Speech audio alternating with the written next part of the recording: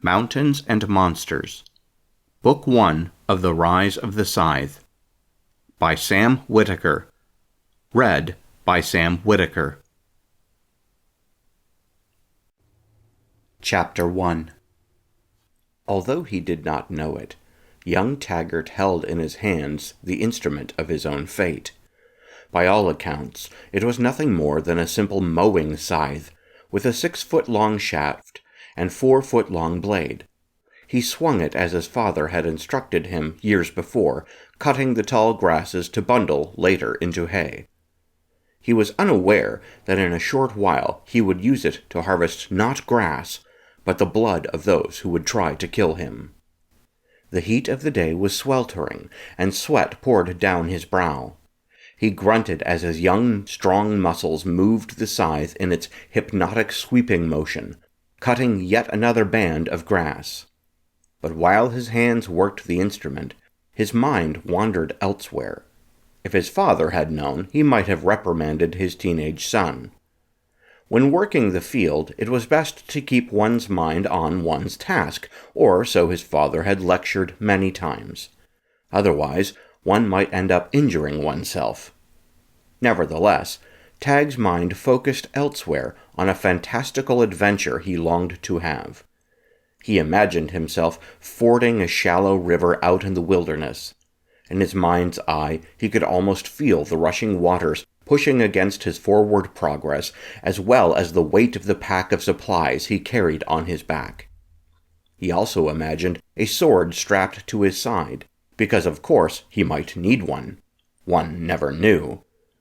There were reported to be all manner of dangers in the wilderness, and having a sharp and trustworthy blade available to protect oneself was a good idea according to the tales he'd read in adventure books. Aside from strange creatures, one might even come across a roving group of bandits seeking easy prey. But he considered that he would never be such. Through his prowess, he would put men like that on the run. As he swung his scythe in reality, cutting more of the grass, his heart swung a sword at some dark beast emerged from a cave.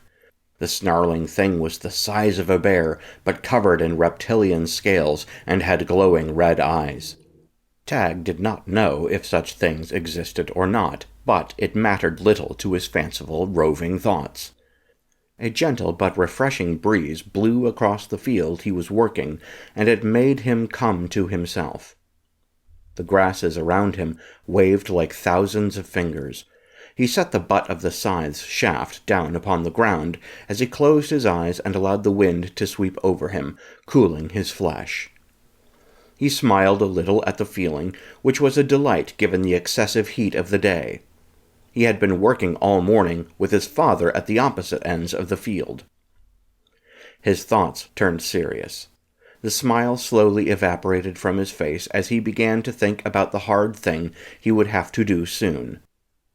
The work he had been doing surely was no easy task. It was simple, yes, but it was also physically tiresome. But the thing that was coming upon him soon would be far harder. He was 16 just then, but his 17th birthday was approaching in 10 or so months. He had secretly decided that around his 17th birthday he would leave home. He would forge his own path, taking all the things he had learned from his father and mother and create his own life away from their homestead. The hardest thing at this point would be telling his mother and father. He had resolved to do so soon. He just hadn't found the right time yet.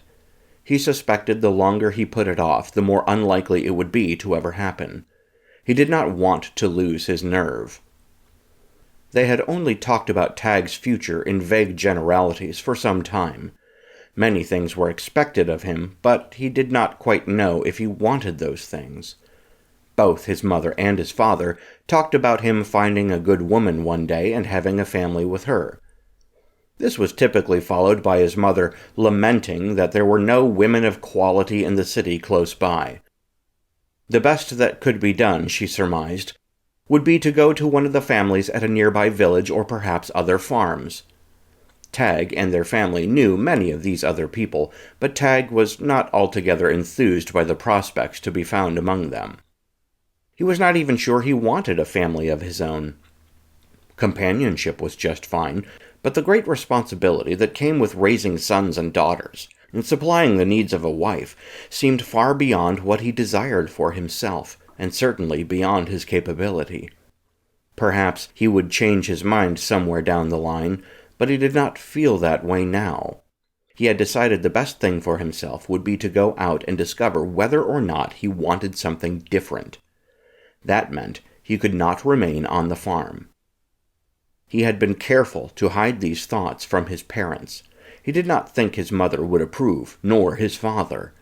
He suspected they would talk him out of it, or at least try to do so.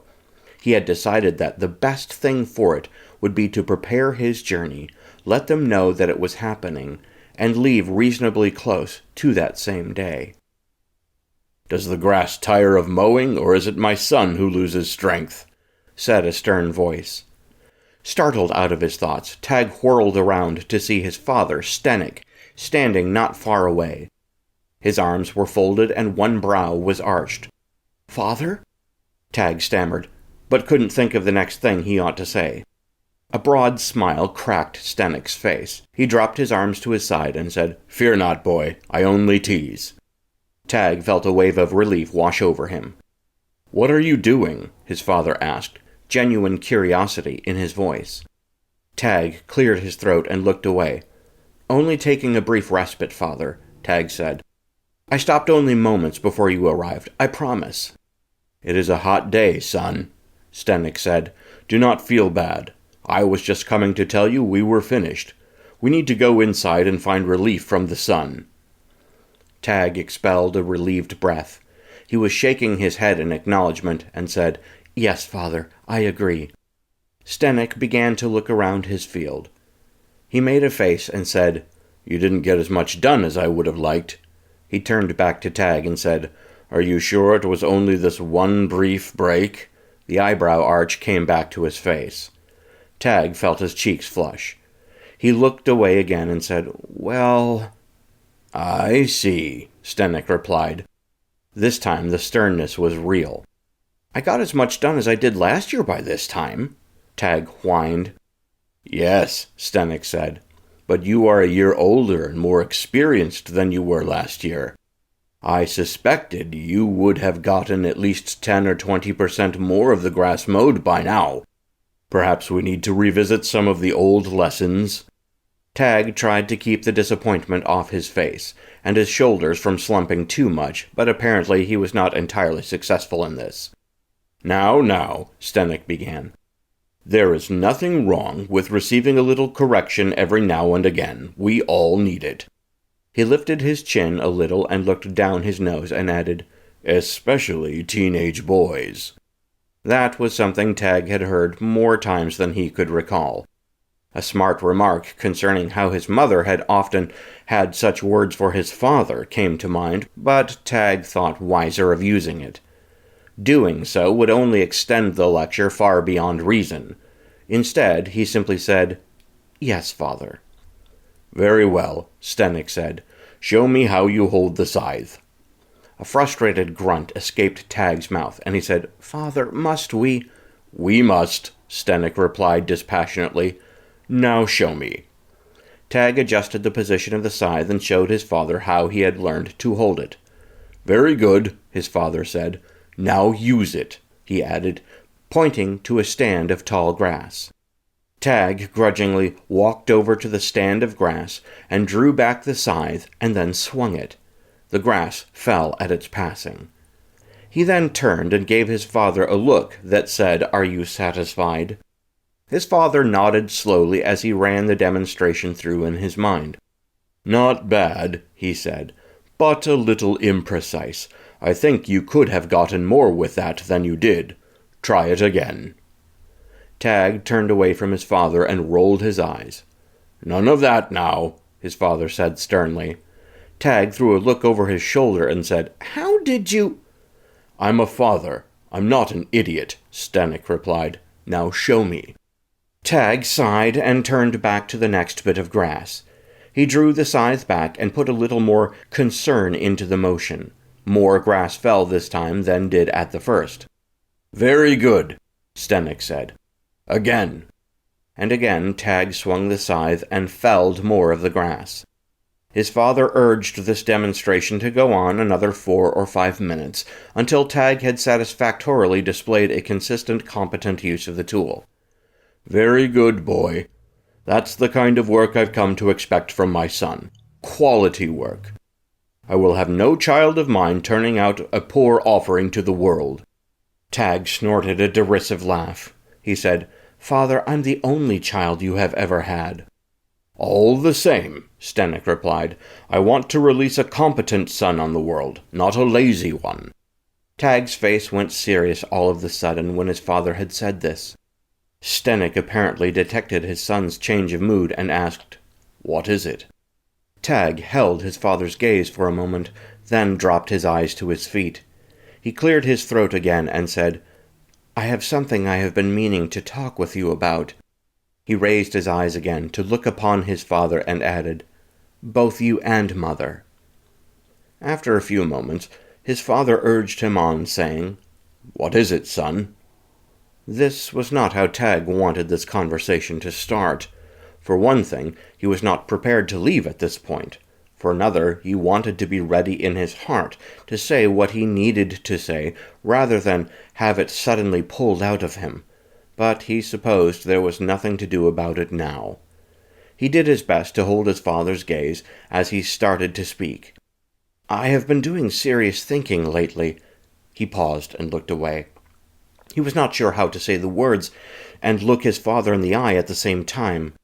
At last he blurted out, "I mean to leave." He shot a look to his father, who he saw had been struck by the words. "Leave," his father said slowly, testing the word in his mouth, perhaps as if it were some kind of strange cuisine he had never encountered. "I suppose you better explain what you mean by leave."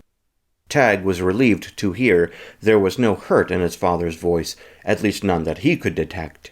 This gave him another small measure of boldness he believed he required for the coming revelation. He nodded his head once and then continued, "As you know, Father, I am 16 and have been for 2 months now. Since my birthday, I have been thinking about going and making a life for myself somewhere else." He watched his father and waited for the man to generate some kind of response.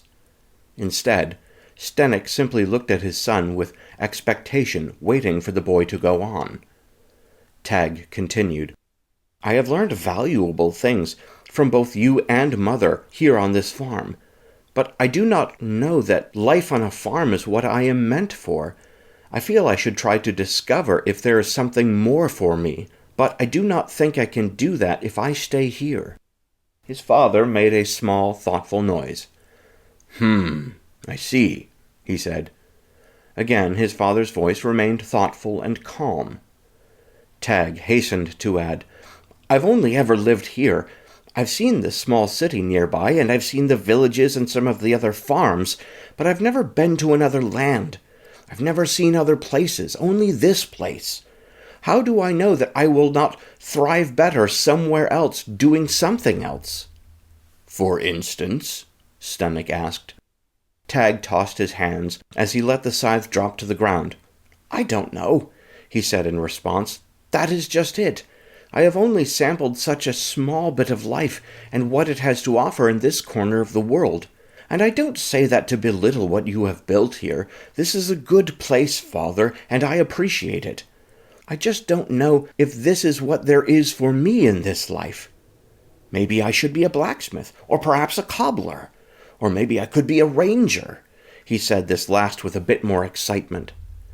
It did not escape Tag's notice that his father's eyebrow arched once more at his last words, but apart from that his father said nothing. Tag suddenly realized he was holding his breath in anticipation. He slowly let it out, then said, "Well, what do you think?" It was Stenik's turn to expel a nervous breath. He added a small humorless chuckle and said, "I think your mother's not going to be thrilled with this. I also know what she is going to say." After a few heartbeats of pause, Tag asked, "Yes? What will she say?" "She will say I should not have allowed you to read all of those adventure books when you were younger. And I half think she would be right. He chuckled again, this time with some humor, and then added, I am kidding, of course. I'd rather have a son who knows how to read and longs for adventure than an ignorant one who always wants to stay by his mother's skirts. Then, Stenik did something Tag did not expect. He smiled broadly in spite of himself. Tag found himself smiling along with his father and said, What is it? My mind simply went back to when I talked with my own father like this. Did I ever tell you I grew up not on a farm but in the city? This was a private joke of theirs. Tag laughed along, as he always had. His father had told him incessantly about his time in the cities, usually in an attempt to scare him away from a desire to live in one of those places, or so it seemed. You may have mentioned something, Tag said. Stenik's eyes became wistful as he began to recall his own growing-up years. My father was a merchant, and he did a lot of traveling because he didn't like to stay put. He always had itchy feet, so Mother used to say. But of course he never left my mother or myself. He always brought us along. We never stayed in one place for very long. I have been to many of the places you long to see. I could tell you tales, and probably have more than once. Tag nodded along. Stenik continued. I suppose it is only natural that a son wants to experience something other than what his father has presented to him. My father moved us around to many places. I can't tell you how many cities and villages we lived in. So I decided when I came of age that I would put down roots and stay put. And that is what I did. I suppose it ought not surprise me that my son, who has stayed put with me for all his life, would dream of going and seeing something he has not. I must confess, I do not like the idea of seeing you go, but I do understand. But I would have some long talks with you before you do so, and it will take some time convincing your mother that this is the right course, if indeed it is. We may get to a point where you decide that it isn't the best for you to move on with your life somewhere else. I must also confess, I would be happy if that were the case. I do love my son, you know. And I love my father, Tag said, pig-headed and stern though he is. That's your mother speaking, his father said with a mischievous grin. Stenik then reached out his hand and ruffled his son's hair as he had not done for several years. There's a good boy, he said. Tag did not move away from his father's affectionate reach, but accepted it gladly. He knew there would not be more opportunities for this for much longer if Tag had his way. They stood and stared at each other for a handful of moments, each regarding the other in perhaps a new light. At last, Stenik said, I suppose we ought to get out of the sun, like we said we would, and then find your mother and have a talk with her. Be warned, though, she may fight like a mad beast to get you to stay. She is a tenacious woman, after all. She is that, Tag agreed. You're not the only pig-headed one around here. Stenik put a hand on his son's shoulder, squeezed gently, and said, No, there are 3 of those. But let us go talk to your mother anyway. They had not but turned to head toward their home when they heard a strange sound. It started as a low rumble, but it soon began to grow. Both unintentionally stopped and looked around to locate the source of the noise. It quickly became obvious that it was coming up the direction of their wagon path, which was not much more than 2 ruts worn into the ground by their trustworthy old wagon. Stenik and Tag looked at one another curiously, and then turned back to the road to wait to find out what the source of the noise was. Soon, several horses rounded the corner where there were trees blocking the view of the path beyond a bend. Neither of them had tried to count the number of horses that appeared, but if they had, they would have soon lost count. Stenik hazarded a quick estimate and supposed there were about 30 of them. Aside from the large number of the group headed their way, there was something else moderately disturbing about the scene. They were dressed in black armor. The closer they came, the more they could discern the grim faces on the men who rode the dark horses in their direction. Tag felt a sudden urge to turn and run, but stopped himself. When Stenik and Tag were spotted by the approaching group, the horses slowed to a trot. Tag chanced a glance at his father and saw a mild expression of concern on his face. "Father?" Tag uttered in a low voice. "Say nothing, Taggart," Stenik replied. "This group looks unsavory, and I would not upset them unnecessarily." He paused, and seemed to think for a moment, then added, "Best go tell your mother what you see here. And son—" Tag looked to his father and said, "Yes?" He despised the nervousness he heard in his own voice, but could do nothing for it. "I do not mean to alarm you, but you may be leaving sooner than you intended." Tag nodded and began to move away when Stenik cleared his throat to catch his attention.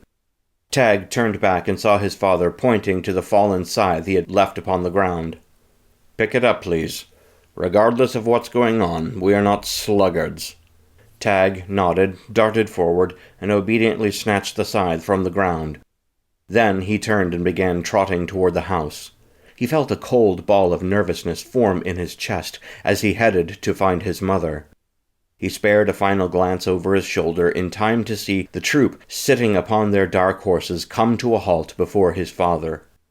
He forced himself to look away. Chapter 2. Stenik took an involuntary step in the direction of the approaching troop, and took a deep, steadying breath. It did not help very much. Nevertheless, he raised his hand in order to hail them and bring them to a stop before himself. The horses slowed and eventually stopped about 4 yards away from him. "Good afternoon, friends," Stenik said. "What brings you out to my farm this fine day?" He kept a smile plastered on his face, though it hid a fair amount of concern. It was not difficult to tell by the look of the men in front of him that they were trouble. Many of them sported dark expressions. The black-armored soldier at the front of the group turned his head slowly about and took in the scene before him, seemingly ignoring Stenik's question. Stenik was about to repeat himself when at last the man glanced in his direction. Stenik felt a chill run down his spine at the man's gaze. The black-armored man gave a small smirk as he looked back at him. Tag's father could see that this man's armor was adorned somewhat differently than the others, with thin orange stripes piped around the edges. He also wore full plate armor covering his entire front, whereas the others bore only upper chest plates, but had exposed midsections. His helmet likewise was different than that of the others. It sported a mohawk of orange-painted 3-inch spikes. When the man spoke up, he sounded as if he were repeating a tired old script he'd repeated 1,000 times already. "I'm Captain Uval of the 3rd Regiment under Colonel Curran. We have come to survey the inhabitants of this land and see if there's anything or anyone worthy of our taking." Stenik blinked and said, "I don't understand. What do you mean?" Instead of answering, Captain Uval lifted his head once again to survey the homestead before him. He made a noise of curiosity in the back of his throat as he took in the scene. He nodded to himself after a few moments and said, "Yes, I think this place will do nicely." "Excuse me," Stenik said politely, though he felt his patience already ebbing, "but what are you talking about?" Uval got down from his horse and came and stood before Stenik. He looked him hard in the eye and said, "In the name of Colonel Curran, and the authority of the nation of Thrall, and the great ruler Gaion, I hereby declare this homestead the property of Thrall. You shall relinquish all sense of ownership of this place, though you will continue to be allowed to work it and gain some benefit from it. You and your family shall continue to eat by the grace of our great ruler." Stenik lifted both of his hands in a staving-off gesture, shook his head, and said, "Hold on. We came to this place to build our farm because we wanted to live as a free people. This is our land. You may not simply take it from us." Captain Uval's eyebrows shot up in an appraising glance. "The glory of the Thrall Empire," he started, "is that it owns all the land it conquers. our great ruler graciously decides how to disperse it so that all may benefit. What you think of as freedom, many unfortunate people find to be poverty and slavery." "Slavery?" Stenik barked a laugh. "How exactly is it slavery if a man is free?" Uval gave him a pitying glance and shook his head. "I have seen many of your so-called free places that are in tatters from the wealthy exploiting the poor. Under our wise and benevolent great ruler Gaian, such things are not allowed." Stenik folded his arms in front of his chest and gave Uval a stern glance. "Is that so? I suppose, then, that this great ruler of yours does not live in some vast and luxurious palace?" Uval blinked, and his head drew back a little bit, confusion playing across his features. "What do you mean?" he asked. "Well," Stenik said, as if explaining to a child, "if this great ruler of yours is all about the equality of people, surely he does not live any differently than anyone else in this empire of his, does he?" Uval chuckled and shook his head. "Of course he lives differently. He is a great ruler. He does the hard work of ruling and must be given special reward." Stenik continued as if Uval had said nothing. "So I suppose, then, that no one else lives differently from anybody else? There are no aristocrats? There are no well-taken-care-of princes or anyone like that in this thrall of yours? I suppose that all of the men here with you are paid the exact same amount that you yourself are paid, Captain Uval. Is that correct?" There came a low grumbling amidst the men, but Uval shot an arm out to silence them, and they fell quiet. "These are irrelevant questions," Uval spat. "The plain fact is that we have come and declared your land now belongs to Thrall, as do all of the persons who live on this pathetic little farm of yours. Take, for instance, the young man I saw standing beside you as we rode up. He looked like he might be a strapping young lad who would serve well in the army of Thrall. I suggest we go find him and acquire him for our purposes." Uval took a step as if to move beyond Stenik. Stenik, however, shot a hand up and placed it on Uval's chest, holding him fast in place, and gave the man a dark look. "That will be far enough," Stenik said with a clear warning in his tone. Uval looked down at the hand planted on his chest, holding him in place. He stared at it for a few seconds, then slowly lifted his eyes up to stare into Stenik's face. A broad and wicked smile split his face as he stared back at the farmer. Maureen was unaware of all of this, as she was busying herself in the barn. She had a table set up where she was butchering their meat rabbits, and a wooden bucket beside it for the parts they would not eat. She had an additional bucket on the other side in which there was a liquid mixture, and the pelts of the already dispatched critters. Presently, she was using a long, sharp knife to detach the limbs of a rabbit from its body. Her strong, practiced fingers moved in deft motions, avoiding cutting herself while expertly doing what needed to be done on the meat. Her hands were minimally bloodied, but there was no avoiding that in this process. She muttered to herself in a reminder of all the steps needed to be done. This was not necessary, it was simply a habit she had built up over the years of doing so. Sweat dripped from her brow, and she raised an arm to wipe it away. She paused and took a deep breath, expelling it a moment later. She looked around the barn's spacious, dusty interior and saw motes floating in the shafts of light coming in through the slats on the side of the structure. She thought she had heard something, but wasn't quite sure if it was real or only her imagination. She wasn't quite sure what it even might have been if it was anything real. There. She thought she heard it again, somewhere out in the distance. It sounded low and deep. She bent back over the table, ready to continue dismembering the small creature in front of her so that her family could eat, when suddenly someone burst into the barn. She looked up quickly and saw the huffing figure of her teenage son, Taggart. He had been working with his father out in the field cutting grass to make hay. Sweat poured from his forehead, and he still clutched the mowing scythe in his hand. He looked about quickly, his eyes alert and darting until they landed on his mother. He was breathing so heavily he couldn't speak. Instead, he lifted his free hand up and urgently pointed back the way he had come. Maureen's brow furrowed, and she said, "What is it, son? Has something happened?" He finally managed to uproot his feet from the ground and jogged toward her, continuing to point back in the direction he had come. He forced his breaths to come slower, and then he was finally able to speak between gasps. "Father," he said at first, and took another few ragged breaths. "He's out there now with some men. I don't know who they are, but they look dangerous." Maureen's eyes drifted down to the scythe clasped in the boy's hand and the white knuckles of his fingers wrapped around the shaft. Still holding the knife in one hand, she raised up both and made a placating gesture. "Hold on, son. Slow down and then start over. What happened?"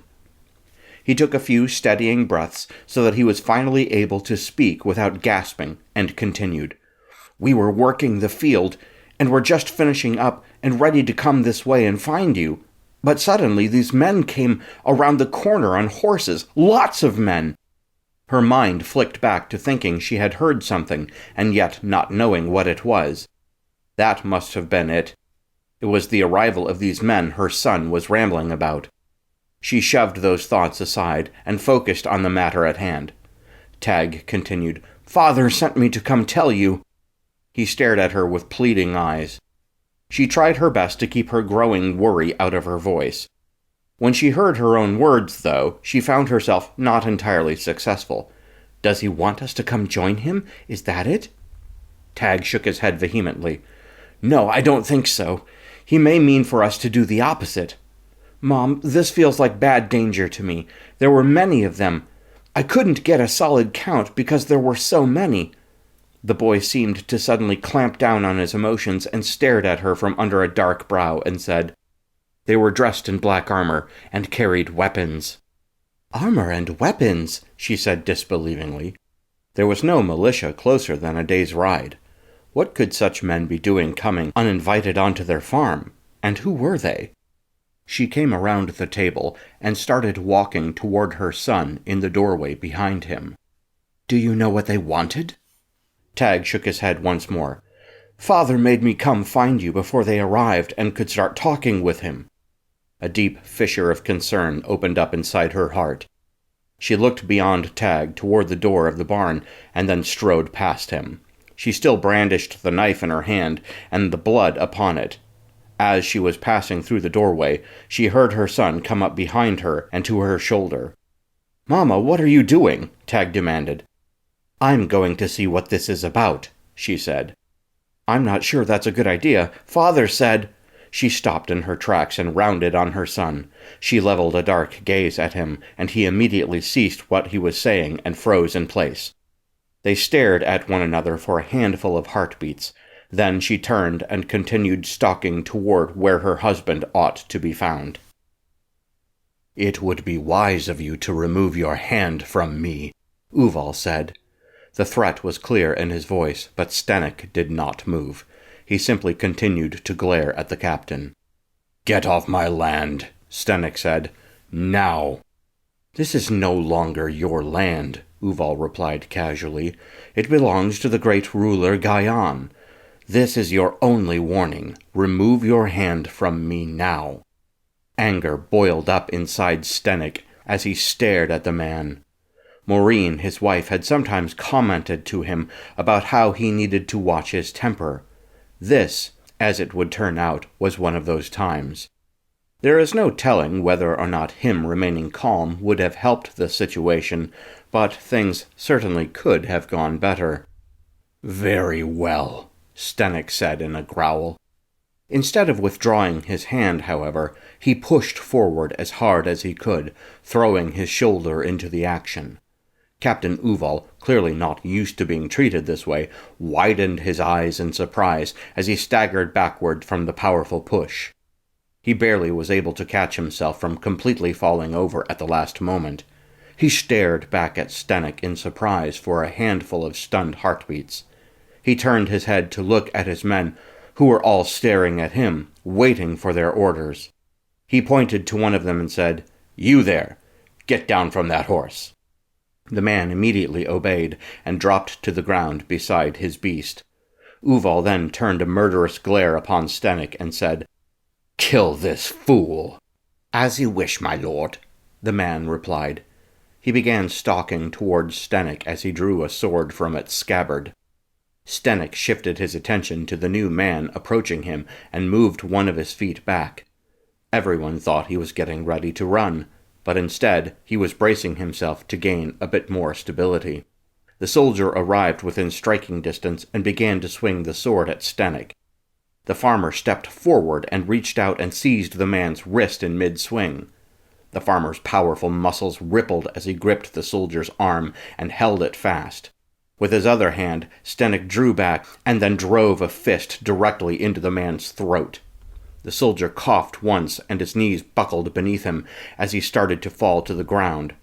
Stenik continued to hold the man's sword hand. He was now holding the soldier up, and the man dangled from his grip like a sack of flour. Stenik used this opportunity to bring his knee up into the soldier's face, breaking his nose and driving him backward. Now, Stenik released the hand and the man collapsed onto his back. Blood poured out of his nose, and he clasped both hands to his throat as he writhed on the ground. Stenik turned his attention back to Uval and said, "I may be a fool, but I'm no weakling." Without a further word, Stenik dropped his hand to his belt and removed the hand sickle he kept there. He raised it and darted toward Uval. The captain blinked in surprise as Stenik charged him with his weapon held high and killing in his eyes. Stenik swung the sickle toward Uval's throat.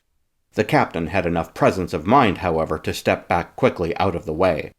The blade swung harmlessly past, swooping through the air inches from his neck. But Stenik was not finished. He continued pressing his advantage and swinging the blade back and forth ever quicker.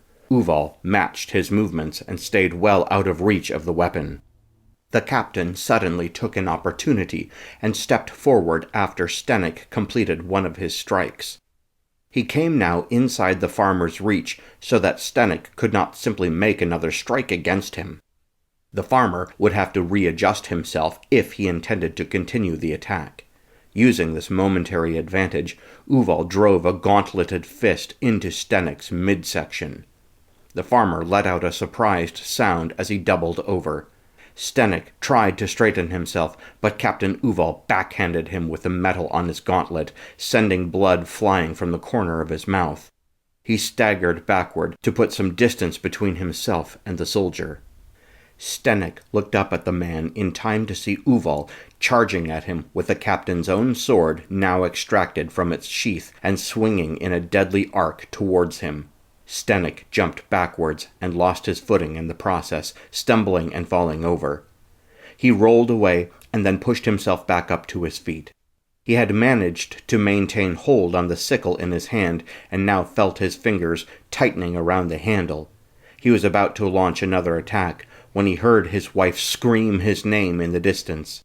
His heart sank as his head turned in time to see Maureen and Tag rushing toward him. His son still had the scythe gripped in his hand. He straightened up and reached out a hand toward them and shouted, "No! Run away!"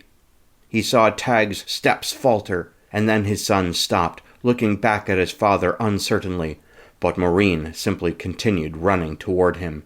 He suddenly remembered that he was facing a deadly opponent and turned back to face Uval. But it was too late. Stenik swiveled just in time to see Uval thrust the sword forward and bury it in his chest. He even felt it pierce through and poke out the other side of him. He was skewered. He tried to scream, but the shock of the blow was too much for him, and he thought his lung might have been pierced as well. He could not seem to get air. Uval clamped a powerful hand on his shoulder and ripped the sword out. It was excruciating. Stenik stood swaying for a moment on his feet and then collapsed to his knees. He distantly heard his wife scream his name again. He also heard Tag wail out a mournful cry. The next thing he knew, he was racked by a coughing fit, and his mouth began to fill with a taste of blood. He lifted his face to look up into the triumphant and arrogant glare of Uval. The captain was shaking his head disappointedly. "It did not have to be this way," Uval said. And then Stenik felt his world begin to go black.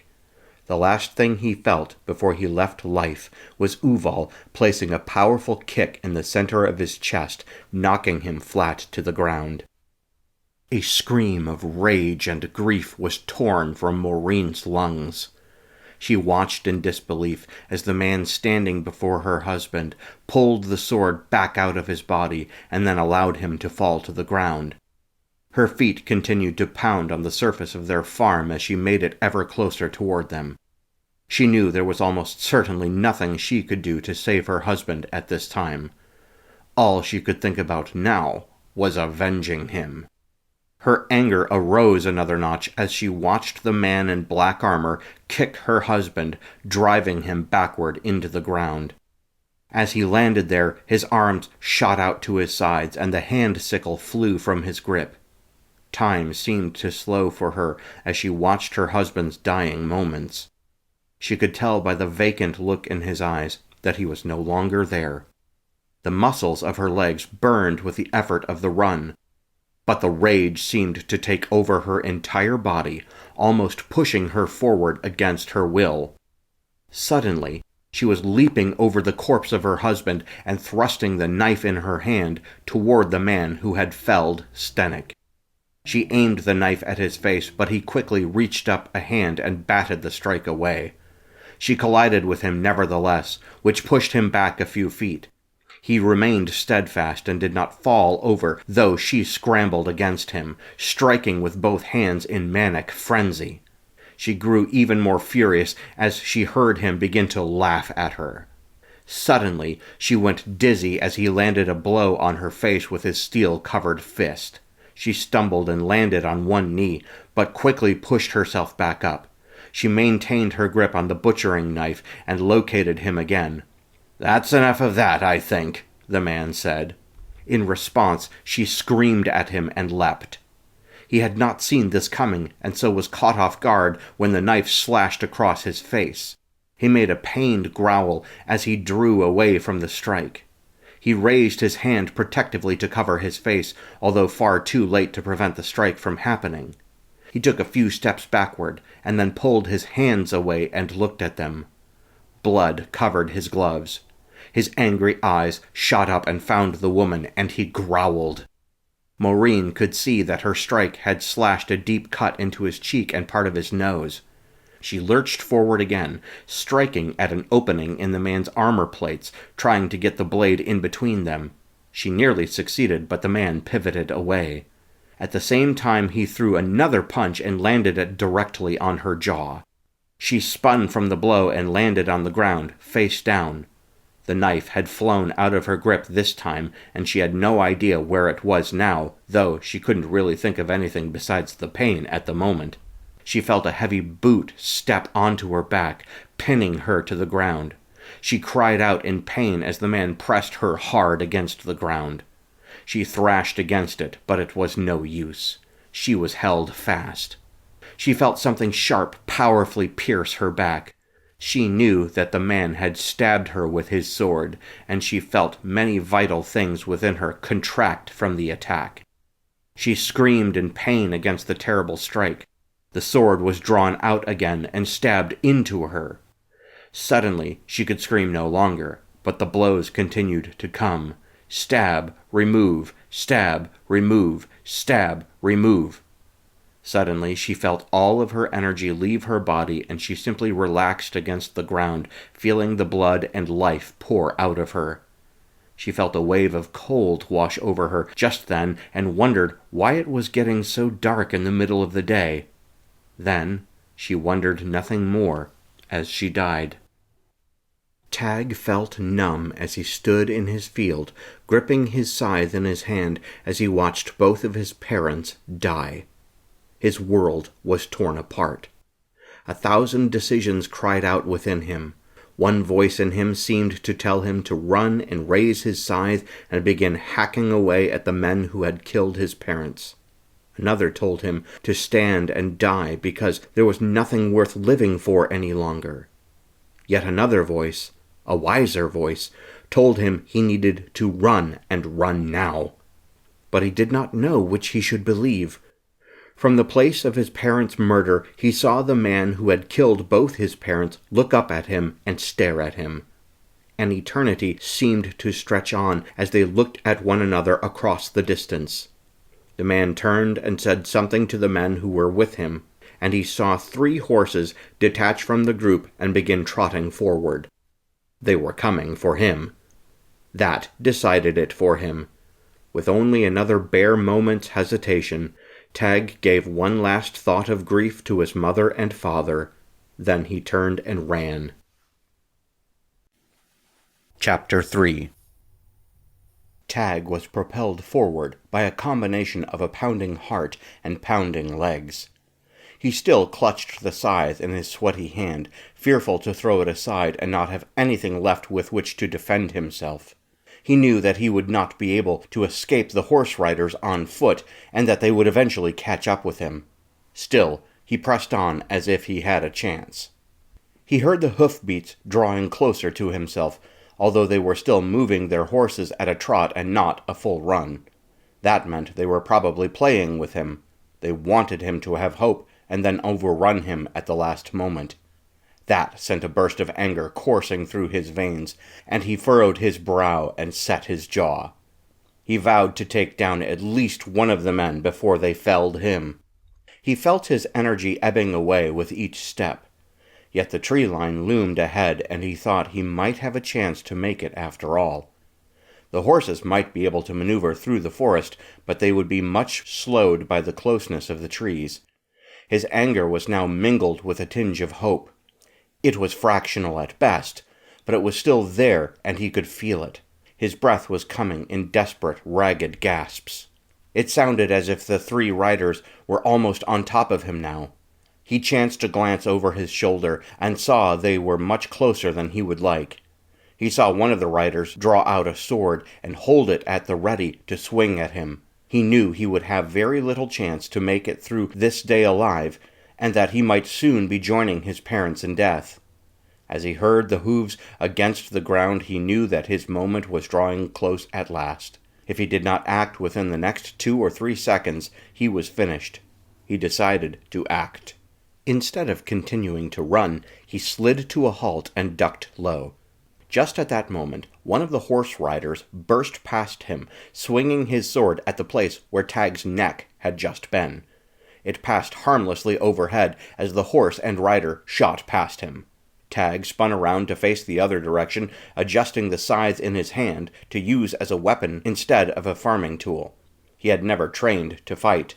He had gotten into a few scuffles with other boys over the years, from the other farms or in the nearby village, but those bouts amounted to very little aside from a bloodied nose or a black eye every now and then. But even those were few and far between. Once his father had taught him how to throw a punch in case he needed to. "It's not what you want to do," his father had said, "but you may find yourself required to stand up either for yourself or for another. I would rather have you ready and not need it, than need it and not be ready." His father had also taught him how to use the scythe in the field, but not against a man. Still, Tag figured the principle was roughly the same. Tag drew the scythe back as he set one of his feet behind and one pointed forward. He looked up into the eyes of the rider closest to him, and witnessed a look of confusion dawn on his face. Apparently they were not used to this kind of resistance from a farmer's teenage son. This one had his weapon drawn as well, but he had not readied it, probably assuming his companion would already have taken down the boy. It mattered little what the reason was. Tag angled the scythe in a way he never had before. He'd always kept the blade close to the ground and the butt of the shaft at waist height. Now he pressed the top of the scythe toward the ground, and the blade he angled upward well above his head. He swung the blade as the horse bore the warrior closer. It worked so that the blade caught the man in the middle of his stomach and knocked him from his horse. Tag felt the jolt of the impact through the scythe, and it nearly tore the implement out of his hands. He managed to maintain a hold on it and shook the pain out of his shoulders. He dashed forward and stood over the downed soldier. He gave one quick assessing look, then drew the scythe back and swung it forward in nearly the normal fashion, save for one difference. He kept it low, but a few inches above the ground instead of directly upon it. The sharp edge of the blade zipped through the air and sliced into the man's neck. A gout of blood shot upward, and the man tried to scream in pain, but all that issued forth was a gurgling sound. He mentally thanked his father for following an unorthodox method of sharpening both the outside edge as well as the inside edge of the blade. If he had not, Tag would not have been able to defeat this enemy so efficiently. At the same moment Tag dispatched this attacker, another rider buzzed past, looking on in disbelief at what had happened. Tag knew that the first one had probably also turned around by now and was ready to head back. Tag whipped around to face any oncoming threat. Instead, he found the rider halted and staring, understanding absent from his features. Tag took the opportunity to begin running toward the tree line once again. He now darted off to the side on a tangent away from the direction he had been going. The trees were closer that way, so it was a better bet. A few moments later, he heard the remaining 2 horsemen break free of their astonishment and continue pursuit. He was unsurprised that it did not take long, and could almost feel his chances of escape dwindle. Now, they were not trotting their horses, but brought them into a run. They would be upon him before he reached the woods. He decided the best thing for it would be to turn around and simply face them. He swiveled his position and held his scythe ready in his hands. His eyes landed on the closest one, and he readied himself to enter into combat with him. The other was not far behind, and this time both of them held their swords up at the ready. Tag began moving sideways so that he would put one of the riders between himself and the other one. He began taking slow and tentative steps backward to make it appear as though he intended to break away. At the last moment, however, he lunged forward to meet the threat. He watched as the soldier began arcing his sword toward Tag. Tag decided to meet the attack with a strike of his own. He began swinging his scythe upward to catch the blade on the steel of the implement. He deflected the blow well enough, but then found himself nearly run over by the horse. He had to backpedal quickly to get out of the beast's way. He understood then that the horses were as dangerous, if not more so, than the men that rode upon them. In a split moment he decided he would have to do something he knew he would not enjoy doing. After all, it was not the horse's fault that he was being attacked by these crazed men. When the third soldier appeared to the side and brought his horse around, he was now the closest one to Tag. He made a darting move forward, and soon came within reach of Tag's weapon. Tag leapt to the side at the same moment that he swung his scythe. But instead of swinging it high at the rider, he swung low and connected with the galloping leg of the horse. He connected with the beast, and caused it to pitch forward, throwing the rider overhead, as it made an awful screech of pain. The man screamed through the air, and then collided face first with the ground, his legs flying up and over his back before falling back down to the ground as the man's neck broke from the impact. Tag swiveled in the direction of the final rider. The man was just now bringing his horse around to bear on Tag once more. He stopped when he saw the companion's horse fallen and flailing wildly upon the ground, and absent its rider upon its back. He began looking around, and soon saw the downed, motionless body of the other soldier lying face down on the ground. The man's eyes next darted to Tag, and he tilted his head in curiosity. Tag stared back defiantly at the man, and gripped his scythe and rolled his shoulders in an attempt to intimidate his opponent. The soldier started trotting his horse forward, and Tag noted that he was not racing at high speed toward him this time. The soldier had at last learned some caution. When he came within about 15 feet of Tag, he pulled up on the horse's reins to halt the beast, and then he dismounted. It appeared as though he figured that the other two had been defeated on horseback, and perhaps his best chance would be on foot. The man screamed a rage-filled noise, and then raised his sword high and ran toward Tag. Tag readied himself for the confrontation. When the soldier came within distance, Tag swung the scythe at belly height and connected with the man's unprotected middle. He opened up a long gash from the man's left to his right all the way across. Blood and intestines began to pour out as the soldier screamed in pain and agony as he dropped his sword and rushed his hands to his belly in a vain attempt to keep the wound closed. Tag considered briefly swinging the scythe at the man once more, cutting his throat as he had the first one, but he stopped himself as he knew that the man was already going to die and there was nothing to prevent it now. Besides, he had little time to attempt an escape, and no doubt the others would be chasing soon. Sure enough, he lifted his head in the direction of the murderous captain and the remaining soldiers, and he saw them commence urging their horses toward him. He turned and made for the tree line. The screams of the dying soldier echoed behind him, but he paid this no mind. He had to make it to the forest if he was to have any hope of getting out of this alive. He pushed himself to his limits, and even beyond what he ever thought he could do. Just a little more, he thought to himself, and you'll be in the woods and closer to beyond their reach. He arrived at the tree line and pressed through it. He kept going, and had to dodge to the left and to the right over and over again as he maneuvered around trees and brush. This would make it harder for the horses to catch him. He allowed himself a brief moment of relief with this realization, but not too much.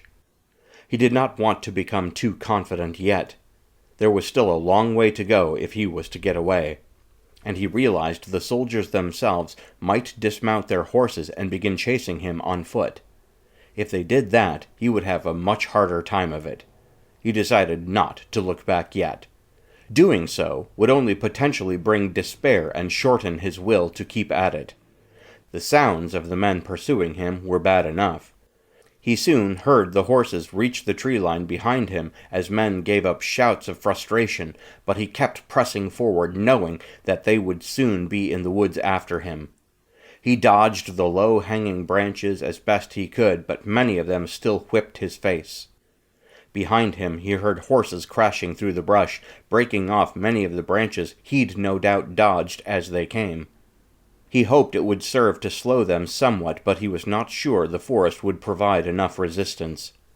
He briefly considered dropping the scythe, because carrying it was somewhat hampering his progress, but he understood doing so would leave him completely defenseless, and he would not have that. His heart was a relentless piston in his chest. He felt his face flush with the effort of the run, and hoped against all odds that he would live through this day. A taunting voice suddenly arose in the back of his mind and said, "Is this not what you desired? Did you not wish to get away from the farm? Did you not even say so to your father?" He growled to himself and tried to silence this voice, but it would not go away. "This is the price," the voice insisted. He recognized it as a dark and cynical version of himself that was speaking. He knew it came from some place in his heart that he kept covered and seldom allowed to see the light of day. It was a dark part of himself that he did not like and wished did not exist. But it was there and undeniable, especially at moments of despair and pain. Now it was in full voice. "Shut up!" he hissed out loud. "What's the matter?" the voice asked inside his head. "Do you not like your newfound freedom? Are you so suddenly displeased with gaining what you desired?" "Shut up!" Tag hissed louder this time.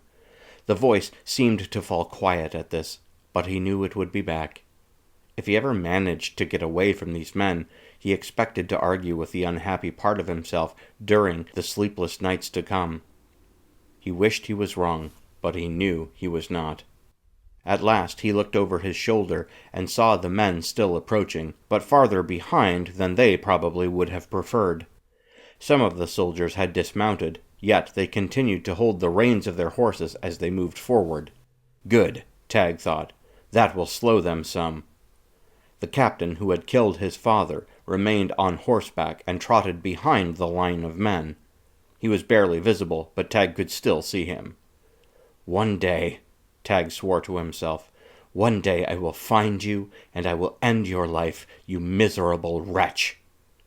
Tag's breath was coming hard from the exhaustion of the run as much as from anger. Nevertheless, he pressed forward. He knew these woods well, and the men pursuing him did not. He needed simply to find a path with which he was familiar and upon which he might find a decent hiding place and stow himself there, and allow the men to continue past or to lose his trail altogether. The next time he looked over his shoulder, he could not see the men very well. He stopped and allowed himself a few moments to catch his breath, all the time keeping a wary eye on the approaching line of black-armored soldiers. When he felt recovered enough, he turned and burst forward in a run again. He soon found a pathway and followed it. It was a game trail with which he was somewhat familiar. He and his father had used it to track down wild turkey and deer in the past while hunting. Now he was the hunted one, and he used it to escape. A piercing bird call made his heart jump, but then he calmed himself down quickly. Through perseverance and perhaps a little luck, Tag had finally lost sight of the soldiers who pursued him. He stopped and looked around just to be sure. All he could see was the trees and shrubs of the forest. All he could hear were the typical noises of the woods, including the stupid bird that had almost given him a heart attack. He took a few moments to calm himself from the exertion of his flight from those chasing him, and surveyed his surroundings more closely. There wasn't much in the way of a place to hide at this particular spot, so he vowed to press on some more. But this time, at a bit of a slower pace. He found a large tree trunk and rested his back against it. He closed his eyes and expelled an exhausted breath. He felt foolish for shutting himself out from his sense of sight, which would likely be the first thing to alert him to any danger. He opened his eyes again and began surveying the area once more. There was still no sign of those chasing him, so he moved away from the tree and slowly paced, searching for a better spot. He knew there was a shallow creek nearby, and if he found that, he could wade into it and follow it for some distance, thereby not leaving much in the way of tracks to be used in pursuit of him. All he had to do was find the snaking water. It had been some time since he and his father had come out this way, and so he struggled to remember precisely where he should look. After about 20 minutes of scouring the land, he finally came upon it.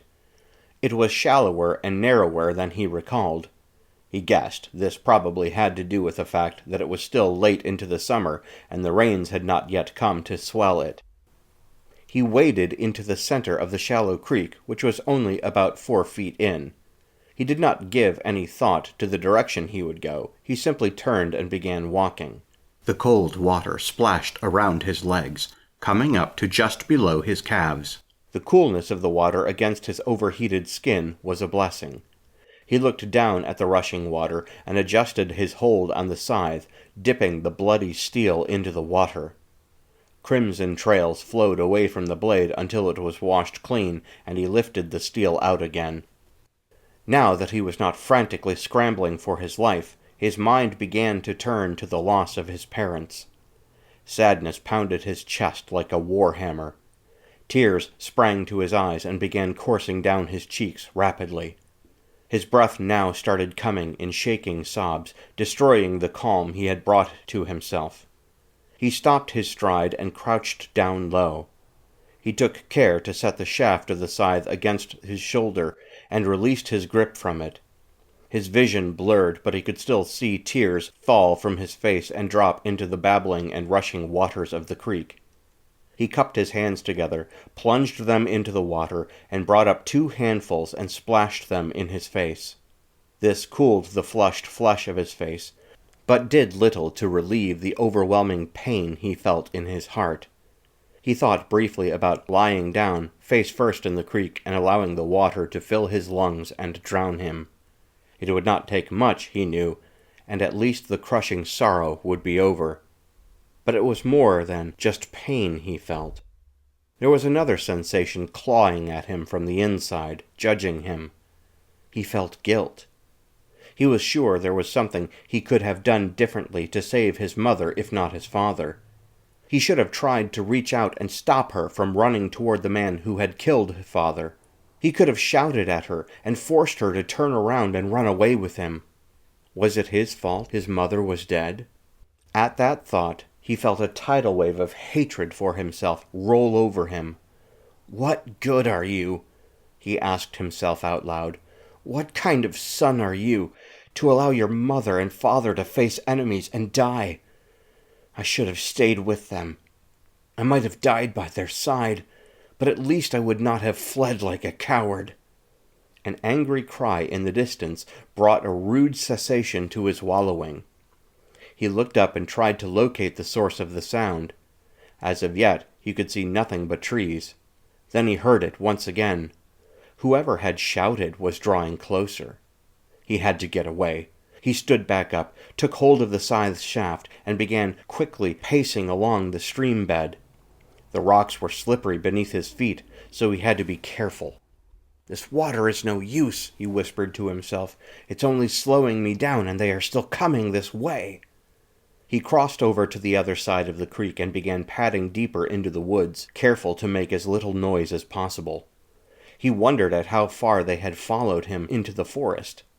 He figured they probably would have given up by now. He was sure they must have had more important matters to attend to. Unless there are more than one of these groups, he said to himself. But if there were more, he realized, the original troop would not have been able to notify this other one about him, would they? They could have been looking for someone else, but he didn't want to take that chance. Regardless, he did not want to be found, so he fled faster and deeper into the woods. There came another shout, this one much closer. He found a large tree and dodged behind it. He slowly crept and turned to peer around the trunk back in the direction from which he had come. He saw a black-armored soldier come to and stop at the creek he had left moments earlier and look around. The soldier then knelt by the side of the creek and scooped a hand down into the water. He brought this water up to his mouth and drank. He stood again and shook the remaining water from his fingers and then planted his fists on his hips. Tag turned away from the sight and stared deeper into the woods, pressing his back up against the tree. His mind raced, groping as if in the dark for a solution. He clutched the shaft of the scythe in his hand, pointing the blade straight ahead so it would not stick out to the side and be noticed. "There's just one of them," Tag thought to himself. "If it's just one, I might have a chance to take him. Why not? After all, I've already killed 3 of them." But he didn't want to kill any more of them, perhaps except the man who had killed his parents. He just wanted to get away from all of this. "Please don't find me," Tag said in a whisper. He listened for the splashing sounds of a man stepping into the creek, but instead he heard the man trampling through the forest. Tag realized that the soldier must have turned around or ran off to one side. Tag gave himself a 10 count before he turned and peered around the edge of the tree again. Sure enough, he saw the man's back as he walked away. Tag sighed in relief. When the soldier had disappeared again, Tag stepped away from the tree and turned and faced the open woods. He could not live out here the rest of his life, and so he needed a strategy beyond escaping the pursuit. But where could he go? He realized his best course might be to make it to the village that was not far from their farm. Someone there might be able to provide him some help and at least supply him to see him on his way.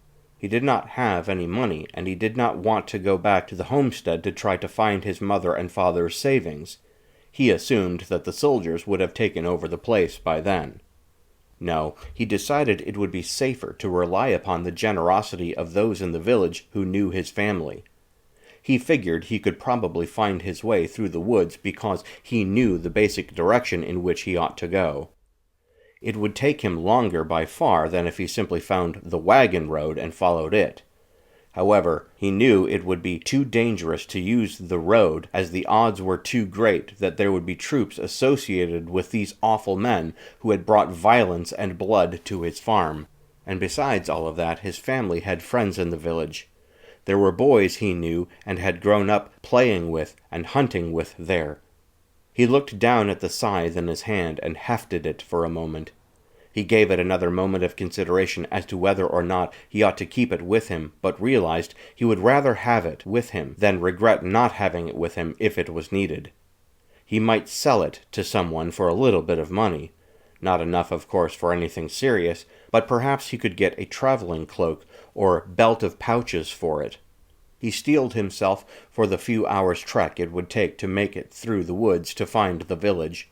He would have to be careful, too, of not getting lost. He knew these woods fairly well, but not as thoroughly as perhaps he should have. Whenever he came out to them, he always had somebody with him more knowledgeable than he, whether that be his father, one of his father's friends, or the other boys from the village who lived nearby. He stopped and took a moment to give the woods one final look. This was likely to be the last time he would ever be out this way. Now he intended to travel. It was as the guilty voice in him had spoken earlier, that he had been thrust into what he had wanted, or thought he had wanted. He was now free to go, free to travel and forge his own life. He had not expected it to be so bitter of an ordeal, however. Yet there was no use sitting on his haunches and feeling pity for himself. That would not save him. His father would have said he needed to be wise if he was to live. He reached up a hand and swiped away a fresh tear that had formed at his eye. He set his jaw, stared into the woods for a moment, and then set off walking toward destiny. Chapter 4. Tag froze when he heard the voices. He had been walking for about an hour, and was not near enough to the village to encounter people, or so he assumed. He considered that he might have come upon some hunters, but he did not think that to be the case. That did not leave many encouraging possibilities. He tightened the grip on his scythe as he crept toward the noise cautiously, dropping his footfalls with great care so as not to make sounds on the forest floor. Although his heart beat quickly, and his breathing threatened to increase its rate to match, he forced his breaths to come more slowly. The closer he came, the more distinct words he could make out. He understood that he was not listening to the banter of soldiers out on patrol, but instead an argument among a few different kinds of people. The voices even sounded familiar. He quickened his pace. He now cared little about making noise, though as he ran he heard the voices suddenly stop. His sudden blundering rush had alerted whoever was ahead to his presence, so he slowed again, taking it more carefully. He then heard one of them whisper, "Hush! I heard it again!" Tag concluded it to be wiser to reveal his presence rather than surprise them further by bursting into their midst. By now he could tell that he knew the voices and doubted he was in any danger from those who spoke. "Hello?" Tag called out hesitantly. "Who is there?" Next he heard distinct hissing whispers. It was as if they were arguing with one another again, but this time it was about himself. While he thought he knew who they were, they had no reason to know it was himself who approached them. "Hello?" he called out again, more clearly as he continued forward. He held his breath, waiting for a response. After a few moments, a response came. "Taggart?" called the voice. "Is that you?" A moment later, Tag emerged through the bushes and hanging vines onto a lip of a drop-off and found himself looking down upon familiar faces at the bottom of the drop. He found himself instinctively searching the area for black-clad soldiers, but he was relieved to find none. Instead, what he found were people he had known from the village and a few faces he had seen before on one of the local farms. As he swept his eyes over the group, he approximated there to be about 20 of them. There were very many nervous expressions among the group, and he knew at that moment that he was not the only one who had experienced the wrath of the soldiers. Tag slid down the drop, which was approximately 6 feet down with a steep slope. He made sure to control the scythe in his hand so that he did not hurt himself or any of those standing close to the bottom of the drop when he landed. When he reached the bottom, he found himself staring face to face with a farmer he knew. He was a man named Colin. Tag's father had worked and traded with him over the years. They had exchanged both labor and goods and eventually friendship when opportunity arose. His son, Randall, who was a year younger than Tag, stood with him. His wife Emma was nowhere to be found. Both father and son were staring in astonishment at Tag's appearance. Their wide eyes took in the sight of him, and Colin said, "What happened to you?" Tag looked down at himself. He stared down his front and took in the sizable blood stains all over him, which he deduced was what must have caused their surprise. He had hardly noticed the stains before, but understood why they would have induced concern in these men. The blood, of course, had come from the men he had killed with his scythe as he escaped. He lifted his eyes back to Colin's face, and then his attention darted briefly to Randall, then back to Colin again, when the other boy gawked in apparent disbelief at him. "We had a problem at our farm," Tag ground out. "Men showed up with murderous intent." He paused for a moment and set his jaw as he felt himself choke up, but then he composed himself enough to finish answering. "Both mother and father are dead. I barely escaped with my life, but in the process killed 3 of them." Colin shot a glance to his son, and they shared a look of astonishment. He turned back to Tag, and as he took a slow step forward, he said, "I'm so sorry, Taggart." Randall blurted out, "You managed to kill 3 of them? By yourself?" The boy's father threw him a brief reproachful glance, but he didn't seem to notice. "It appears we have a bigger problem than I first imagined," Colin commented. "We had a run-in with some of them ourselves on our farm. Emma—" He trailed off and looked away. Tears formed in his angry eyes. Randall's face dropped to the ground. He needn't have finished. Tag fully understood. Tag glanced around at the rest of the group, and he understood that could only mean the rest of the villagers experienced something similar. So much for his plan on finding help at the village. He recognized many faces of the villagers, but he by no stretch of the imagination knew every name. The village itself, which was at least 2 more hours' walk from that point, supported approximately 200 souls in its population. It was by no means a metropolis, however. An armed force the size of the one that had come to Tag's father's farm would certainly be enough to take it over without much trouble. A short, stocky man, with grizzled stubble on his face, stepped forward. He was the merchant in the village who ran the general store. His name was Kelvin. Tag's father had bought supplies from him over the years, though they did not always get along well. Tag's father had considered his haggling skills a point of pride, but Kelvin equally valued his own inability to budge on a price. It had made for some interesting transactions. A dark look clouded Kelvin's features, and he said, "Tag, did you say your father is dead?"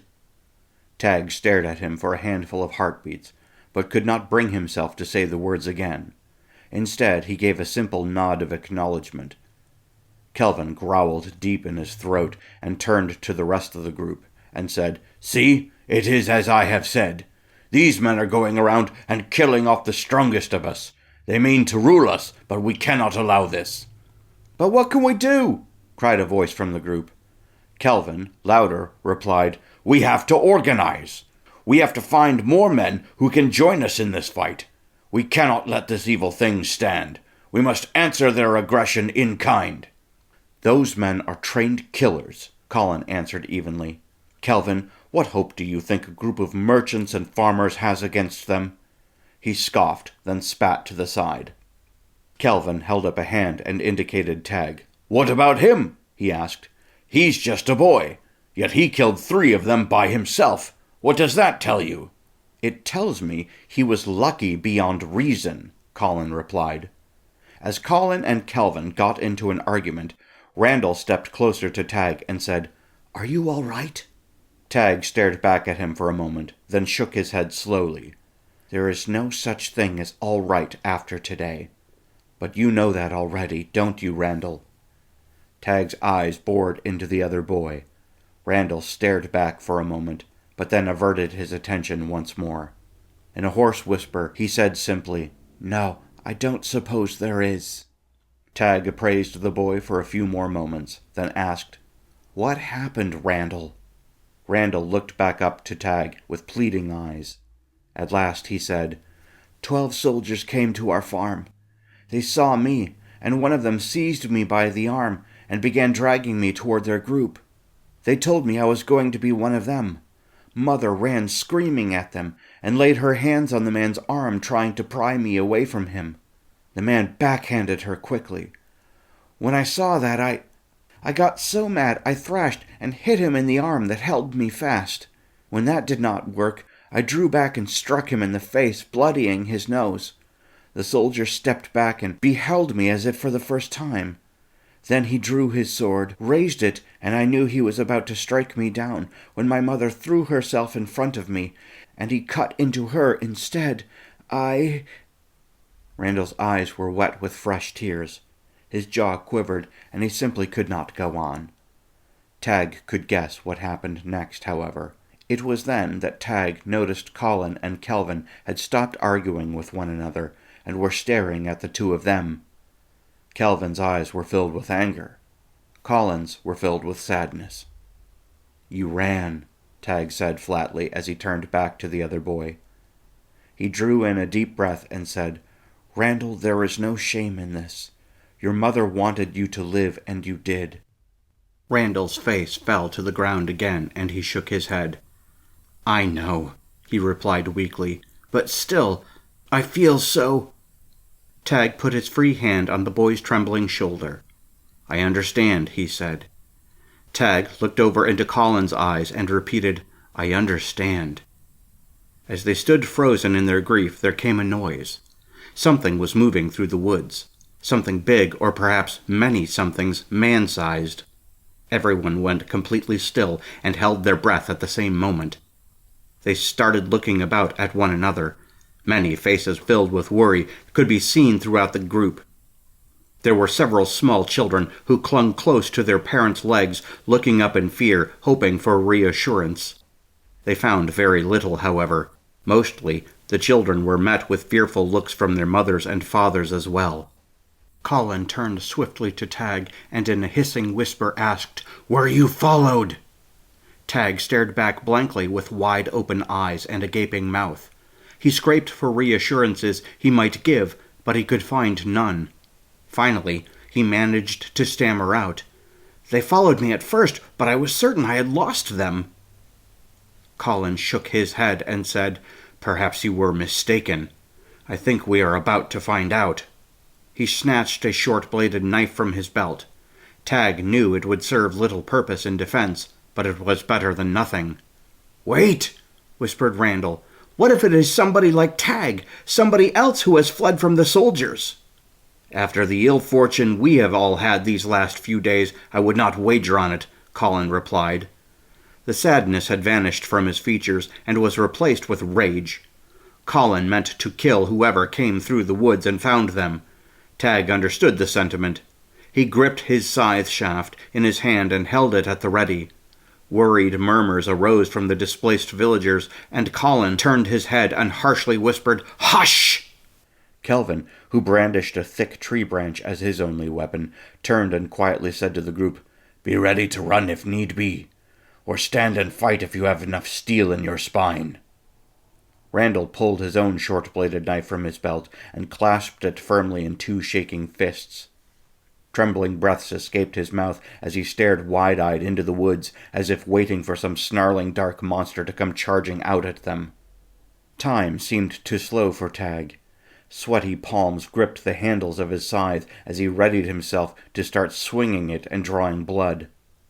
Colin and Kelvin moved out to the sides to give him the space he needed. Colin snatched the shoulder of his son's shirt and yanked him out of the way, too, for the boy had not even noticed Tag prepare himself for the fight. He had been too transfixed on the possibility of being attacked to even notice what was happening around him. Poor kid, Tag thought to himself. It struck him as strange that he would think of one so close to his own age as a child, while he considered himself to be otherwise. In truth, they both were children still. That was a bitter secret Tag had learned of himself already that day. As much as he wanted to be off on his own and having an adult adventure for himself, the loss of his father and mother had taught him that he was still very much a child. He was not ready for this. All eyes drew up to the top of the drop-off from which Tag had descended into their midst. That was where the sound was coming from. It had only grown, and now included the noise of someone hacking away at brush, probably with a sword. They all began to back themselves away from the drop. If a troop of soldiers came over it and down into their midst, they would need some space between them and their enemies to fight well. "Father?" Randall said worriedly. "Hush, son," Colin replied. "If we must make a stand for our lives this day, let us do so with steady hearts." Tag shot a quick look in Randall's direction. He saw the boy seem to swallow his fear and steel himself as best he could against the advent of enemies. But he knew it was just a mask. Behind that mask was great terror. Tag could not say he blamed him. He deeply felt much the same himself. Regardless, Tag was resolved to do what he could to take out at least one more of the soldiers with his scythe if possible. He set his jaw and furrowed his brow darkly as he stared at the top of the drop-off. He knew they would appear there at any moment. There came one last sound of a sword hacking through brush, and then a soldier appeared at the top of the drop-off. An expression of surprise raced across the man's face as his eyes fell upon the ill-armed group standing before him. He blinked a few times, then said, "Oh." He turned and over his shoulder said, "Captain?" There was a rustling sound as someone came jogging up to the lip of the drop-off, and a man with a shaved head stopped next to the first soldier. "What is it?" the man said, and then his jaw dropped as his eyes beheld Tag and the group of traumatized villagers with him. "Oh, I see," the second man said, his eyes having answered his own question. A tense moment followed as everyone tightened their grips on their makeshift weapons and waited for the force to come charging over the lip of the drop-off and into their midst and begin hacking away at them, ending their lives. Instead, there was an endless pause. The man with the shaved head raised a hand and scratched his chin as he beheld the group of villagers. He seemed to be considering something and said, "Pardon us. We did not expect to come across anyone in these woods. If you don't mind, we would like to—" He trailed off when his eyes flicked to Tag and stopped there.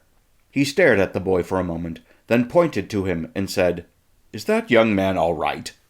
No one from the group of villagers said a word.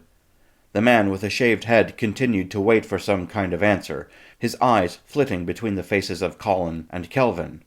Realization seemed to come to him, and he said, "I think I understand what's happened here.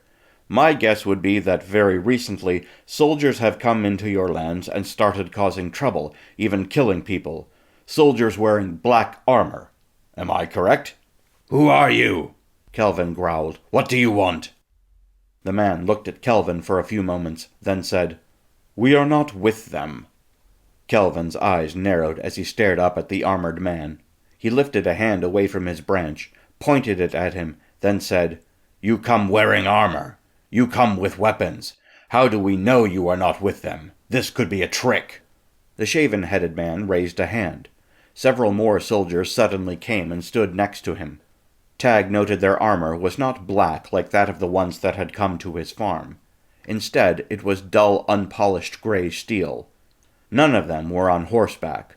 All of them simply stood and stared down at the collection of villagers at the bottom of the drop-off. Though they were all clearly soldiers by their armaments, they seemed much more ragtag than the group that had come and wreaked havoc at his father's farm. There was definitely something different about this group. "My name is Trencher," said the man with the shaved head. "I am captain of this troop of the Resistance. We come from lands also plagued by the nation of Thrall. That's the group that came to your places and brought death. We oppose them, and we seek those who will join with our cause. I don't know how to convince you other than to let you decide for yourselves." He turned to his men and said, "Put up all your weapons, boys." Instantly, men began sliding their swords home into their scabbards and sheaths. Others took the maces, flails, daggers, and other weapons they held, and began putting them away to hang on their belts. Trencher turned back to Kelvin and said, "We mean you no harm. If you so desire, we will leave you be and go off in search for volunteers elsewhere. I will only say this. We stand a better chance of defeating this enemy if we stand together. If left unchecked and unchallenged, the nation of Thrall will rise and become the most powerful nation in the world. They are dangerous enough as it is. They have had centuries to build up their strength, but their aim, as far as we can tell, is conquest and growing their influence in the world. They are ruled by a madman who is reputed to have magical powers and to have lived for hundreds of years with no end to his life in sight. What is more, there are rumors of other dark and magical creatures that live in service to some within their army. I can guarantee no one's safety or even victory. What I can promise is a group of men who want to try. The men who serve the nation of Thrall by leading its military are ruthless and desperately wicked men who will stop at nothing to see their great ruler triumphant. We cannot allow this, or else much that is good will be corrupted, and many that are free will be enslaved. Before we move on, I would plead for some time to speak with you about these matters further. What do you say?" Chapter 5. "Wait 1 moment," Colin said to Trencher. The farmer looked as if he were on the verge of losing his temper, but somehow managed to keep it in check. He turned and started conversing in whispers with Kelvin. A few other adults stepped forward and listened in. Every once in a while, somebody would add their own opinion. Tag ignored this. He gave a brief glance to Randall, but then looked up at Trencher. He found Trencher was staring back at him with an expectant expression. Tag narrowed his eyes as he stared at the warrior at the lip of the drop-off. The other man folded his arms and raised his eyebrows as if waiting for some kind of response from the boy. Tag stared for a few moments longer, then looked away. He wanted to think this through on his own and not feel pressured. He had almost volunteered himself to join this resistance right away, but he was unsure that that would be a good idea. First, he did not know if he trusted these men. Perhaps this was some sort of trick, and he was actually with the other men who had attacked his farm, and apparently other farms as well as the village. He could almost imagine his mother frowning at him for this thought. He could almost hear what she would say. "It's those adventure books again.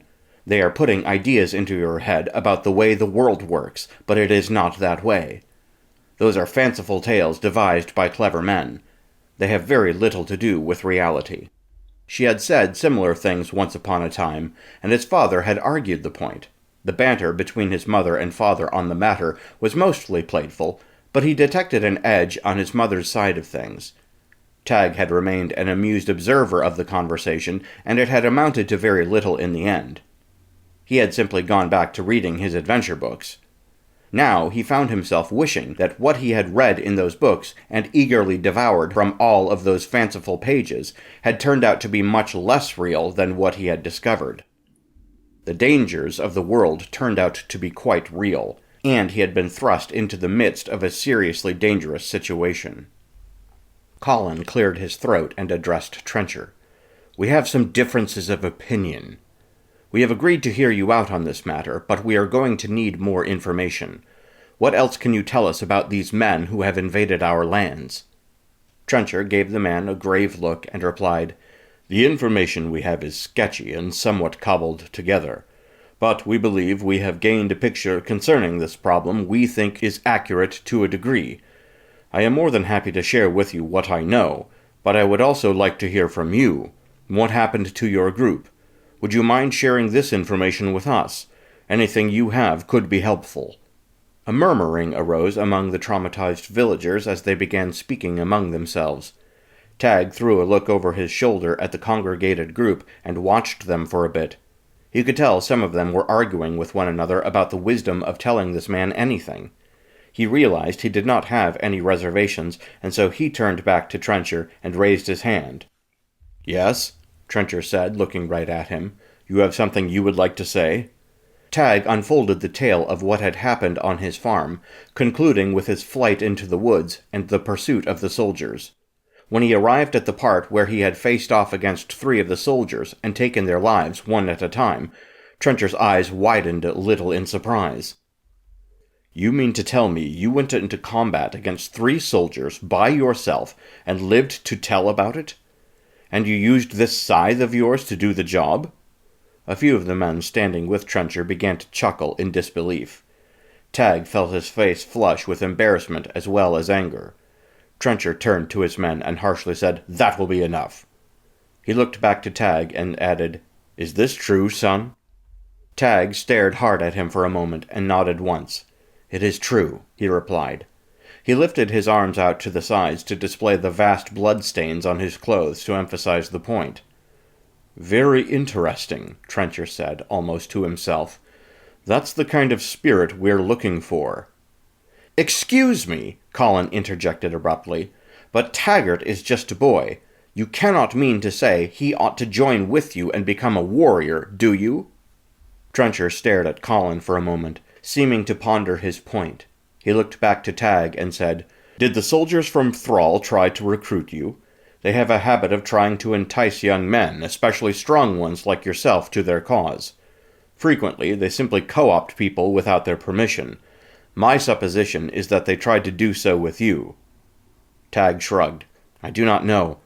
They may have, but I did not hear the conversation between my father and the leader of the force." "He is just a boy," Colin said again warningly. Trencher appraised the man and said, "That may be so, but he is also a boy without a mother and father. He has no one to watch after him. We may not be able to provide him a family per se, but we can give the boy some structure. We can also teach him how to fight, although he appears to have made steps in that direction already." "The boy needs to know how to live free, not how to kill," Colin retorted. "I won't disagree with you on that," Trencher said. "But unless something can be done about these thrall dogs, he may not have much of an opportunity to live free in the very near future. That goes for all of you. So why don't we sit down and talk about this more calmly together? Is that agreeable?" Colin tossed Kelvin a glare. Kelvin simply returned the stare and raised an eyebrow. "Very well," Colin said at last. Trencher and his men had come down the drop-off and gathered amidst the exiles from the village. He spent a short amount of time introducing himself and some of his men to the villagers. After the formalities were completed, he asked once again to hear their tale.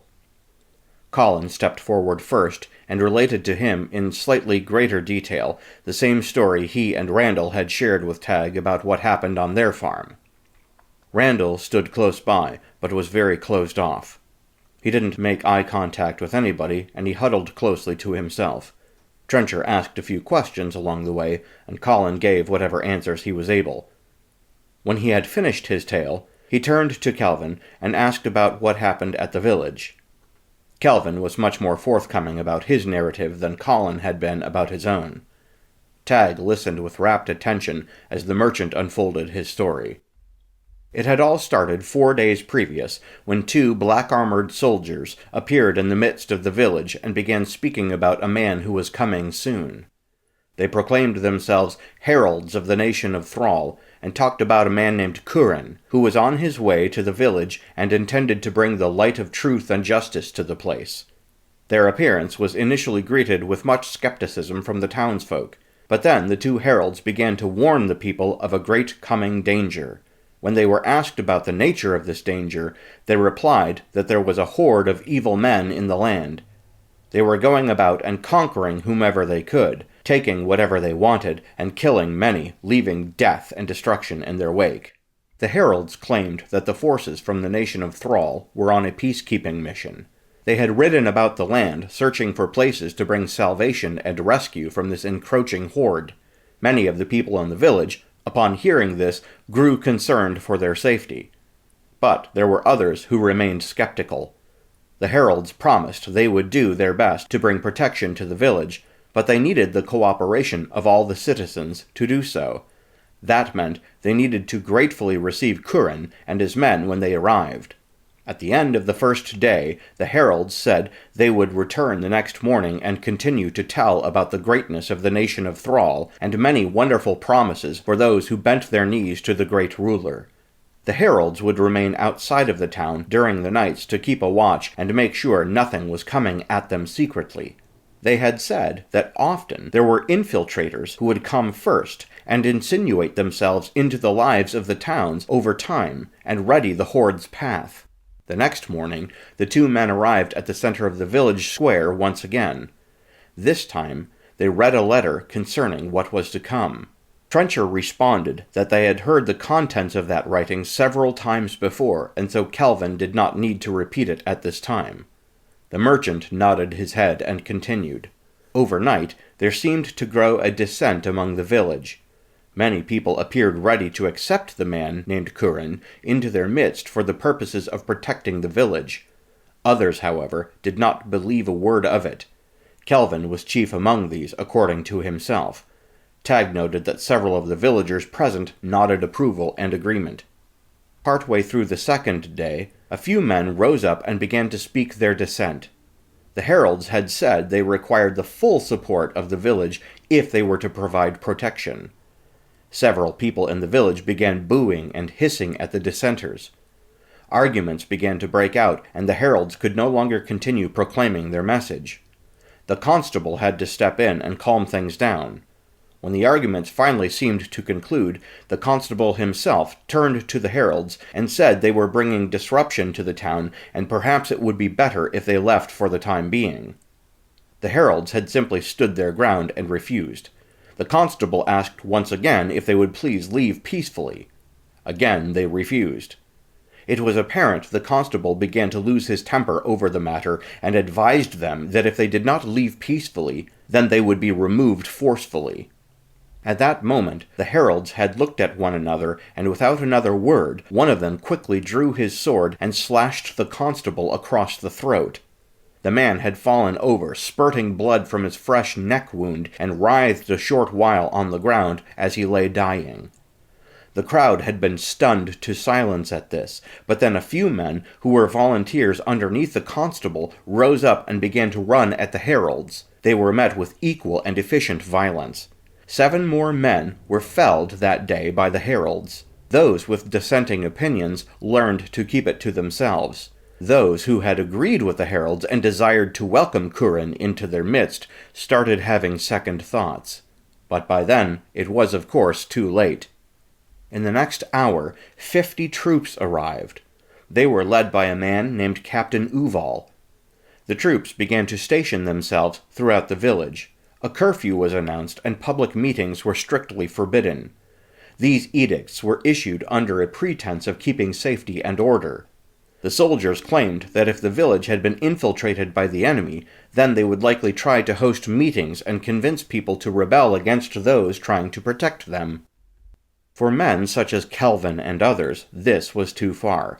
Despite the prohibition against meetings, they sent messages out to a few people secretly and gathered that they would discuss how to deal with the problem. The first night, 8 men gathered in Kelvin's shop. They secreted themselves away in the stockroom in the back, where they could not be seen through the windows. The disagreements on what to do were heated, but they managed to keep themselves quiet enough not to be investigated by patrolling soldiers. One man was stationed on the flat rooftop of Kelvin's merchant shop, watching and trying to discern any pattern to the patrol nearby.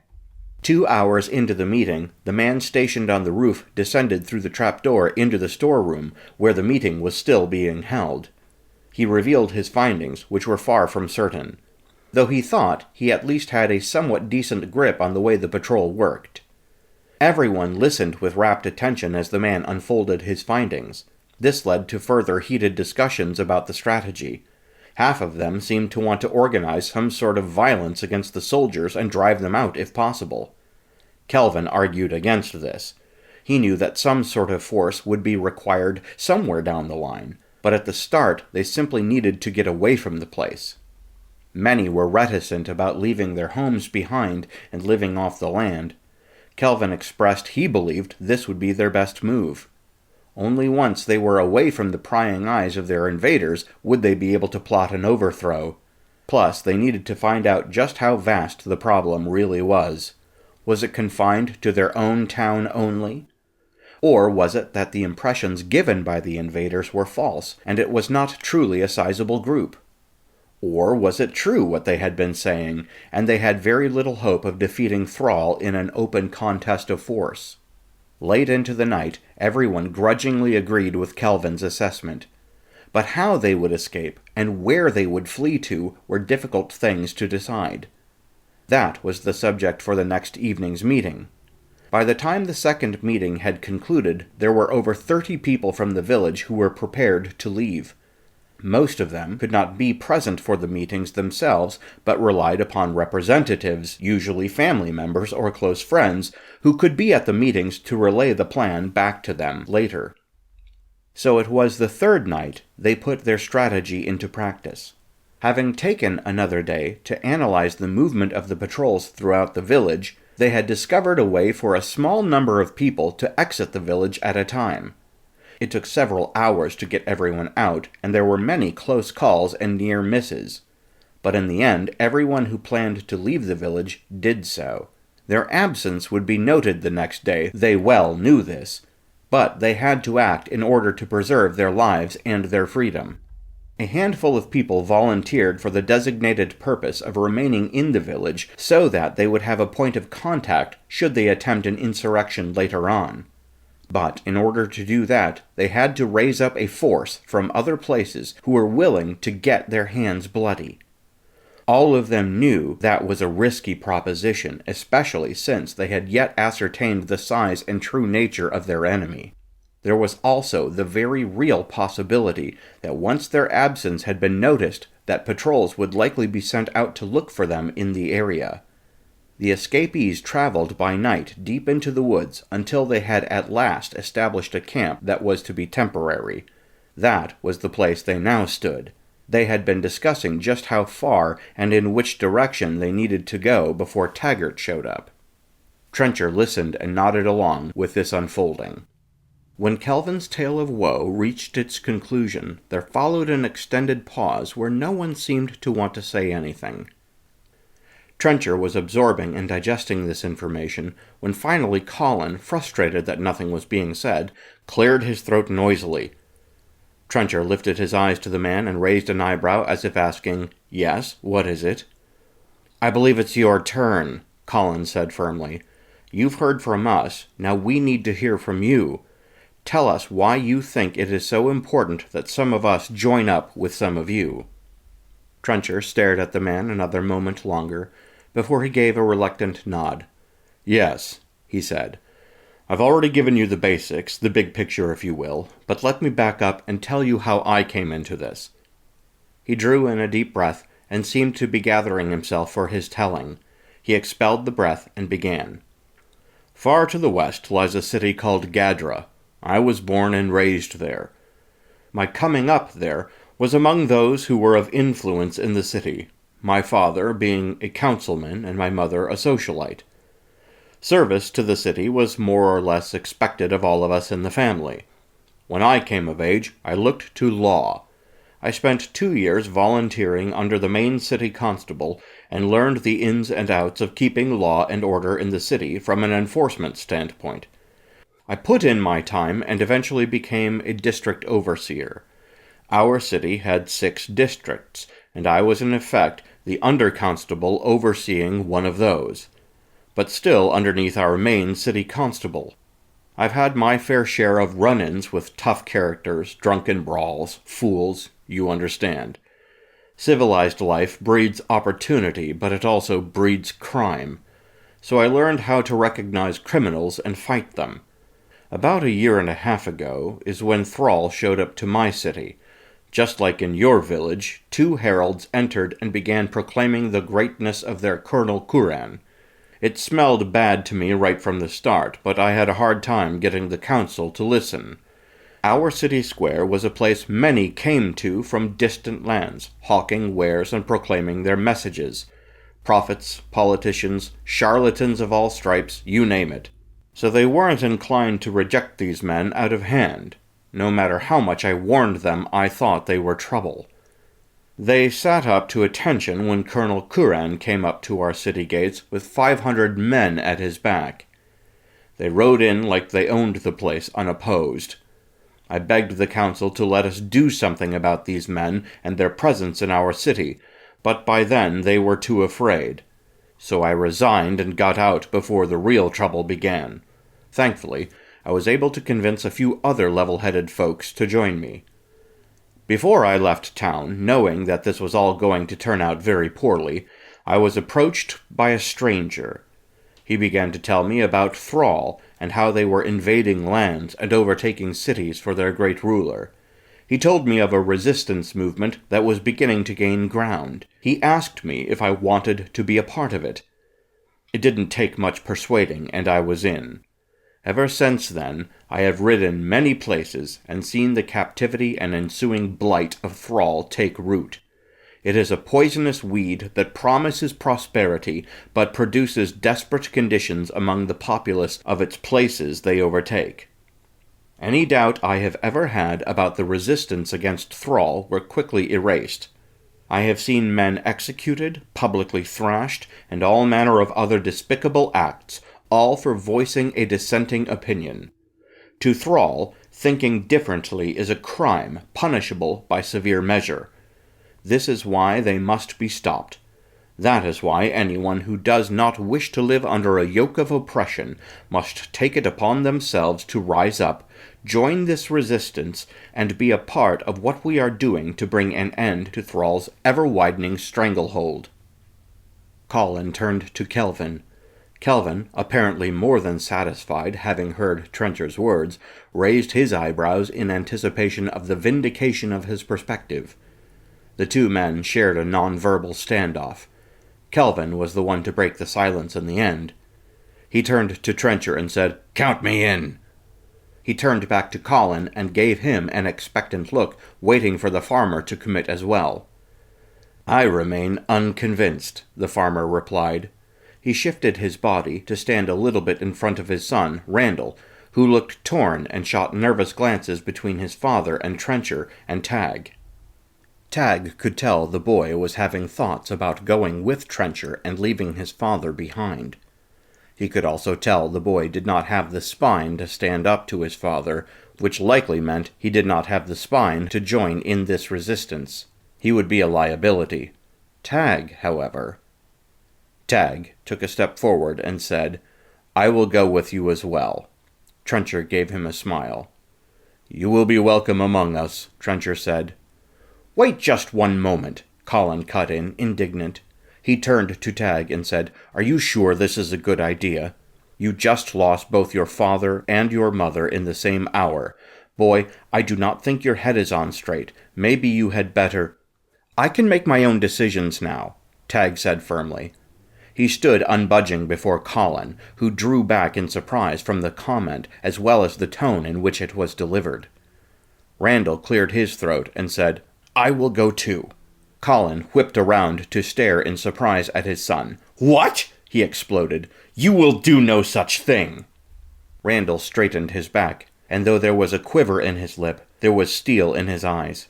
"Father," Randall said, keeping the tremor mostly out of his voice, "I must go too. Neither Tag nor myself have ever had brothers. I think he will need one, and in the days ahead, so shall I." Colin seemed beside himself. He whirled around to face Trencher and said, "You cannot take these boys." Trencher cocked his head to one side and said, "I am not taking anyone. I am asking for volunteers. They may come with me if that is their choice." "They are not of age," Colin growled. "Are they of age to be enslaved or killed?" Trencher retorted. "Because that is what lies ahead for anyone who bends the knee to Thrall. There are two paths before all of us. Both may end in death prematurely. Both will be very difficult, but only one is the way of right." Colin seemed to want to argue the point, but gave up and turned back to his son and pleaded, "Please, Randall, do not go. I have already lost your mother today. I do not need to lose you also." Randall looked as if he were about to shatter. he composed himself enough to say, "I am not lost, Father. I know right where I am, and right where I ought to be." Astonished, Tag appraised the boy once again. He had misjudged the other boy. Tag never would have thought Randall had it in him to stand up to Colin that way. Colin looked as if he wanted to grab the boy by the shoulders and shake sense into him. He was somehow able to restrain himself from doing so, though Tag could not imagine what strength must have possessed him to prevent him from such a move. Colin had always been a dominant kind of man. It appeared as though some of that had finally rubbed off on his son. Colin reached down to his belt and drew the short-bladed knife from it once again. He held it handle first toward his son. "Take this," he said. "But father," Randall began, "I already have my own, and you may need it for yourself." "Yes, but you may need more than just one in the days ahead," he ground out. "Take it so that you might defend yourself better, for if you do not, and I find out that your life has been ended because you were not well enough armed, you might as well plunge it into my heart right now, for that is what this parting feels like. I would ask you to reconsider once again, but I know that you will not. I see it in your face, boy. Take the blade." Randall stared into his father's face a heartbeat longer, then reached forward and extracted the blade from his father's hand. He reached forward again and received the small sheath his father offered. He slid the blade back home into its little housing and affixed it to its belt on the opposite side from the other one. One by one, more men from the group of traumatized villagers moved toward Trencher and volunteered to join his resistance. Some left behind proud friends. Others left behind pleading wives and children. Some were old, some were young, and some were in between. Tag swept his eyes over the newly grown troop and found Trencher staring at him in particular. The two locked eyes and held a contest of who might flinch first. Finally, Tag looked away. "Say your farewells," Trencher said to the newcomers. "We leave in 10 minutes." The men who had stepped forward to volunteer moved back out to those they were leaving behind and said their final goodbyes. Trencher turned to Tag and said, "From which direction did you come?" Tag looked dumbly at him for a moment, then pointed in the direction of his farm and said, "That way." "Why?" "I want to avoid an encounter with these thrall dogs if at all possible. That means going away from where we know them to be." Tag breathed a little sigh of relief. At first, he had been afraid Trencher would either wish to go investigate or even to engage the black-armored men in combat. That was the last thing Tag needed at the moment. He'd seen enough killing for one day, and he doubted whether there were enough men with Trencher to defeat the men who had invaded his farm. When all the goodbyes had been said, and everyone was ready and looking to Trencher for instruction, the man turned out into the woods and said, "Let us move. We have a long journey back to the mountains where we have our camp." Tag froze in mid-stride. The mountains. Tag had heard many eerie tales of lost travelers and strange creatures who made their home in the high rocky places. He opened his mouth to say something about it to Trencher, then thought better of it. It would not do to have been accepted into this group of warriors only to betray cowardice in the next moment. If these men had made their camp up in the cold, stony places, then perhaps the tales were nothing more than that, stories told to scare children. He decided he needed to learn to trust these men and follow where Trencher led. Despite all the tragedy that had befallen him that day, Tag found himself smiling a little at the thought of being on an adventure of his own. He had never been to the mountains before. He had never traveled with a company of warriors before. He looked off once more in the direction from which he had come, and his heart began to sink again as he remembered the deaths of his parents. He played the images of them being cut down by the thrall soldiers over and over in his mind. Hot anger burned behind his face as he thought about finding the man who had killed his father and mother and delivering vengeance upon him. "Someday," he said to himself. "Someday soon." Chapter 6. It was only an hour into their travel, and Tag found himself unsettled. He did not think he was disappointed. He merely thought that being on an adventure such as this with real soldiers would have been much more interesting and exciting. For about the first half hour, there had been a low-level feeling of concern that they would come across patrolling soldiers in the woods. These were, however, a very large expanse of woods, and apparently there were not soldiers hiding behind every tree. Once Tag realized the foolishness of this fear, he began searching for things to occupy his attention on the walk. Not finding anything out in the forest, he turned to examining the soldiers. He spent some time observing their armor and the weapons which hung at their sides. He wondered how long it would be before he got his own sword. He supposed there would have to be some training first, and he could not guess how long it would take before he reached a satisfactory skill level. The more he thought about this, the more a growing and nagging sense arose in the back of his mind. He did not feel like he belonged with this group. He was, after all, still just a boy. The 3 soldiers from the enemy side he had slain by himself notwithstanding, he was no soldier. He was a farmer's child. He looked down once again at the scythe he carried. It was no instrument of war. It was a farmer's implement. He wondered how long before he was to be rid of it. Something deep inside him did not want to be.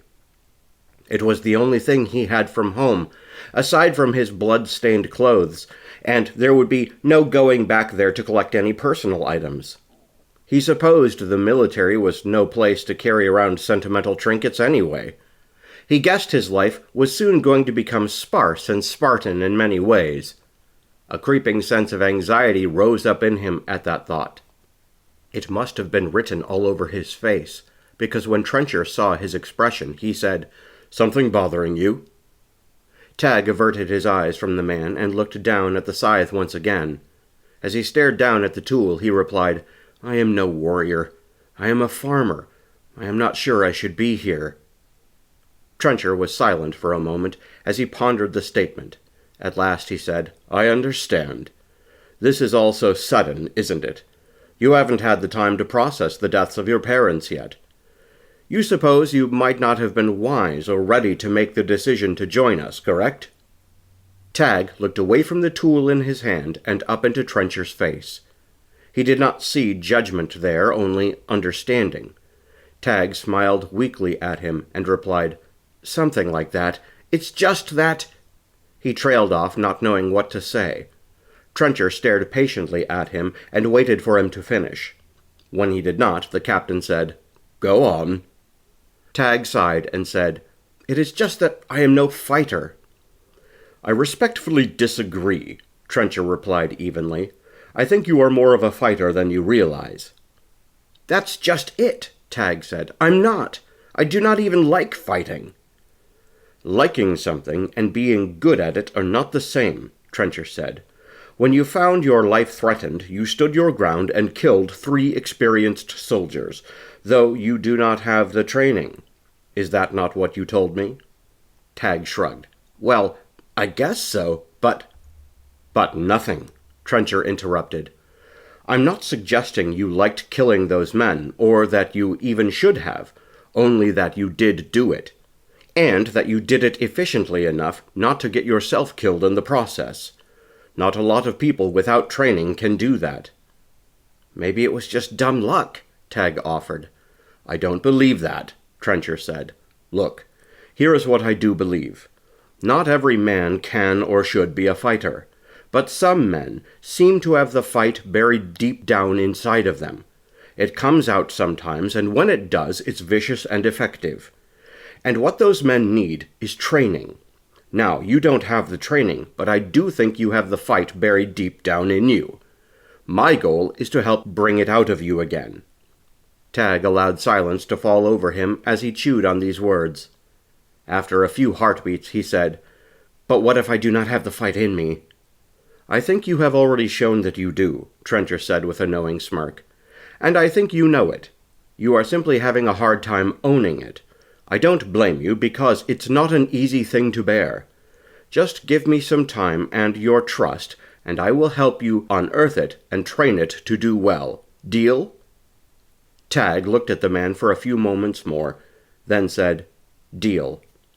By the end of the first day, they stopped, made camp, and bedded down. The men, who had been fairly silent during their long hours of trekking through the forest and over plains, had now started to open up and talk with one another. Tag did not interact with many of them, but stuck mostly close to Randall. The soldiers had a few spare bedrolls to loan to them, and they took them gratefully, setting them down by one another. In the dwindling light of the day, they sat cross-legged upon their bedrolls and stared at the activity of the camp. Some had gathered wood and constructed a cook fire. A few others went off in search of game to cook. Others yet pulled out some dried rations of biscuits and jerky. Tag felt his stomach grumble, but he did not feel like imposing upon anyone. Besides, he was not in an eating mood. A brief look around told him there wasn't much to forage in the area at any rate. "Do you think we made a mistake?" Randall asked without preamble.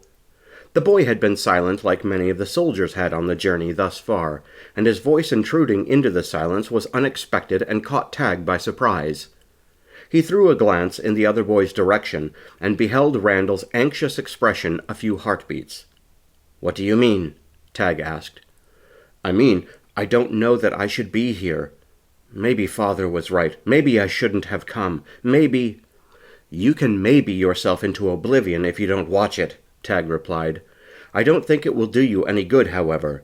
I think the best thing for us is to learn what we can and do what we can." Randall let out a noisy breath as he looked away from Tag and back toward the camp again. He was silent for another few minutes. When he spoke again, there was a slight tremor in his voice. In a low whisper he said, "Tag, I'm scared." Tag looked to the boy again and said, "Scared? I suppose that's only natural, Randall. You don't see me doing handsprings with excitement, do you?" This earned a weak smile from the boy. "No, I guess not," he said. He looked down at himself and pulled out his knife and the knife his father had given him, holding one in each hand. He did not wrap his fingers around the hilts, but only held them in his open palms and stared down at them. "I don't know that I can use these to hurt someone," he said. "You're not going to," Tag said. Randall looked up in surprise at him, and with incredulity said, "I'm not?" "No," Tag answered. "You're not going to hurt people. You're going to kill people. There is a difference." Randall jerked back in surprise at the pronouncement. Apparently he hadn't realized this. Tag didn't know how that was possible. "We're soldiers," Tag continued. "Soldiers kill. There's no way around that. And if you don't kill your enemy, he will kill you. Those are your options, Randall. I suggest you to get used to them." The boy looked as if he were about to burst into tears, but managed to hold himself in check. He nodded without saying anything further and looked away. Randall said nothing else the rest of the night. When darkness encroached further, and the first stars peeked through the canopy of the sky, he lay down and rolled onto his side away from Tag. Tag couldn't sleep for a long time. Every once in a while he stole glances at Randall's prone form until he realized the boy had put himself to sleep. He snored softly on the forest floor. Tag didn't know how he could sleep. Randall may not have lost his father, but he did lose his mother. Though he might as well have lost his father the way things ended up between them. Despite the fact that Colin had handed over his small-bladed knife to the boy, there was an undeniable tension between them. Tag supposed, if by some miracle Randall ever made it out of this alive and made his way back to find Colin one day, there would be awkwardness between them for a long time. Tag longed to have such an awkwardness with his father, but he never would. His father was dead. Tag woke when it was still dark, but he saw the first light of dawn creeping over the eastern horizon. The thing that had awoken him was somebody's boot gently nudging his shoulder. He looked up with groggy eyes and saw the shaven-headed figure of Trencher standing over him. Or at least he assumed it was Trencher. He couldn't quite see the man's face, only the outline of his head and shoulders. "Yes?" Tag asked in a bleary voice. "What is it?" "Time to get up, boy," Trencher said. "Today begins your training. Today we start to dig out the fighter in you. Stand up." Tag grunted and wanted to roll over and ignore the man, but he knew that that was not the right thing to do. He was a soldier now, and soldiers needed to obey their superior officers. With another grunt, he pushed himself off his bedroll and rose shakily to his legs. He swayed a moment before he found his balance. "Come with me," Trencher said. The man then turned and walked away. Tag began to follow, but stopped. He turned and looked down at the still sleeping form of Randall and said, "Wait a second. What about him?" Trencher turned and appraised Tag. His eyes flicked past him to look down at the sleeping boy. He looked back to Tag and said, "Today is for you. He will have plenty of learning to do on his own, but I think you are the priority here." "Priority?" Tag asked as he rubbed one eye with his left hand. "What do you mean?" Trencher favored him with a half-smile, then said, "Just trust me." He then turned and began walking away. Tag obediently followed. A short while later, they came out of the woods to a clearing. There was another man standing there with folded arms and who evidently waited for them. They came up to him, and Trencher held out a hand indicating the man, and said, "Tag, meet Revel. Revel, meet Tag." Revel stared at Tag and simply gave him a nod of acknowledgement. Other than that, he did not move and said no words. Trencher turned to Tag and said, "You have no sword, but I don't want you using your scythe for this. Although for a while, that may be the only weapon we can afford you to carry. We do not exactly have a lot of extra blades for lying around, but believe me, if we can find one somewhere along the way that is not too expensive for our purse, you are on the list to receive one." Tag blinked at the man for a second and then said, "Okay." "For the purposes of today's exercise, you are going to use my sword." He reached down and extracted his sword from the sheath at his side. He held the pommel toward him, and Tag reached out and reverently wrapped his fingers around the hilt. He angled the blade upward and hefted it. He'd never held a sword before, not a real one anyway. As a child, he had brandished wooden ones for play. Other than that, knives were what he was familiar with. The sword was heavier than he expected. Over the course of the next hour, Trencher taught him the basics of how to stand with his blade, how to hold it, and how to do various other functions with it, such as swinging, parrying, and thrusting.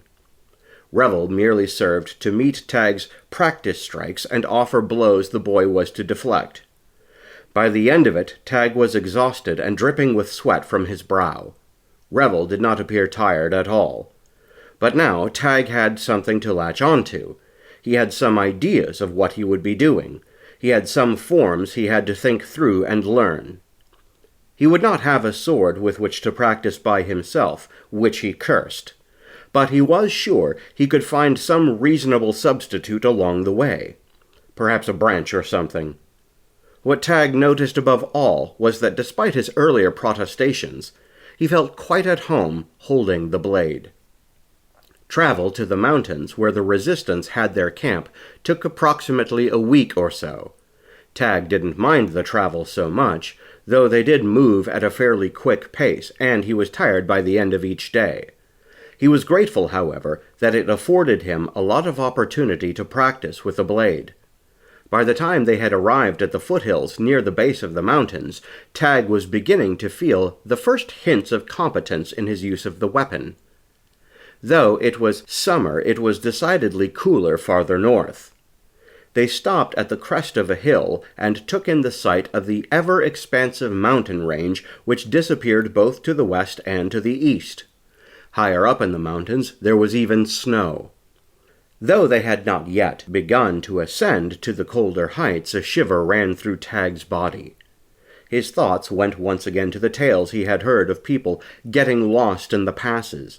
Trencher must have noticed a look of apprehension on the boy's face, because Tag looked over at him, and saw the man staring back at him with a questioning glare. "Is something bothering you, boy?" Trencher asked. Tag looked away from the captain and back to the mountains before him. "It's only that I have heard tales about people getting lost in the mountains, and perhaps even being attacked by strange creatures." I don't know anything about strange creatures, but I can understand how people would get lost in the passes. They are cavernous and maze-like. Although, every once in a while, one of us will go missing without clear cause. We mostly figure these are deserters, though. Soldiering is not a glamorous life. Randall came and stood between Tag and Trencher and said, "How long is the travel from here?"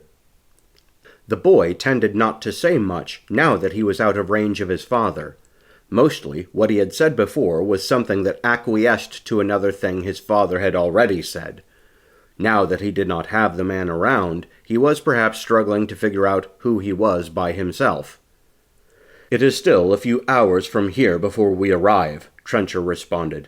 "It will likely be dark by the time we reach camp, so I suspect you all will be quite ready for laying down and going to sleep. Why don't we take this opportunity to fix ourselves a small meal to give us strength for the remainder of the journey?" The meal did not consist of much to get excited over. Mostly it was berries that had been foraged along the way, and the meager remains of a few small game birds.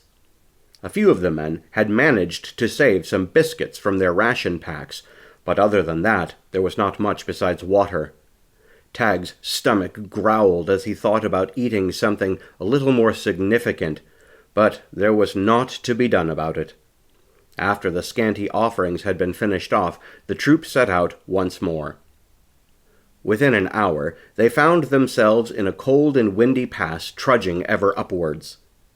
They did not move upon some well-worn path between the mountains, forged by wagon travelers or groups of men and women on foot.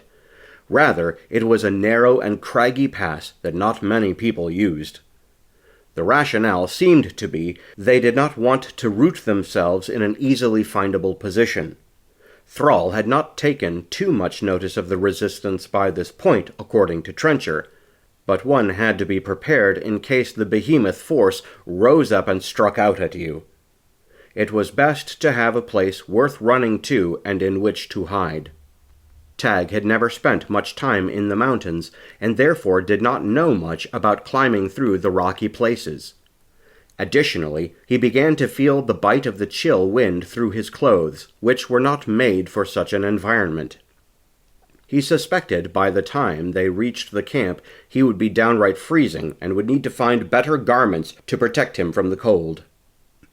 Still, he was young and fairly sprightly and able to pick up the required skills and handholds for movement through the mountains. A while later, Tag found himself puffing for air as the atmosphere seemed to grow thinner, for they had climbed a goodly distance upward. He even began to see snowflakes occasionally fall from the skies. Snow had excited him much more when he was a younger child. That was before he had the responsibilities of removing some of the heavy white wet stuff from the ground so that they could move their wagon out from their farm and make it to town if need be. Those were long and hard days of work. He hoped he would not have to have much responsibility regarding that with the resistance army. Sometimes adults looked at younger men as resources of vigor and ability to take care of unwanted tasks. He decided he would keep the matter to himself unless he was asked. A low howling noise caught his attention, and he stopped and listened. He turned his head, trying to locate the source of it. "Don't be bothered with that," Trencher said. "It's only the wind. These passes and caverns and canyons make strange noises sometimes. It's nothing to get worried over." "I have heard the wind howl before," Tag said, "but never like that." "Have you spent much time in the mountains?" Trencher asked. Tag shrugged and admitted, "No, I haven't, but still." The noise reappeared, and it sent another shiver down Tag's spine. "Are you certain that is only the wind? It sounded more like something alive." Trencher smiled and shook his head. "I'm fairly certain, boy. Don't let those adventure stories you've read get into your mind and begin making you imagine threats that are not there." Tag arched an eyebrow and looked back at Trencher. "You are starting to sound like my mother." Trencher chuckled and replied, "I'll take that as a compliment." They continued trudging on through the narrow, rocky pass until they finally came to a place where they stopped and Trencher and some of the men suddenly took on an unsettled posture.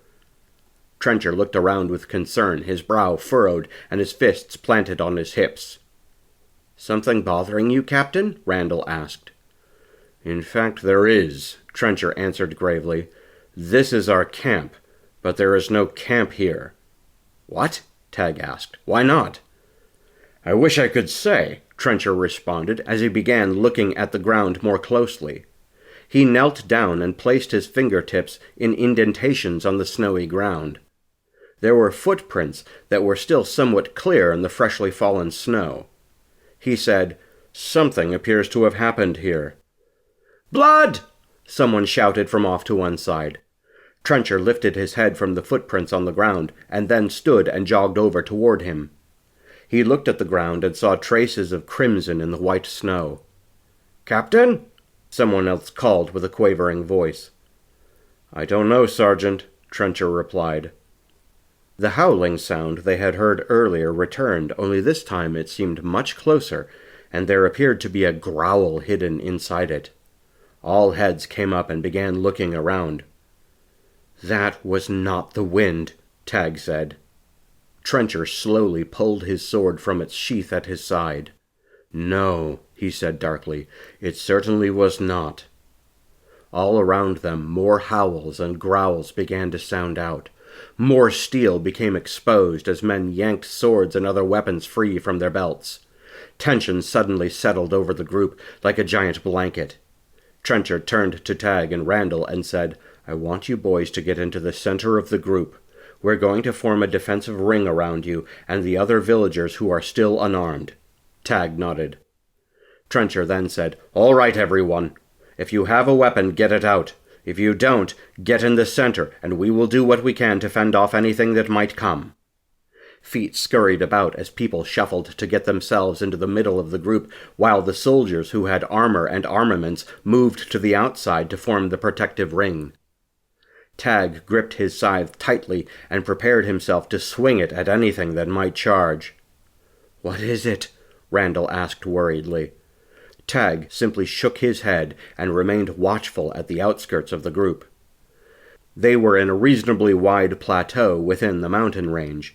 It was at least 100 yards across at its widest point, but it narrowed at the entrance they had come in on one side and an exit pass on the opposite. An ear-splitting sound that was part howl and part roar pierced the air and caused everyone to seize up and begin searching around. Off to his right, Tag heard a man scream at the top of his lungs, and all heads turned in that direction, just in time to see a tall and willowy white-furred creature grab hold of one of the soldiers and pull him to the ground and then disappear in the snow. Someone shouted, "What the blazes was that?" No one seemed to have an answer. Suddenly another scream came from the opposite side of the group, and all heads turned in that direction. Another of the tall creatures snatched another soldier and ran away with incredible speed, then dove into the snow and disappeared. "Where are they coming from?" cried a bewildered voice. In the next few moments, Tag had his answer. His eyes were sweeping the scene in front of him, and he saw one of the creatures explode seemingly from the ground. It happened right in front of Trencher. Snow chunks showered upward from the ground as the creature erupted from some kind of hidden place, perhaps a fissure in the ground. Trencher, unlike the other men, was prepared for the attack. Before the creature could make a move on him, he was already swinging his blade in a deadly arc. The sword lopped off one of the creature's hands, and then he swiveled the blade and brought it across the thing's chest. The beast howled in rage and agony as it fell backward and began to writhe upon the snow. A moment later, Tag realized it was not simply writhing on the ground, but it was trying to burrow into it. The thing was probably looking for the spot it had come through. Trencher, however, was too quick and stepped forward and thrust his blade into the monster's open mouth. The blade entered and pierced through the other side, pinning its head to the ground. The thing struggled for a few moments longer, and then went still. In the next few seconds, more of the creatures appeared and attacked. Several of the soldiers struck back and were able to defend themselves from the grabbing clawed hands of the beasts. 3 more of the creatures fell to the ground as strikes from swords and maces met the attack. Yet more appeared, and a few of them successfully snatched up screaming soldiers and dove back into the holes in the ground. Tag felt a tremor underneath his feet, and he knew what was coming. He put a hand on Randall's chest and pushed the other boy backwards, as he also himself stepped away from the spot he knew the creature was coming from. When he had reached what he hoped was a goodly distance away from the creature's entrance point, he readied himself to strike. Snow suddenly showered upward right in front of him as one of the creatures popped up from the hole in the ground. Tag judged the thing to stand 7 feet tall or more.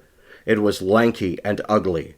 Its face jutted forward, emerging from a mane of white fur and a naked snout of grayish skin. The face terminated in something like a toothy beak. The top mandible pointed downward in a sharp bony tooth, and 2 tusk-like fangs struck upward on either side of it. Its mouth opened, and a graying, pink, toothy nightmare lay inside. It issued an unearthly howl as it began to lunge toward Tag and Randall. Tag, however, would have none of this. He remembered his fight with the 3 thrall soldiers a week earlier. He began to swing the scythe across the creature's path of approach with all his might. The blade connected with the monster's middle and sunk in, embedded into its belly. The thing tried to pull back as it howled in pain, but Tag held it fast. He was almost jerked off his feet as the creature jumped back and away from him. Finally, Tag ripped the scythe blade out of the creature's middle, and blood poured down its torso. Now that he had another opportunity to strike, he took it. He now angled the scythe higher and slashed the thing across the throat. 2 lanky hands with 3 long bony fingers each thrust upward at the monster's neck and the new wound it sported there. It began shaking its head vigorously and opened its mouth to make a sound, but nothing more than gurgling and hissing came forth. Tag now rammed his scythe forward and used it as a dull spear to knock the thing over. The end of the tool impacted the creature in the center of its chest. It fell to the ground writhing, seemingly trying to find a way to burrow back into the ground. Randall, now emboldened, took both his short-bladed knives from out of their sheaths and jumped on top of the creature and began stabbing into its chest repeatedly. The creature kept one hand clasped across its throat and with the other swiped at Randall. The hit connected with the side of the boy's face and sent him sprawling. Regardless, its wounds were too great, and it soon succumbed to them and died. Tag, seething and ready to cut into another foe, searched for a target. He found none. The creatures had stopped coming. But there was something else disturbing about the scene, something he could not quite put his finger on. The answer came when one of the soldiers, after several tense moments of silence and waiting for another attack, asked, "Where are the dead ones?" Tag searched around and saw that none of the creature's corpses remained. His eyes jerked back to the one he'd killed and found only empty space upon the bloody, snowy ground. Chapter 7. Captain Uval stood with his back pressed up against a large tree. He slowed his breathing so that he could listen better. Mostly what filled his ears were the sounds of the forest all around him. Occasionally he heard the rustle of one of his other men positioned nearby, and he silently cursed the fool. Whichever man it was would pay dearly if he gave away the trap. They had been traipsing around in these woods for 2 days now, hunting down the villagers who had fled. Ensnaring the villagers themselves was not his greatest desire, however. Secretly, in the back of his mind, Uval hoped that he would come across the boy that had fled the farm as well, where 3 of his men had died at his hand. He was still confused over that matter. How could one teenage boy possibly have bested 3 of his battle-trained soldiers? It didn't seem plausible, but he guessed anything was possible given the right circumstances. Yet the circumstances did not seem to be in the boy's favor. The men had understood that they were to take the boy alive and whole if possible, but if not, they were permitted to kill him. Such was still the case, and instruction had been given accordingly to his men, who were currently stationed at many points throughout the woods, positioned like a snare. They had received a tip from some poachers that the runaway villagers had nestled somewhere in this part of the woods, and so had set their trap. The information had not come easily, at least not until the blades came out and clear threats against the poachers' lives had been established. Still, it was always a risk that they had been given bad information or led into some kind of trap themselves. Either way, his men would be ready to fight. Uval had leaned against the same tree for the last 45 minutes. He was growing bored. If nothing materialized soon, he would have to move on to another spot and signal his men to do the same. If the day turned out to be a complete bust, he would have to find the poachers and interrogate them again, with a little more force to see if he had been tricked. This time, there would be blood. The sudden snap of a twig some distance ahead from his position caught his attention. He drew in a sharp breath and held it. He continued to listen and heard yet another twig snap. This was followed by somebody hissing a shushing noise. A smile spread across Uval's face. He then heard the whistled approximation of a bird call. It was the signal from one of his men. The other men would have heard the noises too, and would be preparing to close the trap. He shifted his position, coming away from the tree and slowly rotating his body. At the appropriate moment, everyone stepped out from their hiding places and began running in toward the center of the ring they had formed around their quarry. The noise of 40 rushing soldiers filled the forest. Then a piercing cry arose from those who were the objective of the trap. They were the cries of men, women, and children mixed together in a cacophony of sorrow. It brought an even wider smile to Uval's lips. Soon, the terrified faces of the villagers could be seen.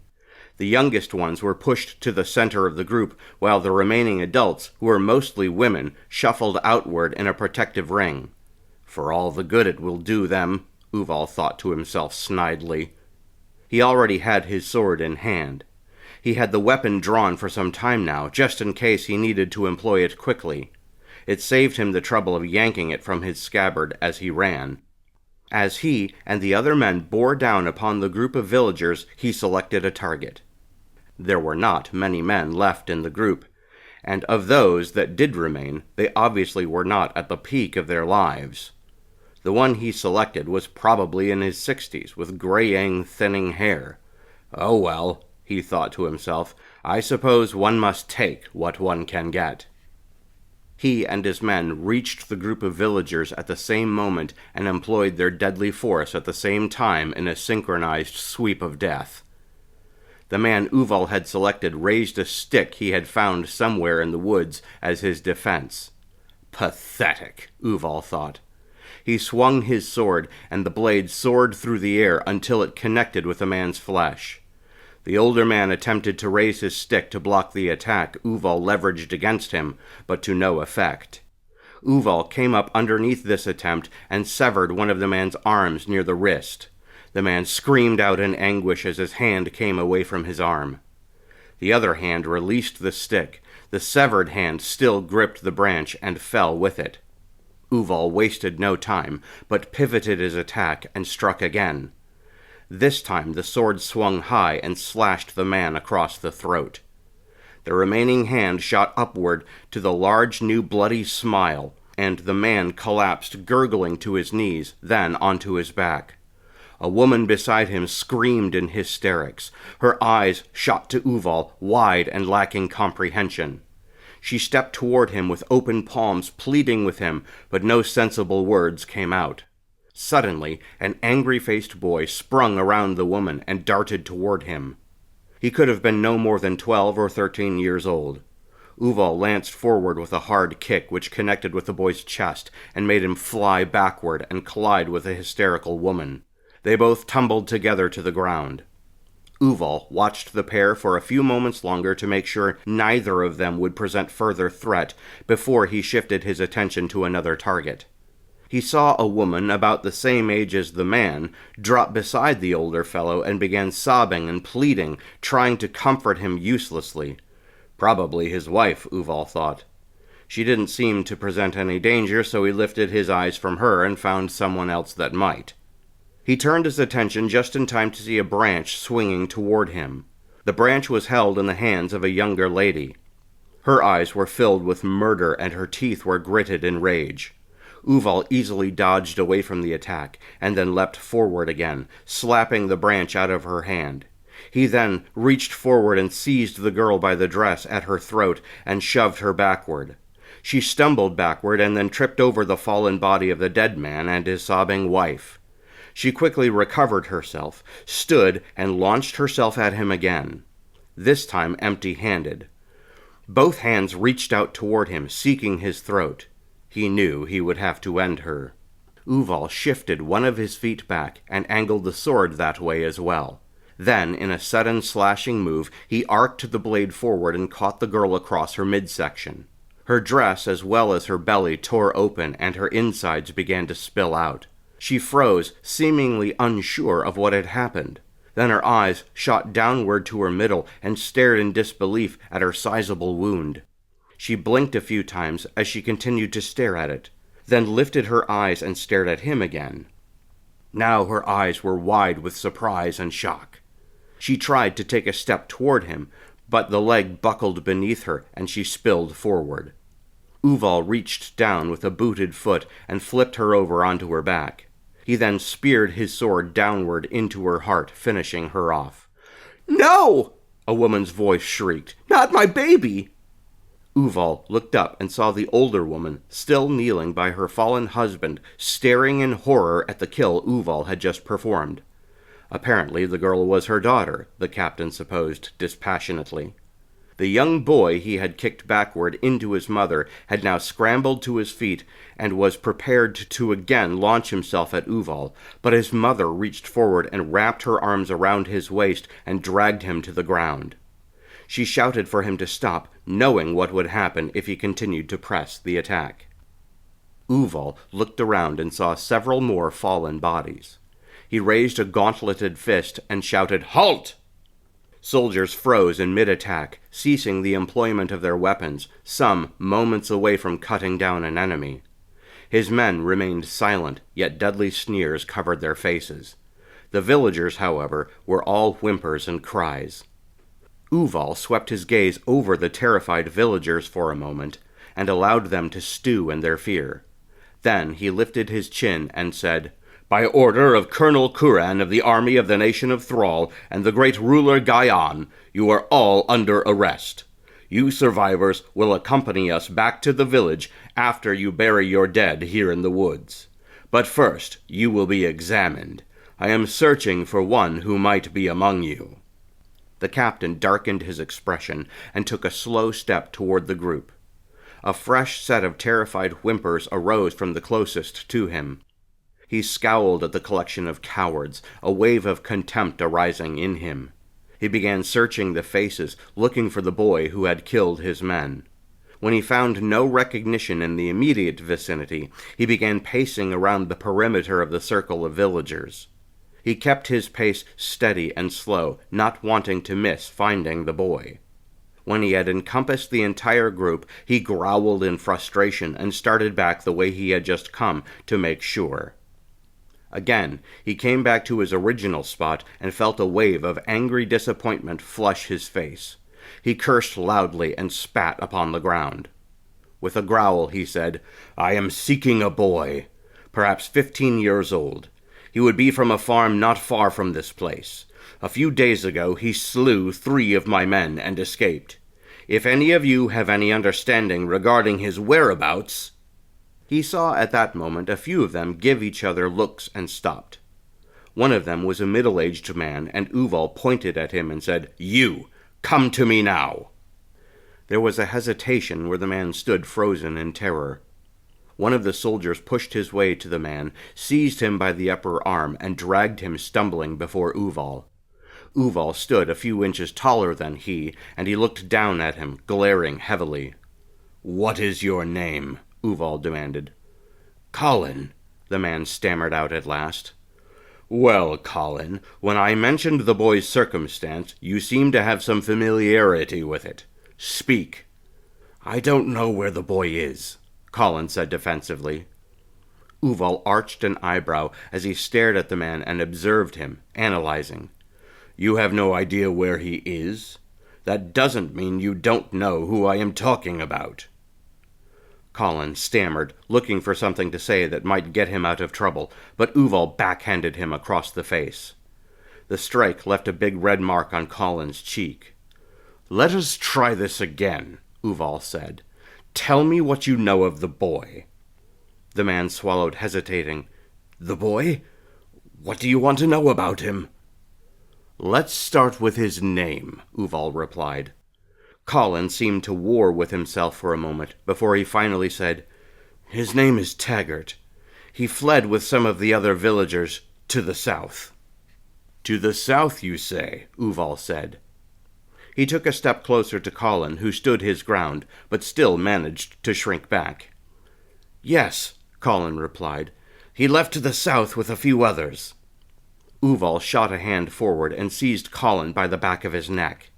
He then held up his sword and planted the point of it at the center of his throat. "You wouldn't happen to be lying to me now, would you?" Uval said in mock playfulness. "That would be a tremendous mistake." Colin began to whimper and tried to wriggle free of Uval's grasp, but to no avail. No, of course not. He left with them more than a week ago. It's hard to keep track of the days in the forest." "I'm sure it is," Uval said confidently. "Perhaps it is also difficult to keep track of direction." Colin murmured to himself, then said, "Maybe." Uval nodded knowingly. "Yes, maybe." Then he plunged the tip of his sword through Colin's throat until it exited out the other side of his neck. Colin made a clipped, gasping sound and stiffened his back. Uval released the back of his neck and then whipped his sword out of the man's neck. Colin stood swaying for a moment, then collapsed in a heap to the ground, bleeding out. Cries of despair rose from the group of villagers, and Uval lifted a silencing glare to them. The noises quickly cut short. He held them in his menacing gaze for a few moments longer, then said, "If anyone else cares to lie to me today, your fate will be the same as this man." He held them in his gaze a few moments longer, then turned to one of his men and said, "See that they are all brought back to the village when you are done having them bury their dead. But leave this liar to sit out in the open and feed the buzzards. He's not good enough for worms." With that, Uval turned on his heels and strode to where he had left his horse. He needed time to think, and the ride would do him good. The ride didn't do him as much good as he had hoped in terms of coming up with an idea of what to do next. Finding the young man was on his mind again, and he could not seem to shift his thoughts elsewhere. He had hoped they would find the boy among the others today, and that he could march him in front of the village and execute him, as he planned to do with all the other runaways. He needed to take him down publicly, make a show of those who resisted, but he was obsessed with finding Taggart, and he suspected it was beginning to cloud his thoughts. He could hardly think of anything else. His horse clipped-clopped lazily along the main village thoroughfare. In truth, it was the only street in the place. He even thought it probably couldn't properly be called a street. He shook his head at these rural people, wondering how they managed to get by. He missed his city and all of its amenities. He missed the pubs and the women standing on street corners, hawking their wares or even themselves. He seldom needed to avail himself of such opportunities, but he liked the idea that it was available. Uval had grown up in the Sprawl, the outermost area of the most poverty-stricken region of the great citadel of Thrall. His father, a cobbler, was a hard man and not one prone to dispensing affection. Uval had found excuses every day to get as far away from the man as possible, though still returning for a single meager meal a day and a bed at night in which to sleep. He had soon fallen into joining with one of the many street gangs. Children of all ages banded together and got into mischief of varying degrees. That life of crime had been his for many years until a man named Curran had come from the military, wearing his smart black armor, and scouted out the members of several gangs seeking people to join with the army. That was a common practice among the army of Thrall, and Curran revealed that he himself had grown up as a member of such a street gang as the one to which Uval belonged. Uval looked upon Curran with great admiration as being someone who had been elevated from a commoner, even a street urchin, to one of great prestige in the army. At that time, Curran had been but a captain, but now he was a colonel. Uval had been with the army for several years now, all of his brief adulthood, in fact.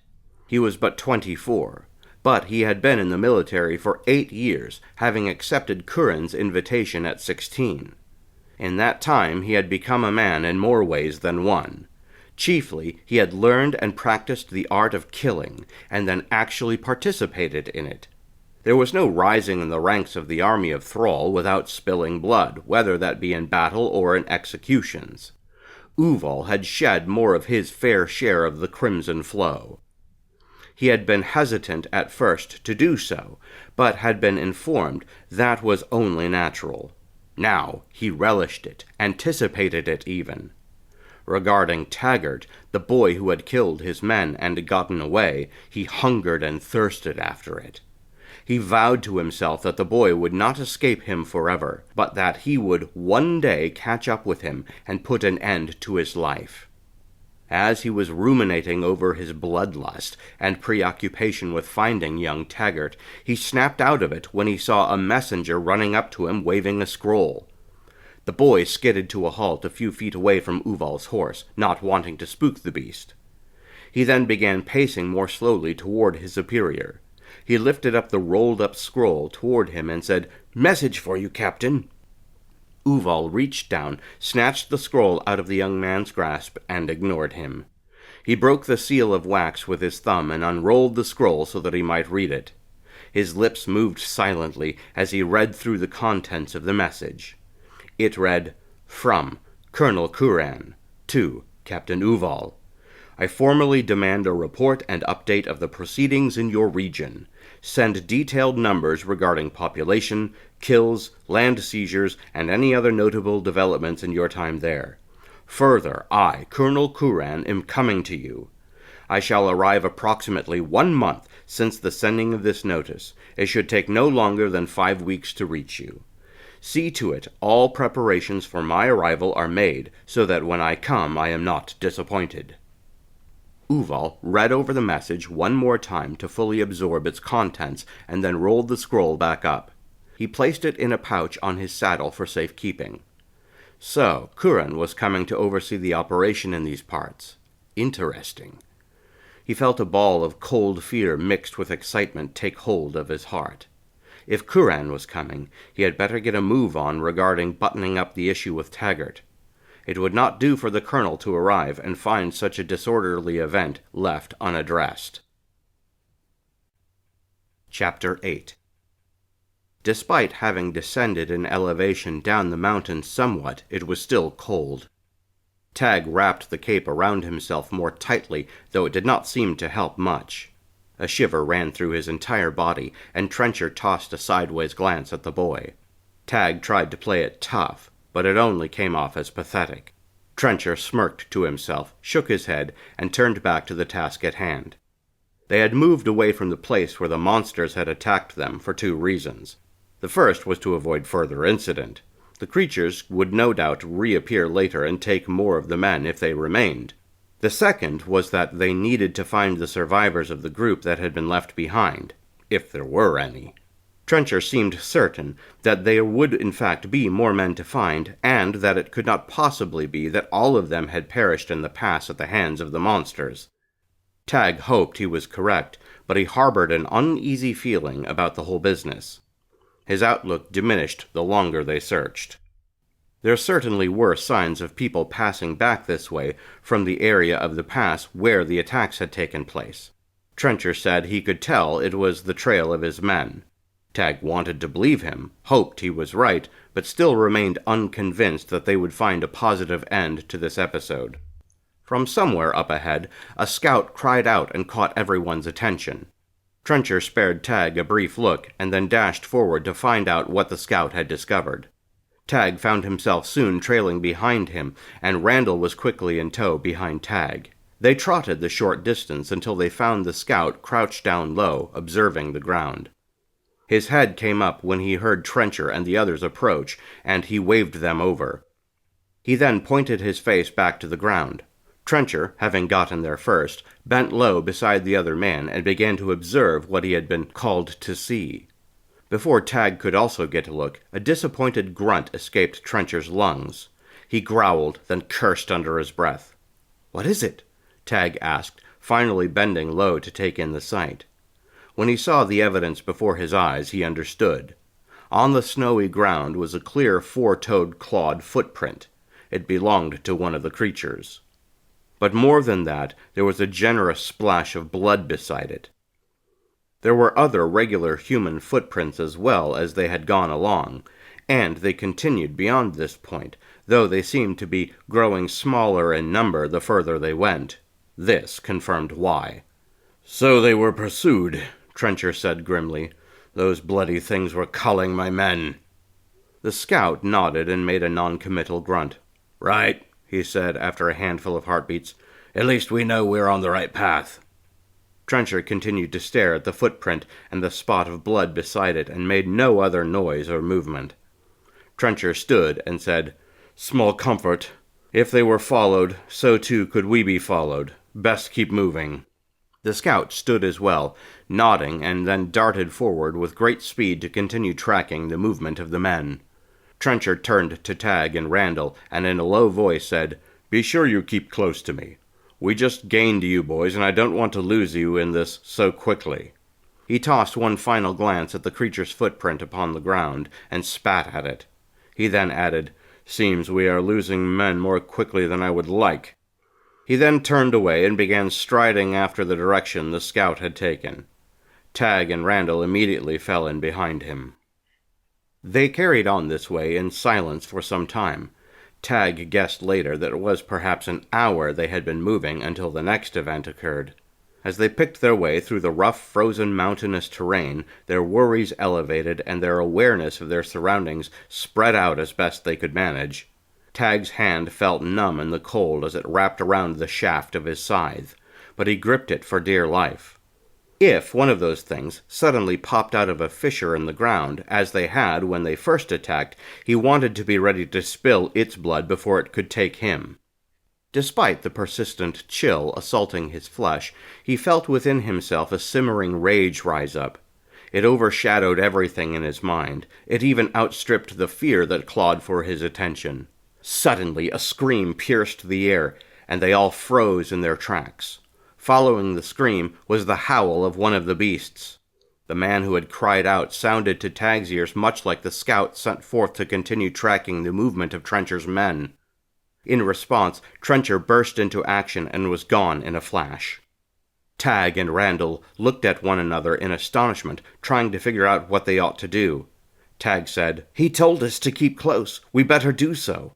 He then began to run, and soon after heard Randall's feet pounding on the ground just behind him. Thankfully, the trail left by the men who had cut the path before them was easy enough to follow, and so even though Trencher had disappeared suddenly, they knew where to go. Moments later, they came upon a boulder-strewn clearing in the woods. First, they saw Trencher swinging his sword at one of the creatures. Then they saw the scout lying upon the ground, blood pouring from several wounds. Trencher and Randall continued to press onward. Tag felt the anger increase inside him, and his face flushed with heat. With his jaw set tightly, he charged at the creature, his arms pumping with the scythe in his hands as he ran. Suddenly, another one of the creatures appeared, bursting up from the ground just behind Trencher. The tall, willowy creature reached out with both arms to take hold of the warrior. Tag's mouth dropped open, and a rage-filled scream exploded outward as he continued barreling toward the monster. The creature that had prepared to attack Trencher quickly turned its head and saw Tag and Randall racing toward it. It swiveled away from Trencher to meet this new threat.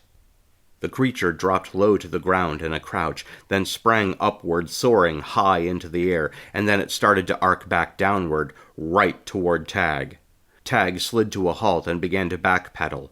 The monster landed with a thud before him and swiped one of its clawed hands at the boy.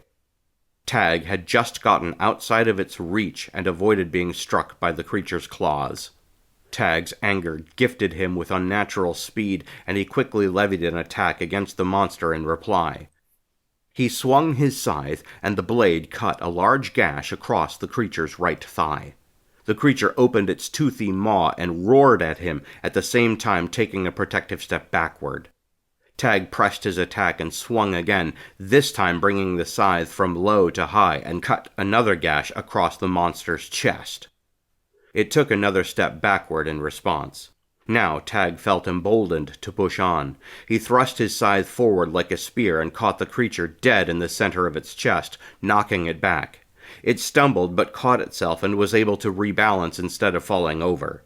But now it was almost back-to-back with Trencher, who had just finished dispatching his own opponent. He whirled around and saw his opportunity. He caught the creature across the center of its back with a nasty slash of his sword. The monster arched its back, cried out in pain, and thrashed aimlessly at the air before crumpling to the ground. Trencher had severed its spine with his attack, and now it could no longer stand. Once the thing was upon the ground, he wasted no time and stabbed downward into its heart. It thrashed a few more seconds, then went still. Trencher's breath came in ragged gasps as he glared down at the creature still pinned by his sword to the floor of the clearing. His eyes shot daggers down at the dead thing, as if he were hoping to kill it further. About half a minute later, when his breathing had evened out, he ripped the sword out of the creature's chest and turned around to look at the fallen scout. He knelt beside the man, who was still alive, though his breath came in quick and shallow gasps. He stared up with surprised, terrified eyes at the sky, not looking at Trencher or Tag or Randall, who came running up and knelt beside him as well. 3 long, ragged claw marks streaked diagonally down the man's chest, exposing the meat of his muscle beneath. Blood oozed from the wounds and ran down his sides to pool beneath him. Tag inched away from the spreading crimson puddle. Trencher paid it no mind. Instead, he placed a hand on the man's forehead and made a shushing noise. The scout's eyes finally shot to Trencher, and they were filled with worry. Between his short gasps, he spoke. "Am I going to die?" Trencher issued another soft, shushing noise as he stroked the man's forehead. "Hush now," he replied. "All shall be well soon, my friend." The man coughed, and a spurt of blood came out of his mouth and landed upon his face. He then sucked in a sharp breath which terminated in a ragged cough and gurgling noise. "He got me good," the scout said, and barked a mirthless laugh. Trencher stared at him resolutely and replied, "But I got him better. He won't be troubling anyone else." The scout smiled weakly as another coughing fit took him. He began to calm himself visibly and said, "So sleepy, so cold." His breathing began to slow, and Trencher stroked his head again. "That's right," Trencher said. "Rest now. You served with nobility. You deserve a respite." Another weak smile managed to crawl across the scout's dying face, and then his eyes went blank. He took one final deep drag of a breath, expelled it, and became completely still. Trencher stared into his dead face for a few moments longer, then moved his hand down to push the man's eyelids closed. "Sleep well," he said to his friend. Tag heard a stirring of noise behind him and half turned to look. The rest of the men from their group that had been accompanying them had entered the clearing and saw what had happened. They were slowly walking toward the scene of the carnage with looks of despair upon their faces. When some were close enough, Trencher looked up and issued orders. "Bundle this man for transport. We are not leaving him for more of these wicked creatures to come and feast on his flesh." 3 of the men stepped forward and knelt beside the fallen scout. They immediately went to work, taking the man's cloak and wrapping it tightly around him and securing it with rope. They made sure to cover his face with the hood and sewed it tightly around his head so that his face would not show, and unnerved those who looked upon him. "No more scouts," Trencher said. "We all move as one from this point." A chorus of mumbled agreements sounded out from the men, and they all gathered back together around Trencher as he set the direction. He then set off, and they continued to follow the obvious trail left by those they pursued. Tag wondered how much longer it would be until they found the rest of Trencher's men and could get themselves outside the territory of these horrid creatures. It would be another 2 hours at least until they came upon the men for whom they searched. When they did so, they were outside the mountains and in the foothills surrounding them. There was no longer any snow upon the ground, and the air was moderately warmer, though they were still in a higher elevation than any in which Tag had ever lived or even visited. The first sign of the men was a shouted greeting from somewhere nearby in a hidden gully. It was a thickly wooded area, and a man stepped out from behind a tree and hailed Trencher from several hundred yards away. Relieved sounds came from the collection of Trencher's men. Soon they had joined up with the lookout, and he led them back to the remainder of the survivors. As Tag scanned the area, he counted 40 men. He sighed and said, almost to himself, "Is this all that remains of your grand resistance?" He realized the rudeness of his comment the moment it escaped his lips. He shot an apologetic glance to Trencher. The shaven-headed captain glared back at him with a hard look. After a moment it softened somewhat, and he replied, "There were more than double this when I left." In the hours following the reunion with the survivors, they learned of the various attacks by the tall mountain creatures.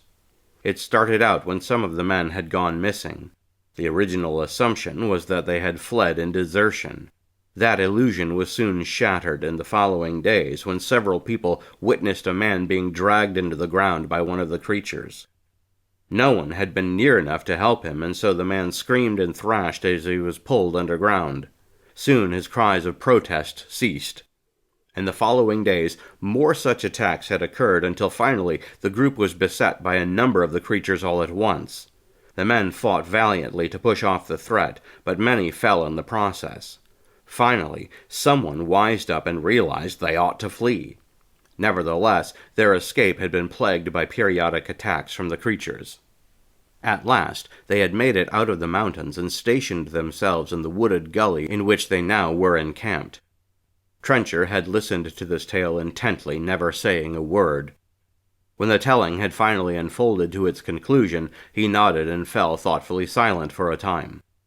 At last he said, "I am glad someone was smart enough to call for a retreat, though I wish it had come sooner. We have enough troubles in this world from the likes of Kurin and Uval and their wretched great ruler to have to deal with monsters as well." He shook his head. "What should we do now, sir?" asked the lieutenant who had relayed the story of their flight from the mountains. Trencher reached up and scratched his stubbly chin. "Well," he said slowly, "I believe we are well outside the range of the monster's territory. I tend to think they are confined to the mountain regions, although I can't be sure. Nevertheless, we will set double watches for the time being. In the morning, I will have to send word to the generals, letting them know what has happened here. They will be none too pleased, as we need as many men as we can get." Trencher turned to the rest of his men and instructed them to begin making camp among the survivors. Tag and Randall got busy setting up the places where they would sleep. Neither were in the mood to talk, so they passed the rest of the day and well into the night in silence. That suited Tag just fine. He feared if he ended up in conversation, the anger he had been feeling would well up and overtake him, and he would bark at Randall. He knew the other boy didn't need that, having experienced his own losses. But he was in a dark mood, and he did not think he could stop himself. That simmering rage seemed to be close by much of the time now. It had proved helpful in the fight against the creatures, but it did nothing for ongoing friendship with those among whom he served. It took Tag a long time to go to sleep that night. His mind was restless as he continued to mull over the creaturely attacks. He played his own role and actions over and over in his mind. He found himself relishing the spilling of the monster's blood. A few times he nearly pushed himself off his bedroll to begin pacing around, trying to get some of his energy out, but decided not to. He figured doing so would arouse the curiosity of Randall or one of the other men, and he might end up having to converse with them. He didn't want to talk to anyone. It was well into the darkening hours when he drifted off to sleep. Early the next morning, he awoke to Trencher nudging his shoulder with the tip of his boot. "Wake up, boy," he said. "Time to continue your training." Tag could only grunt in acknowledgement. No words seemed able to form in his mind to respond. He sat up and realized he was aching all over. The exertion of the fighting and the hiking from the day before was letting itself be known. He finally pushed himself up from his bedroll and stood facing Trencher. He cleared his throat and said, "Sore everywhere. Do we have to do this now?" Trencher arched an eyebrow and stared back at him. "Perhaps His Highness wants a hot steaming plate of eggs and a nice soft bed to lay in while we're at it?" Trencher shook his head and said, "This is the army, son. This is not a place for comforts. A warrior's life is soreness. Best get used to it." With that, Trencher turned and walked away. Tag realized he was meant to follow the man and fell in behind him. They wound their way through the camp, avoiding stepping on sleeping men who were scattered about. They came to a place where the trees were reasonably enough spaced to be able to move and fight amongst them. A man Tag had not yet trained with, and one he had not recognized as being among the group he'd originally joined, waited there. He was a stout and short man called Jubal. Tag shot Trencher a glance and said, "Wait a minute, where is—" "He's busy at the moment," Trencher cut him off. "You need to spend some time with Jubal here. He's a bit rougher than your other trainer, so be warned. He's not likely to go easy on you." Trencher smiled as if at some private joke and folded his arms. Tag looked to Jubal and saw the man's face seemed to be etched with a permanent frown. He sported criss-crossing scars on his left cheek, and the eye above it was white and blind. Jubal spoke in a gravelly voice and said, "You sure you're up for this, boy? I have little tolerance for incompetence or laziness." Tag narrowed his eyes as he stared back at Jubal. The tiredness seemed to evaporate from his body and was replaced with that low, simmering anger. He made a show of planting the butt of his scythe on the ground beside him as he stared back at the older, stout man. Jubal's eyes flicked to the farming tool and then back to Tag's face. "What do you think you are going to do with that?" he growled. "That's my weapon," Tag said defiantly. Jubal smirked humorously and said, "Looks like a mower's scythe to me." "Don't be fooled," Trencher interjected. "The boy spilled some blood with it already. 3 enemy soldiers and a monster or 2 in the mountains." Jubal seemed to regard Tag anew. "Did he now?" He planted his fists on his hips and said, "I suppose that is something. I haven't trained with a scythe before. Need to get you a proper sword eventually." "We will when we have a spare one," Trencher said. Jubal grunted. "A blade is a blade, I suppose," he said. "It'll cut you just fine," Tag spat. A wicked grin split Jubal's face, and it miraculously managed to make it somehow uglier. "You have spirit, I see," he quipped. "Spirit is good, but it won't save your life in a fight. For that, you need skill." "Then stop wasting words and teach me some," Tag retorted through gritted teeth. Jubal shook his head slowly from side to side. "Looks like we need to teach you some manners, too." "I didn't think this was a finery school," Tag replied. "I understood it to be a war camp." Without warning, Jubal leapt forward and planted a hard kick in Tag's gut. The boy flew backward and collided with the ground, losing his scythe in the process. It also took the wind out of him. He struggled to gain his breath back for a few moments as he groped for his weapon. His hand wrapped around the shaft and drew it close to himself. Jubal soon stood over him and said, "I see your body is not as quick as your mouth. Let's see if we can get them to at least match eventually. If we can, you might make it through this a ways before some thrall slob ends your life. Stand up." Tag and Jubal spent the next 3 hours together training. Some of it covered things he had already learned from his previous teacher, but most of it was new. Tag spent a lot more time on the ground than he would have liked. Jubal seemed to delight in knocking him on his back and taunting him. Never once did Jubal touch a blade. He did all of this empty-handed.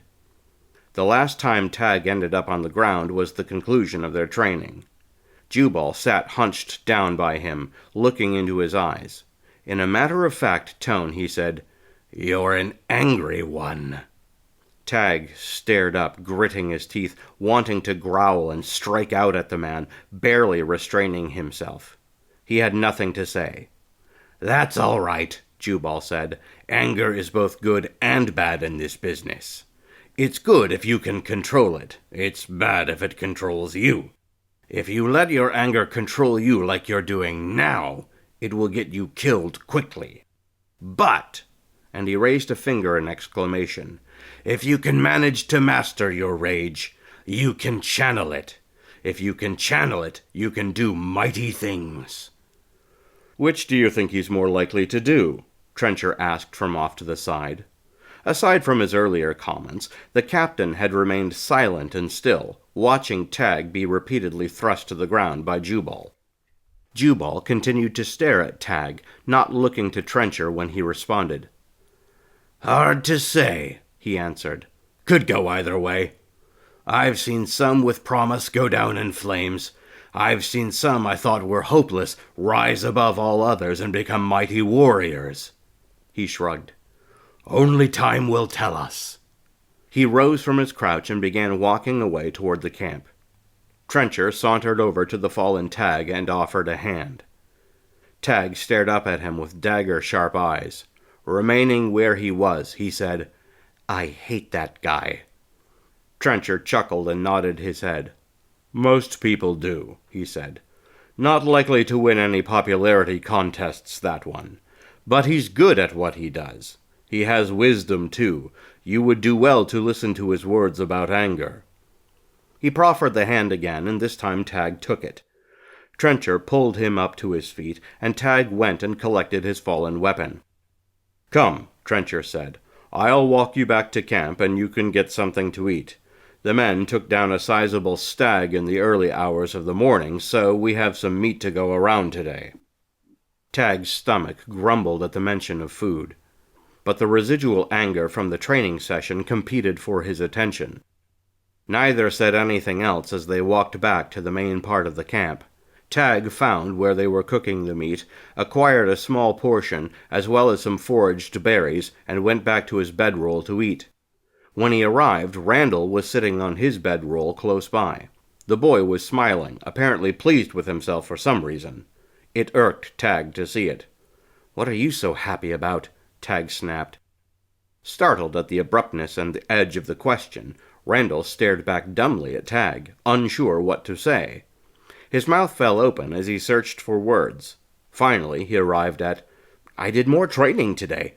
My trainer even said I'm showing some promise." Randall reached down to his belt and extracted both knives. A stupid grin spread across his face as he brandished both weapons and held them up for Tag to see. Tag scoffed. He then dropped down on his bedroll and began tearing into the venison. "Why are you so angry?" Randall asked. Tag shot a disbelieving glance in Randall's direction. "Why aren't you?" he demanded. "They killed your mother. Why are you so happy?" Taken aback by the ferocity of Tag's interrogative, Randall looked away. Tag realized he had done wrong, but did not feel up to apologizing. He simply shook his head and turned back to his food. A few moments later, Randall stood up and walked away. Tag didn't bother watching him go. He simply stared down at his plate of food and shrank into himself. Chapter 9. "So, where is Jubal?" Tag asked, looking around the vacant area of woods with a frowning face. He had been training with the rough man for nearly a week now, and had grown somewhat accustomed to the stout man's harshness.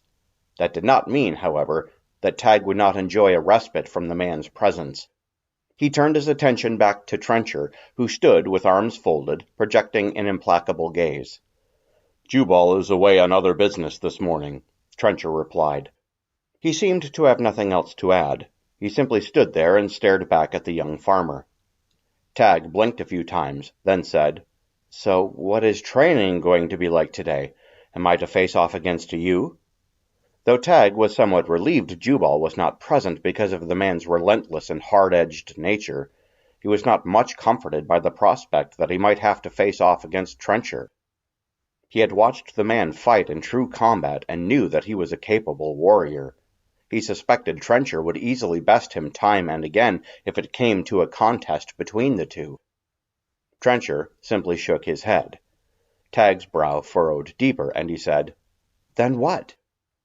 In answer to his question, he heard the sounds of approaching footsteps coming from behind him. He turned to see who drew near. He felt his jaw go slack when he saw Randall approach with a taller, older man beside him. His frame was lean and his eyes were sharp and hawk-like. His hair was long and graying at the temples, but he nevertheless exuded an air of coiled violence. Tag did not know the other man's name, but guessed that he was probably the one given charge of training Randall. Apparently, now Tag was to come under his charge as well for the time being. He turned to Trencher and said, "Who is this man?" Trencher gave a mock look of surprise and said, "What?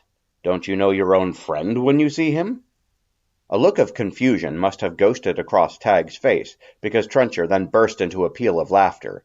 Then he said, "You seem to misunderstand. It is not Thomas you are facing off against today, but you and Randall shall be at contest with one another." "Randall?" Tag barked in shock. The other boy had handled himself somewhat capably under pressure recently, but Tag did not think he would have much trouble taking the boy down.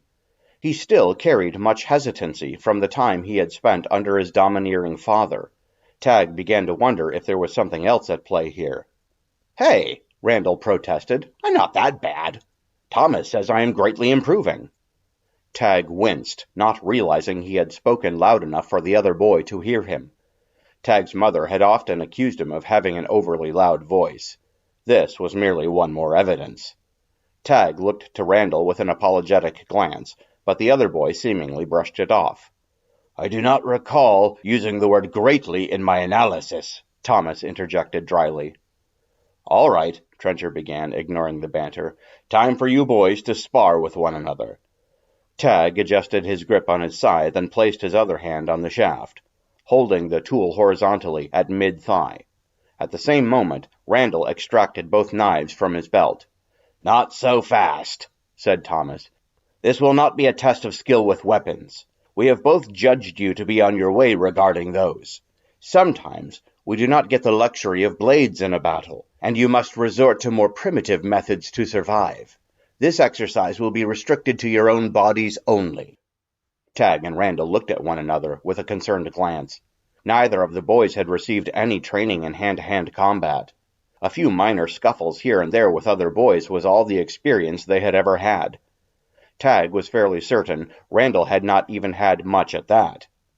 Tag's eyes darted to Trencher, and he said, "We have done no learning in this." "Sometimes learning is a luxury you also do not get," Trencher replied with a shrug. "We merely want to see what you can do." "What rules are there?" Randall asked. The boy was doing a serviceable job of appearing calm, though Tag could tell there was a slight tremor in his lip. He didn't like the situation any better than Tag did. Thomas arched an eyebrow and said, "When you are in combat, rules are certainly a luxury you will not get. The only rule in war worth obeying is to outlive your enemy." Trencher cleared his throat and said, "Perhaps just one small rule. Try not to kill each other. We are short enough on men as it is." Tag waited for Trencher to crack a smile at his little joke, but the man's face remained a wall of stone. "How do we know who the victor is?" Randall asked.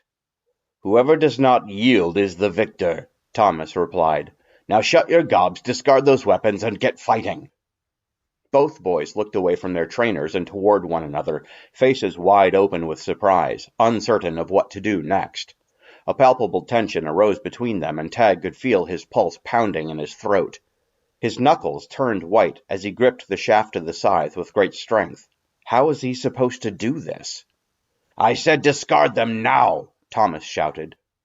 He took a menacing step toward Tag, snatching the scythe out of his hands, and threw it several feet away. He then rounded on Randall and gave him a withering glance. The other boy took an involuntary step backwards and held up both hands with the knives pointed toward the man.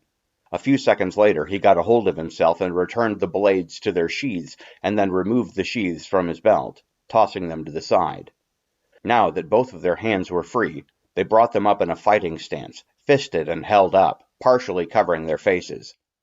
Both boys stood their ground, unsure who should make the first move. As Tag looked across the way at the other boy, he felt a deep pang of sorrow for him. Like himself, Randall had lost so much recently, and still would carry the internal scars and trauma of it for quite a while. It felt wrong to attack the other boy.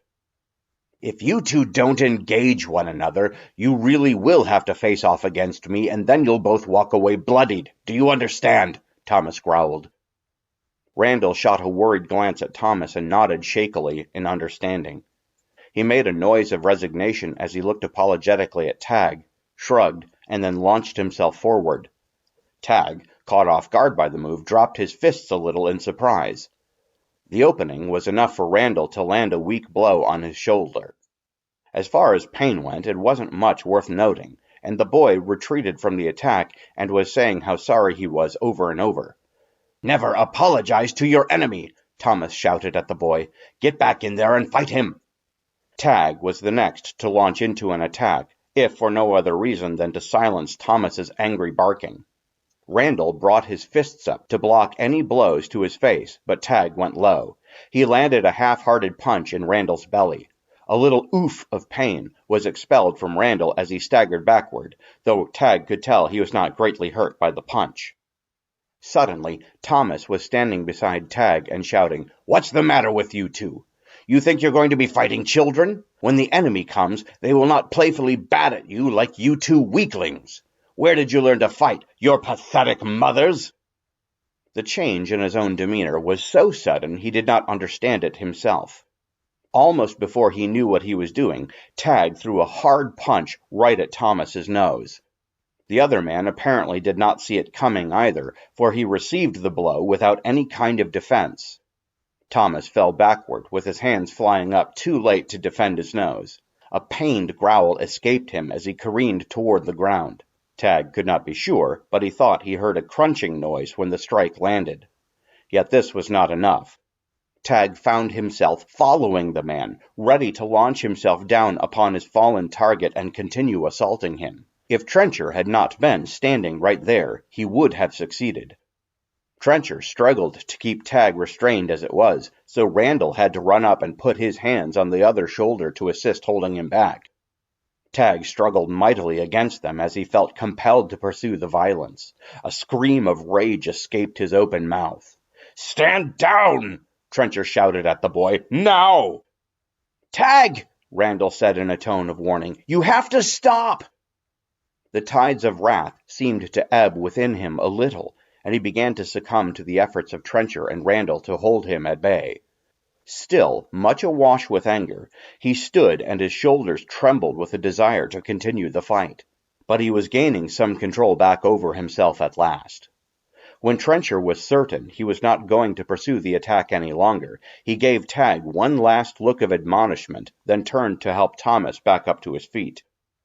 When Thomas straightened up, he glowered back at Tag and removed his hands from his face. Tag could see the man's nose was now bent slightly off to the left, and blood ran down his face. His hawk-like glare seethed angrily as he stared at the boy. "Not exactly what I was thinking," he said to Tag. Trencher cleared his throat and addressed Thomas. "Perhaps I should have warned you that both boys recently watched their mothers murdered before their very eyes. Invoking them to egg them on is perhaps not the best idea." Thomas shot an angry look at Trencher, shook his head, and then looked back to Tag. "Well, at last we know he can fight if he has to. But don't rely on your enemy to invoke your mother to get you hot enough to do it. You have to be ready to attack without such provocation in the future." Tag's face felt hot, and he didn't know what to do or if he should say anything. He was afraid if he tried either it would not be helpful, given his mental state. It mattered little to him now that he held no weapons in his hand. He felt that if he had to, he could tear the man apart with nothing but his fingers. Instead, he simply stood and stared daggers back at Thomas. "Do you want to get that looked at?" Trencher, ignoring him for now, asked Thomas. "I've had worse," Thomas said, not moving his eyes away from Tag. He swiped at a trickle of blood issuing from his nose. Tag realized that Randall's hands still gripped his shoulder. He slowly turned his head and stared into the other boy's face. Randall blinked in astonishment at what he saw in Tag's stare and suddenly released his friend and took 2 steps backward. Tag held Randall's gaze for a few moments more and then turned back to Trencher and Thomas. "Well, now that at least one of you is ready, we can get back to—" Thomas began, but a sharply incredulous noise from Randall stopped him short. "Are you out of your mind?" Randall shouted at his trainer. All pretense of calm had vanished from the boy, and only naked fear remained. "I'm not fighting him while he's like that. What if he loses control again and rips me apart?" He waited for no reply, but instead turned away from everyone and stalked off toward the camp again. All eyes watched him as he stomped away, muttering to himself about how crazy everyone seemed to have gotten. A few moments later, his form and his words were swallowed up by the woods. Thomas made a scoffing noise and was about to comment when Tag whipped his head around to face the man and leveled a hateful gaze at him. Thomas's mouth snapped shut, and the two held each other in a silent stare, contesting with their wills. Tag was the first to break away. He found his scythe laying uselessly upon the ground, scooped it up, and stalked off in the opposite direction Randall had gone. He was headed away from the camp and into the open woods. He heard motion behind him, and then it ceased.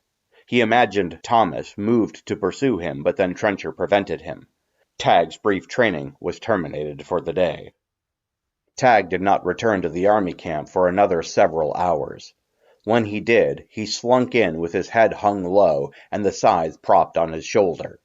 He did not want to make eye contact with anyone, though he felt the attention of many on him as he slowly made his way back to his spot. As he approached where his bedroll lay, he lifted his eyes enough to notice the feet of someone standing in front of his place. He lifted his eyes the rest of the way and found Trencher there, arms folded. "How long have you been waiting here?" Tag asked, uncertain he wanted to hear the answer. "Not long," Trencher replied. "I had lookouts posted to watch for your coming. When they spotted you, they came and reported to me, so I came back here to wait for you. We need to have a talk." Tag dropped his face in shame and nodded his head. "I understand. Please continue." Trencher inhaled slowly, and then took a step toward Tag. He stopped until they were but 2 feet apart. He waited until Tag lifted his eyes again to look into his face to be sure he was paying proper attention. "I trust you understand that it is unacceptable to strike a superior officer in this army?" "Of course," Tag said. "I was out of line. What is to be my punishment? Am I to receive lashes? Am I to be rejected?" Trencher stared back at the boy and narrowed his eyes, trying to gauge something. At last he said, "No, nothing quite like that. There will be consequences to be sure, but we will not stripe you and we will not push you out. I have 2 reasons for this. The first is that you are young and you do not know our ways as of yet. I think we can leverage a little bit of grace in your favor." Tag felt the briefest rush of relief pass through his chest, but he sensed there was more, and he did not yet want to enter into the rest of it. "We are men of war, Tag," Trencher continued. "This life is hard beyond reason. It requires discipline, and there will be many more difficult days ahead and hard words lobbed at you.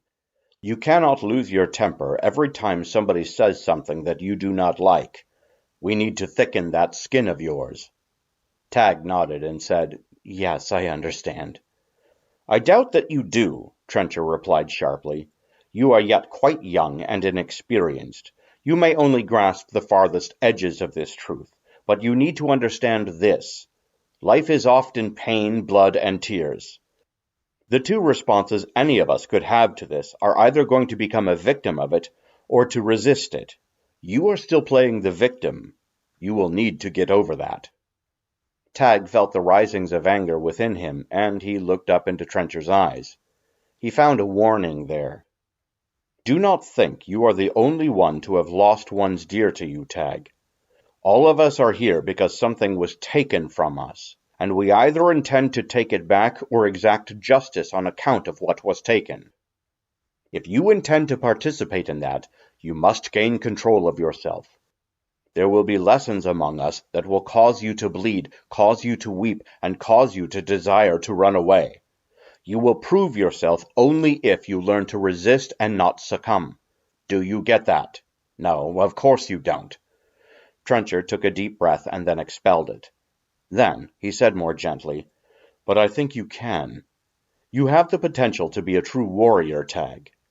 But you also have the potential for something else, and I need you to understand that before we continue on with your training, before we invest any more time or effort into you, I need you to hear something difficult. Are you ready? Tag stared defiantly back at Trencher. He did his best to open himself to hear what the man had to say without argument. He knew he was putting up a false front, a hard exterior meant to evoke strength, but in truth he had none left. Then his false wall of resolve broke, and he crumbled inwardly. Very well, Tag said with a defeated sigh. Say it. Trencher leveled a stony gaze at him. The other option is for you to become a great liability to these men. If you continue to be the victim, if you cannot gain control of your rage, then these men who rely upon you to be a brother will not be able to call upon you in the hour of need, and thus may perish. And if that happens, it will be your fault. Do you understand? Tag mumbled affirmatively and kept his eyes low. Trencher raised his voice and said, I'm sorry, what was that? I didn't hear you, soldier. Tag raised his face to stare into Trencher's, and he said, Yes, I understand, though I do not see things as you do. You are conflicted, Trencher said firmly. He nodded slowly as he spoke the words. That is to be expected, but we must resolve that conflict before you can help us in the greater one. He took another deep breath and let it out again. Now let's talk about your punishment. It is not acceptable for you to strike a superior officer. Thomas may have earned the blow, but that doesn't change the fact that it never should have been thrown. Have you been on night watch yet? Tag shook his head. No, I have not. Tonight you will. That, in and of itself, is not a punishment, but this part is. Our watches of the night are divided into 3 shifts. You shall be assigned for tonight's first 2. Others will of course accompany you, but they will change shifts when you will not. Tag blinked as he stared back at his superior officer. He had expected something much harsher and wondered why he had gotten off so easily. He then recognized the tinge of pity in Trencher's eyes. As if reading his mind, Trencher spoke in answer to the boy's unspoken question, saying, Your heart's wound is still fresh because your loss is too near. We are not averse to giving offenders lashes for the kind of insolence you displayed, but you have no need of that, I think. Just know that while this punishment is much lighter than perhaps you would otherwise receive, it will not be easy, particularly if you are not used to staying up beyond the hours you normally would. Night watches can sometimes have ill effect on a person. What do you mean? Tag asked suspiciously. The dark and silent hours in the woods hold many mysteries and terrors, Trencher responded. Some men find themselves greatly unnerved by it. Even some of the bravest in the daytime are cowards in the night. Tag felt some of his resolve return. He said, I am no child of the city. My father used to take me hunting in the dark and early hours of the morning in places not unlike this one. He added, I am not so easily frightened in the dark. Trencher cocked an eyebrow, and then nodded. All the better, perhaps. Seek out the master of the watch in the next hour, and he will acquaint you with your duties and where you shall be stationed. I have already informed him about your double watch. 4 men served during each watch of the night. The first watch went by entirely uneventful, and the only thing that startled Tag was when he heard the noises of the other men exchanging places with the next responsible members. He soon realized what was happening and relaxed, knowing he still had a few more hours of the quiet stillness of another watch shift. The area was boringly silent, save for the occasional noises of small creatures moving nearby. However, by Tag's estimation, nothing greater in size than a raccoon or a rabbit ambulated about in the dark. After the first change of watch, everything felt mostly silent once again. But this time Tag's mind began to wander. It was not long before his thoughts turned to images of his parents falling to the blade of the thrall captain. It did not take long for his anger to awaken and boil up within him. He leaned against the trunk of a tree and felt his hands tighten around the shaft of the scythe. His mind replayed the scene of his parents' death over and over, and with each passing repetition the familiar rage grew in intensity. The dark scenery of the woods seemingly vanished and was replaced with the imaginings of his mind's eye. A red, hazy view of the scene of his parents' murder paraded through his thoughts and consumed his attention. He was transported in his mind so that not even his eyes could alert him to the danger approaching. Not that they would have seen the thing easily. It was so dark, and the creatures moved with stealth. His first hint that he was about to fall under attack by something was the low growl. He snapped out of his thoughts, and his mind began searching, trying to remember what he was supposed to be doing, and his eyes scoured the dark trees to see if he could detect any threat. His back came away from the tree, and he stood straight and tall, tensed with readiness for something to come charging out of the night. His breath was coming quick and shallow, and he forced himself to slow down. He knew he ought to shout an alarm, but he felt his voice seize up within him and refuse to come out. His throat and chest seemed to go suddenly icy with fear. The night came alive with the noise of something charging toward him, scraping against bush, brush, and ground, coming quickly toward him. He was not quite able to tell from precisely which direction the sound came, and so his eyes darted about in a frantic attempt to arrest his assailant. It was not until the beast was leaping out of the dark straight for him that he caught a glimpse of it and barely dodged away from its grasping reach. He slammed into a tree as he could not see well in the dark. He felt the air leave his lungs from the impact. He heard the creature reorient itself toward him and pounce once more. He swung the butt end of the scythe upward, unthinkingly, and caught the creature on the shoulder, tossing it off balance so that it careened away to one side. In the process, though, Tag also lost his balance and fell over, colliding hard with the ground. When he landed, he found his voice again and screamed for help. The next thing he knew, the creature was on top of him. He thrust the shaft of the scythe upward horizontally and caught the creature across the chest, but the thing would not be pushed away. He saw that it was one of the monsters that had attacked them in the mountains. Its jaws snapped toward him while he barely held the thing at bay with his farmer's tool. The shouts of other men pierced the night. It must be the other members of the watch, Tag realized, but he was too consumed with trying to keep the monster's greedy maw away from his flesh to look for them. Soon they came charging to his aid. The campfires gave minimal light, but by them he saw the forms of 2 other soldiers hacking down at the creature, bringing an end to it. Moments later, a handful of other men who had been aroused by the noise of the violence came running. None inquired what was happening, as their eyes soon told them the tale. One of the new arrivals cursed heavily. Another said, "It's one of those bloody monsters from the pass. What is it doing all the way down here?" "Must have followed us," a third man growled. Not long after this, Trencher was roused and came to investigate the scene. His eyes landed briefly on Tag. He quickly noticed the boy had a few rips in his clothes and a bit of the creature's blood on him. Without saying anything to the boy, he turned and knelt beside the creature, examining its corpse. "It looks as though this safe haven of ours is not what we hoped. In the morning we move on and seek somewhere else to stay." He looked up and added, "Until then we need to triple the final watch. Volunteers?" 4 men stepped forward and pledged themselves to the task. Trencher nodded and said to them, "Very good. Take up your positions and be extra vigilant. There very well might be more of these things out there." Finally, he turned to Tag and with a crisp and businesslike attention said, "Are you well?" Tag, still shaken, nodded his head. "Very well. Then I think you've had enough excitement for one night. Return to your bed and go to sleep." "Not sure how well I'll be able to sleep after that," Tag said. "That's an order," Trencher said firmly. "Now go." Tag was taken aback by the abrupt nature of the command and blinked a few times in surprise as his mind digested the words.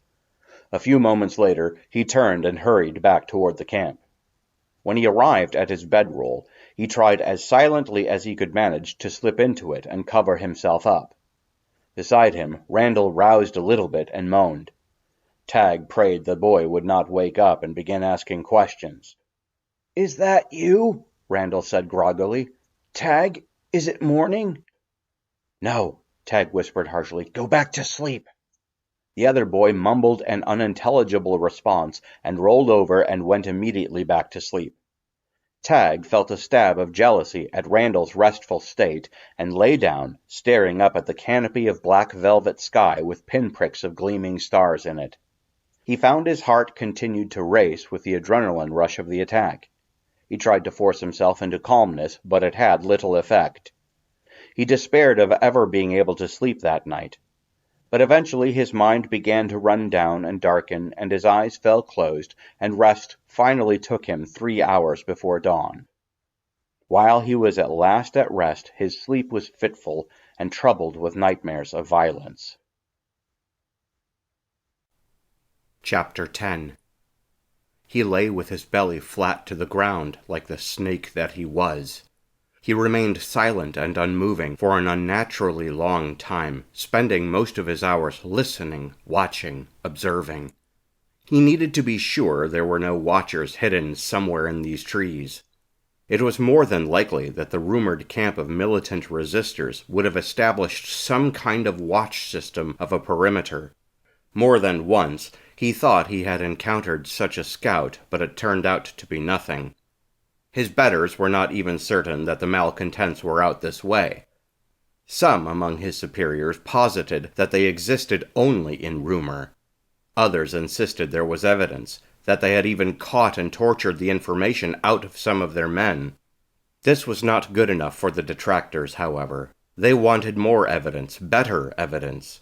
That was why Stefan was out this way. He didn't care much either way, proving who was right.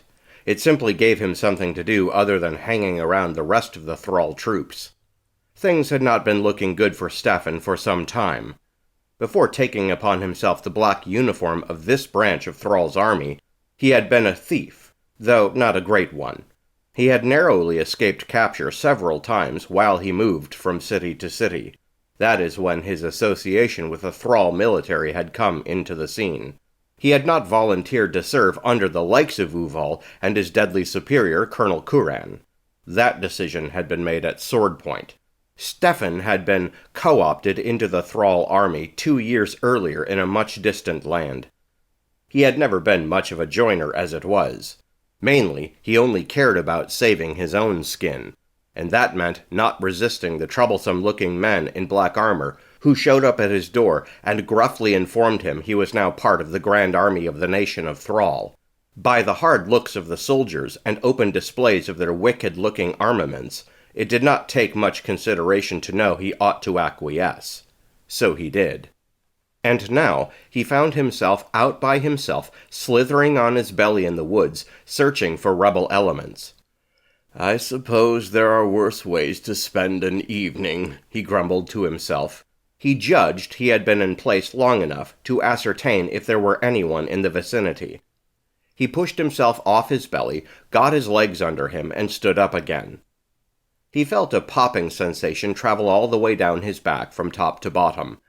He stretched out his arms to the side and expelled a bored yawn. He briefly considered simply hanging about in this area for a long while, using the time to relax instead of searching. However, he then decided that if it was discovered there were truly rebel elements in this area, and it was found out that he had not discovered them, though he had claimed to have thoroughly searched, he could land in serious trouble. He sighed heavily and walked farther into the woods. He made sure to keep his steps light, as some other soldiers had trained him, but he did not know how much good it would actually serve. Regardless of how quiet he remained, he knew he would be easier to spot than any lookout tucked away in the trees. Now that he was moving again, his boredom became once more replaced by a growing sense of paranoia. He found whenever he was on the move there was always an edge of fear that he would be discovered. And if they found him, who knew what the enemy might do to him? He knew what his own side did once they captured an enemy. It was never pretty. He had never witnessed it personally, but he had once or twice heard the screams. A shiver ran down his shoulders, and he reached up and rubbed his arms. It was not a cold external to himself, but he nevertheless felt chilled. His eyes darted about in every direction, seeking any visible sign that a person might be stationed to watch. He detected no indication of the presence of another person, but that meant little. He began an internal dialogue, trying to convince himself that he never would find anyone hidden out in these woods. He never could convince himself that his fears and concerns were nothing more than silly speculation, though. An argumentative voice in his head told him there was a very good possibility that someone else was out in these woods. He could not quite say why this part of himself insisted so strongly that he remain cautious and vigilant, and that his efforts would be rewarded, only that it did. Suddenly, he heard the sound of footfalls crunching dead leaves in the distance. He froze. He searched for what or who might have caused the noise, frantic. It might just be a deer, or... Stefan quickly darted off to one side so that he might conceal himself behind the trunk of a large tree. He slowly peered around the bulk of timber, and searched with desperate abandon to find the one making the noise. At first, it seemed like he would find nothing, and he started to wonder if his mind had manufactured the noise inside his head. But then he finally saw a flicker of motion and locked onto it. It was a simple movement, something he glimpsed between uneven rows of trees. He stared hard in that direction, but then moved his eyes around a little to check the periphery of the area. Then he saw it again. Once more, it was a mere glimpse of something, or rather someone, moving through the trees, and not very carefully, he might add. He briefly considered shifting to another place, but wanted to remain concealed. He knew it would be unwise to give away his position, especially if the other person was alert and scouting, much as he was. He now had the advantage, though. He drew back a little to remain hidden when he caught sight of the other person again. He would be a fool to give that advantage up. The movement disappeared into the brush, and he craned his neck to get a better look. There, he saw it again. This time, however, he saw more than just a little glimpse. He saw half the person, an arm and a leg swaying as the person walked. He could not tell if it was a man or a woman, grown or still young. The person vanished behind more trees a moment later. He concentrated in that direction even harder as he sought to gain answers to his questions. It might simply be someone passing through the woods and not part of the hidden resistance force. Then again, it might very well be a sign of what he was out there searching for. The person remained out of sight for a few heartbeats more, then reappeared through the trees. This time, what he saw caused his heart to stop. He caught a very good look at his target, and it was someone he had seen before. A few weeks earlier, he had been with Captain Uval and the others. They had arrived at a farm where the farmer and his wife had caused trouble, and then caused themselves to be killed by Captain Uval. They had a son who faced off against 3 of Uval's men, and somehow ended up defeating them, ending their lives. The boy fled. He had not gotten a great look at him at the time, but he was certain this was the same boy. The dead giveaway was the scythe that he carried. It was the weapon he had used to dispatch his opponents from the nation of Thrall. The rest of the boy's appearance was a very good match from what he remembered seeing that day. A young man, probably still a teenager, a bit lanky, and lacking the growth of adult muscle and bulk. He passed angrily through the woods before Stefan's eyes, moving very much like he had not long before. It was the same kid. It had to be. He practiced with the scythe, sometimes as a spear, sometimes as a defensive staff, and sometimes as a hacking weapon. None of it was particularly skilled. Soon, Stefan could hear the grunts of effort the boy made as he practiced at the weapon. Stefan felt a surge of excitement rise up in him.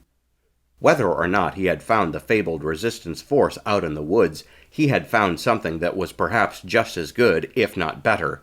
Everyone in his troop was aware of how obsessed Uval had become with capturing this boy.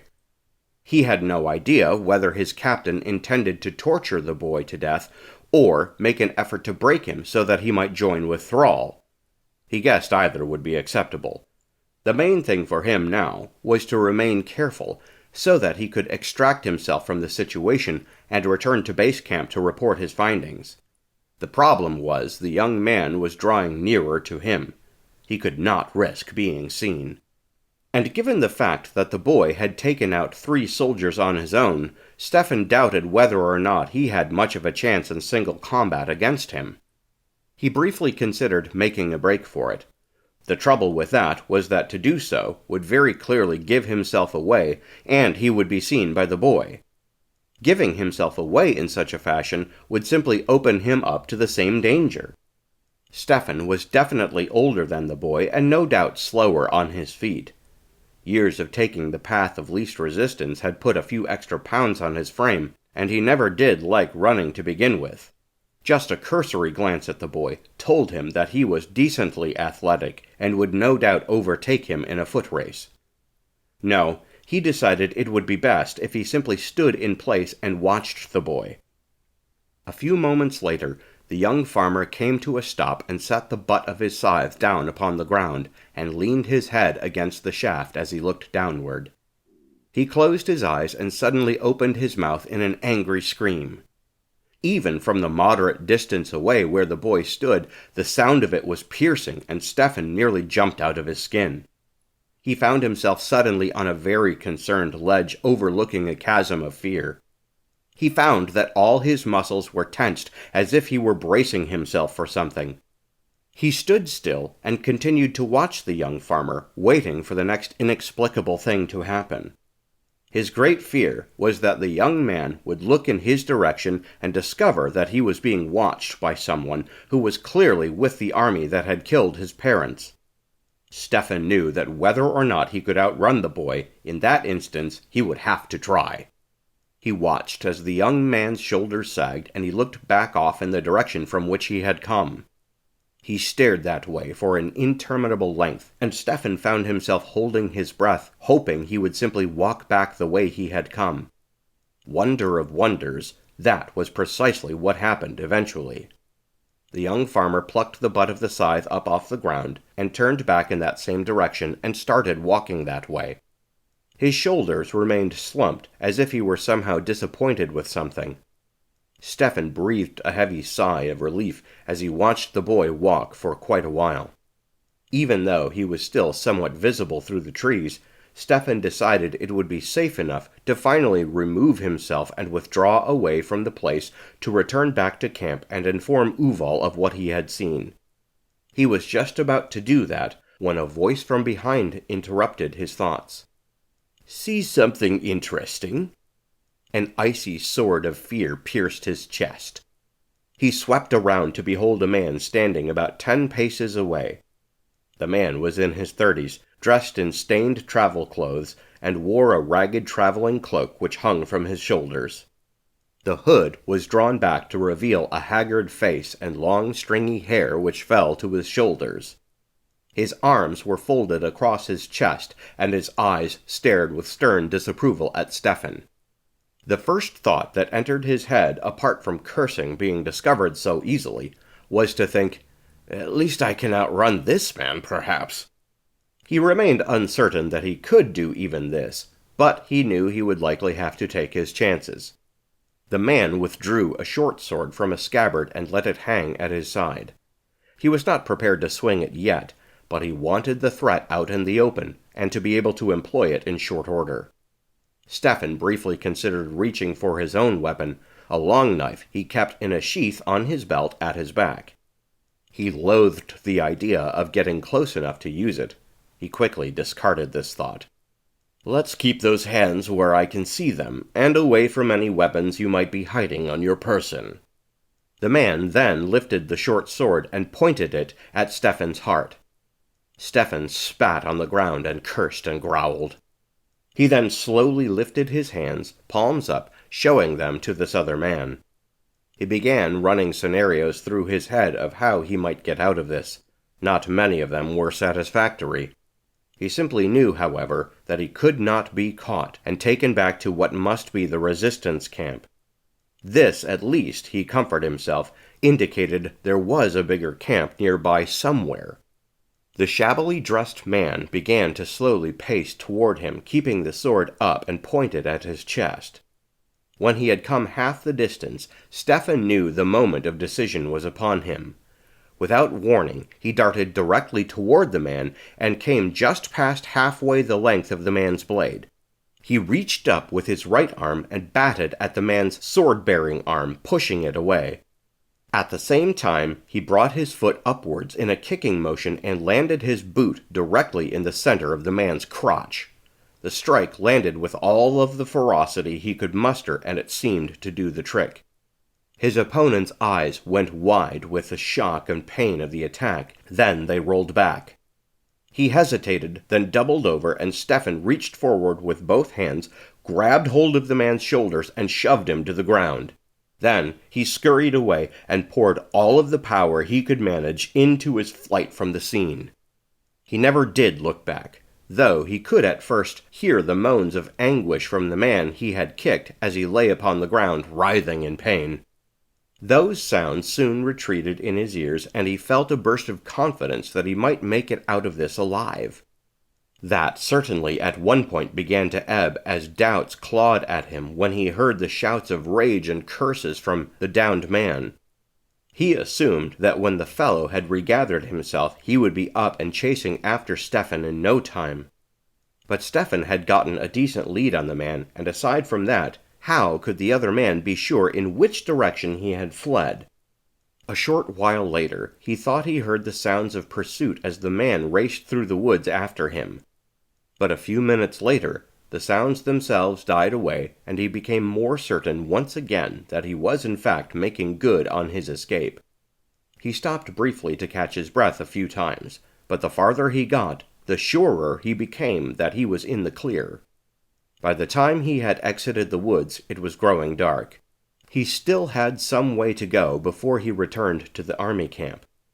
By then, night would have completely fallen, but he knew that he would make it, and that when Uval heard the information he had to share, he might get a commendation out of it. Yes, things were starting to look good for him at last.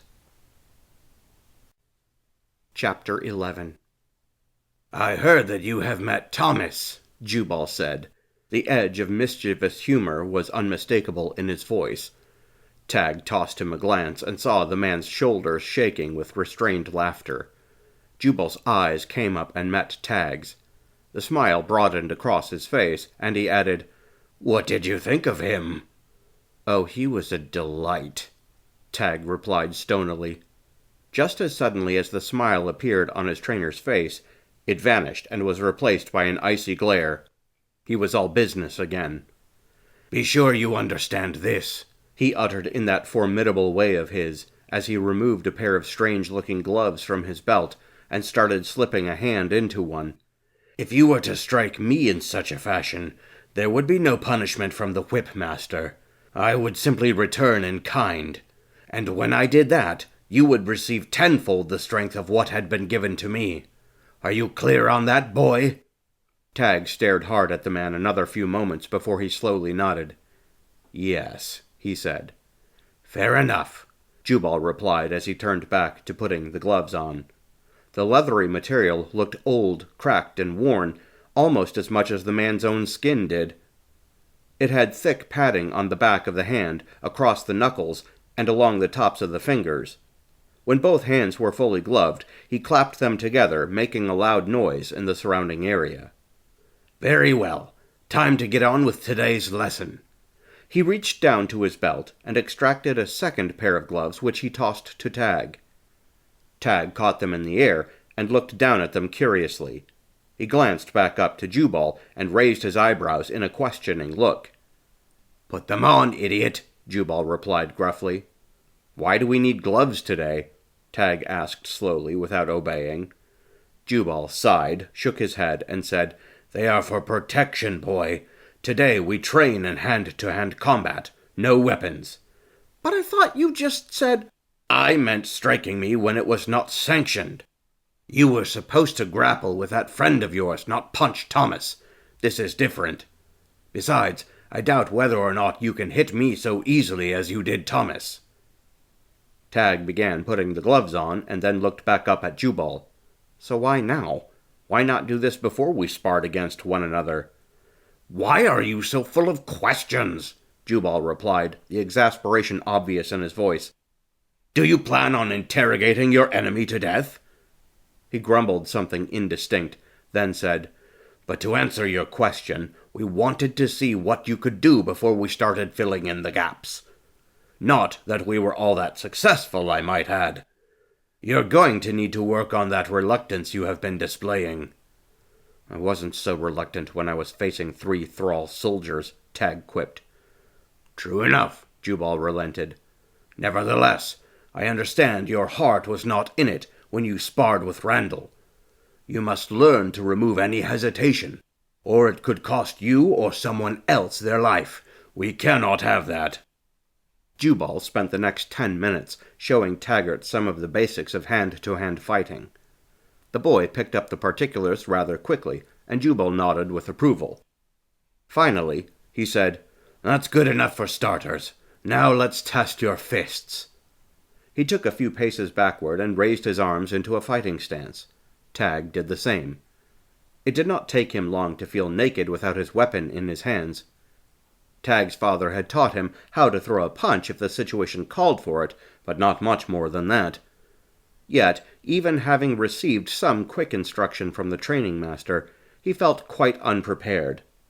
"What are you waiting for, boy?" Jubal barked. "An engraved invitation? Come at me now." Tag sighed and began a hesitant advance. "What are you coming so slowly for? You expect your enemy to be patient? Come quicker!" Tag hesitated for only a moment longer, then pressed forward with moderate speed. He could see the look of disappointment form on Jubal's face before he reached the man. He threw a half-hearted punch towards his chest, but the gruff man easily batted it away, and counter-moved with a thrust of his open palm to Tag's own chest. The impact was hard enough to drive the air out of Tag's lungs. He staggered backwards and then landed on his rear end. He brought both hands up to his chest and rubbed the place where Jubal's hand had struck him. It was sore. "Ow!" he said. Tag looked up with betrayed eyes at Jubal. The trainer looked down at him, shaking his head. "What did you expect, a handshake? We are not playing games here, boy. We are training for war. Now get up and try again. This time like you mean it. Don't disappoint me again, or I'll do worse than put you on your rear." Tag took a few heartbeats to catch his breath again, then scrambled to his feet. He raised his hands in a fighting stance again, and this time poured a bit more earnestness into his approach. Now he came at Jubal at a run. He thrust his left fist forward, but this time it was a false ploy. He was watching Jubal, expecting him to telegraph his countermove. Sure enough, he did. Jubal batted away the strike as he did at first, and then he began to move his other arm forward in a very similar attack as his first one. Tag sidestepped the push and reached out and grabbed Jubal's outstretched arm and pulled him off balance. Tag was able to remain proud of this maneuver for approximately 2 seconds before he realized Jubal was still smarter than this. The trainer somehow managed to pull back and end up throwing Tag off balance. Tag found himself stumbling forward now that Jubal had pressed his unexpected advantage. He lost his footing and began falling face first toward the ground. He suddenly felt himself jerked backward, however, as Jubal grasped the collar at the back of his shirt and yanked him hard the other way. He remained stumbling, but now it was in the opposite direction. Jubal spun around in order to land yet another open-handed push on the center of Tag's chest. Tag, completely unprepared to counter this attack, simply received the blow and fell backwards once again, this time crashing flat on his back. He lay upon the ground, staring upward, seeing stars sparkle in his vision. He tried to draw a breath, but it did not seem to want to come. It was as if he had forgotten how to breathe. Then, a few seconds later, a piercingly cold rush of air came into his lungs as he gasped desperately. As his vision resolved to normal, he saw Jubal standing over him, smirking with his fists planted on his hips. "That was a touch better," he grudgingly complimented the boy. "But you fell victim to your own surety. You thought you had caught me off guard, but I'm an old dog at this. Anticipating your enemy's moves is a hard thing to do, but eventually you will learn to do it. If you live long enough, that is. I can spot most surprise attacks before they come, nullifying the surprise. In fact—" A quick red storm arose in Tag's heart and mind. Anger flooded through him, and he acted nearly without thinking about it. Jubal was standing too close to him to avoid the move, which came seemingly from out of nowhere. With all his might, Tag swung his right leg outward, catching Jubal at the side of his knees. A look of surprise burst upon the man's face as his legs came out from under him, and he landed with a thud on his side upon the ground. Tag scrambled to his hands and knees and pounced on top of Jubal, pinning him to the ground. He straddled his trainer as he grimaced angrily, baring his teeth at the man and growling like an animal.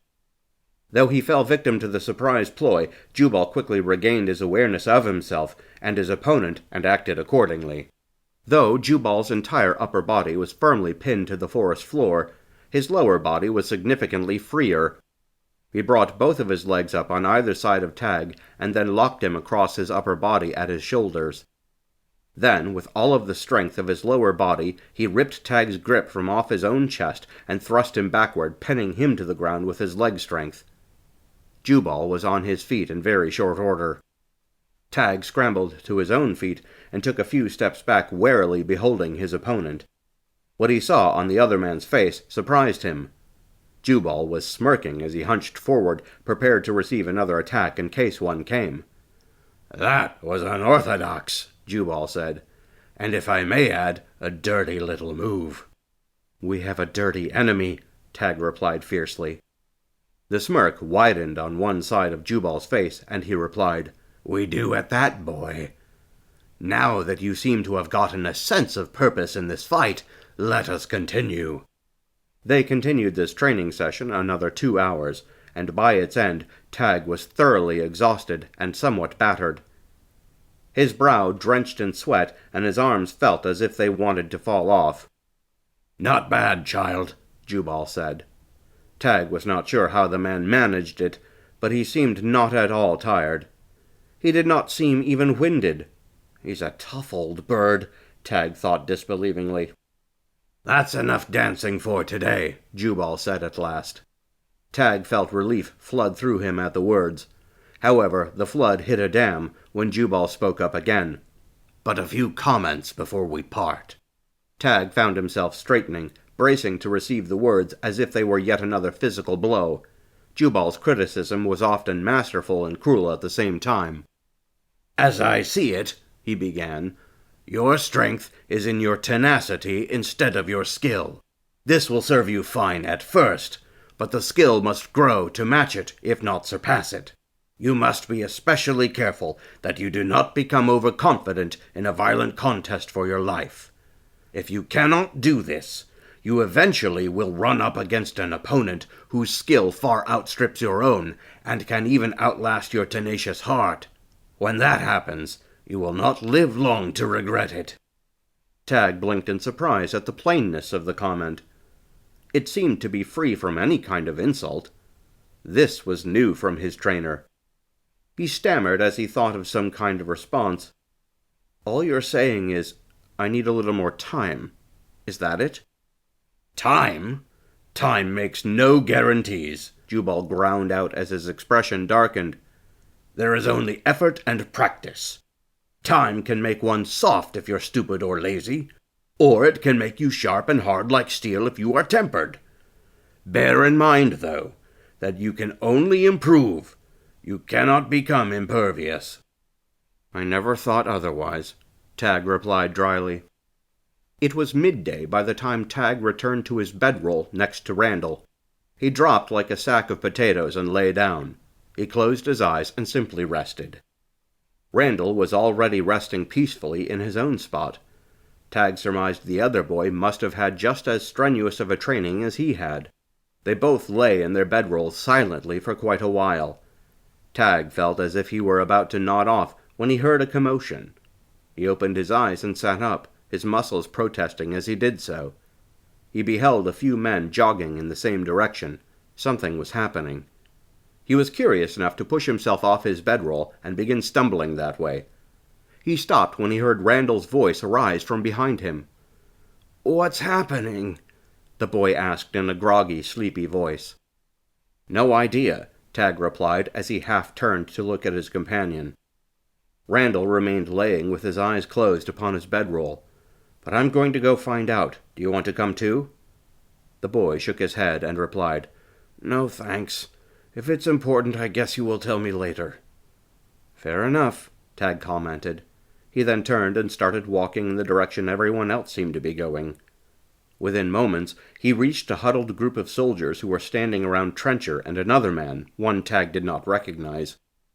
He had long, stringy hair, and he wore stained travel clothes that seemed quite worn. He conversed with Trencher about some matter Tag could not quite make out. Once, however, the man's eyes drifted away from Trencher and took in the crowd. When his sights landed upon Tag, he froze briefly, and his words seemed to falter. He locked eyes with the boy only a moment, then turned back to Trencher and continued. "The long and short of it," the man was saying, "is that we will have to relocate. We have been found out." "And you are certain it was a Thrall scout?" Trencher asked. "Without question," the other man said. "I got close enough to smell the deviousness on him. Besides, the black attire gave him away as one of Curran's men. We grappled for a short time, and then he broke away. I chased after him in an attempt to apprehend him or kill him, but he outwitted me and I lost track of him. I cursed myself for spending so long on it. I could have warned you hours ago." "Forget it," Trencher said. "The important thing is you delivered the report. We will get working on breaking camp right away." "Hold on a moment," the other man replied as he held up a forestalling hand. "I have more to say, and it is not good. There is trouble, I think, you ought to know about in one of the nearby villages. Thrall has apparently gotten hold of the place for a few weeks now. Some of the villagers managed an escape some time back, but most have now either been apprehended or killed." Tag felt his heart stop at the news. He suspected this man was talking of the village in which he had planned to find aid and comfort before joining with Trencher. The captured men, women, and children were probably the same ones he had left not long ago. Then his thoughts turned to Randall and his heart sank even further. Trencher's eyes darted to Tag and then briefly away. Obviously the man was thinking the same thing. "The worst part," the man continued, "is that there is to be a public execution of those villagers who fled. Men, women, and children alike are all going to be beheaded or maybe hanged. I suppose it depends on how Uval is feeling that day." Uval. Tag had heard the name of the man who had come to his farm and killed his parents, and it struck him like a hammer. This confirmed it. It would be Randall's friends and family, as well as acquaintances of Tag's family, who suffered and would soon be murdered. Kelvin and the others would lose people too. "What do you propose we do about this?" Trencher asked. His face was conflicted, and Tag guessed that the man wanted to do something to prevent it, perhaps even to launch an attack.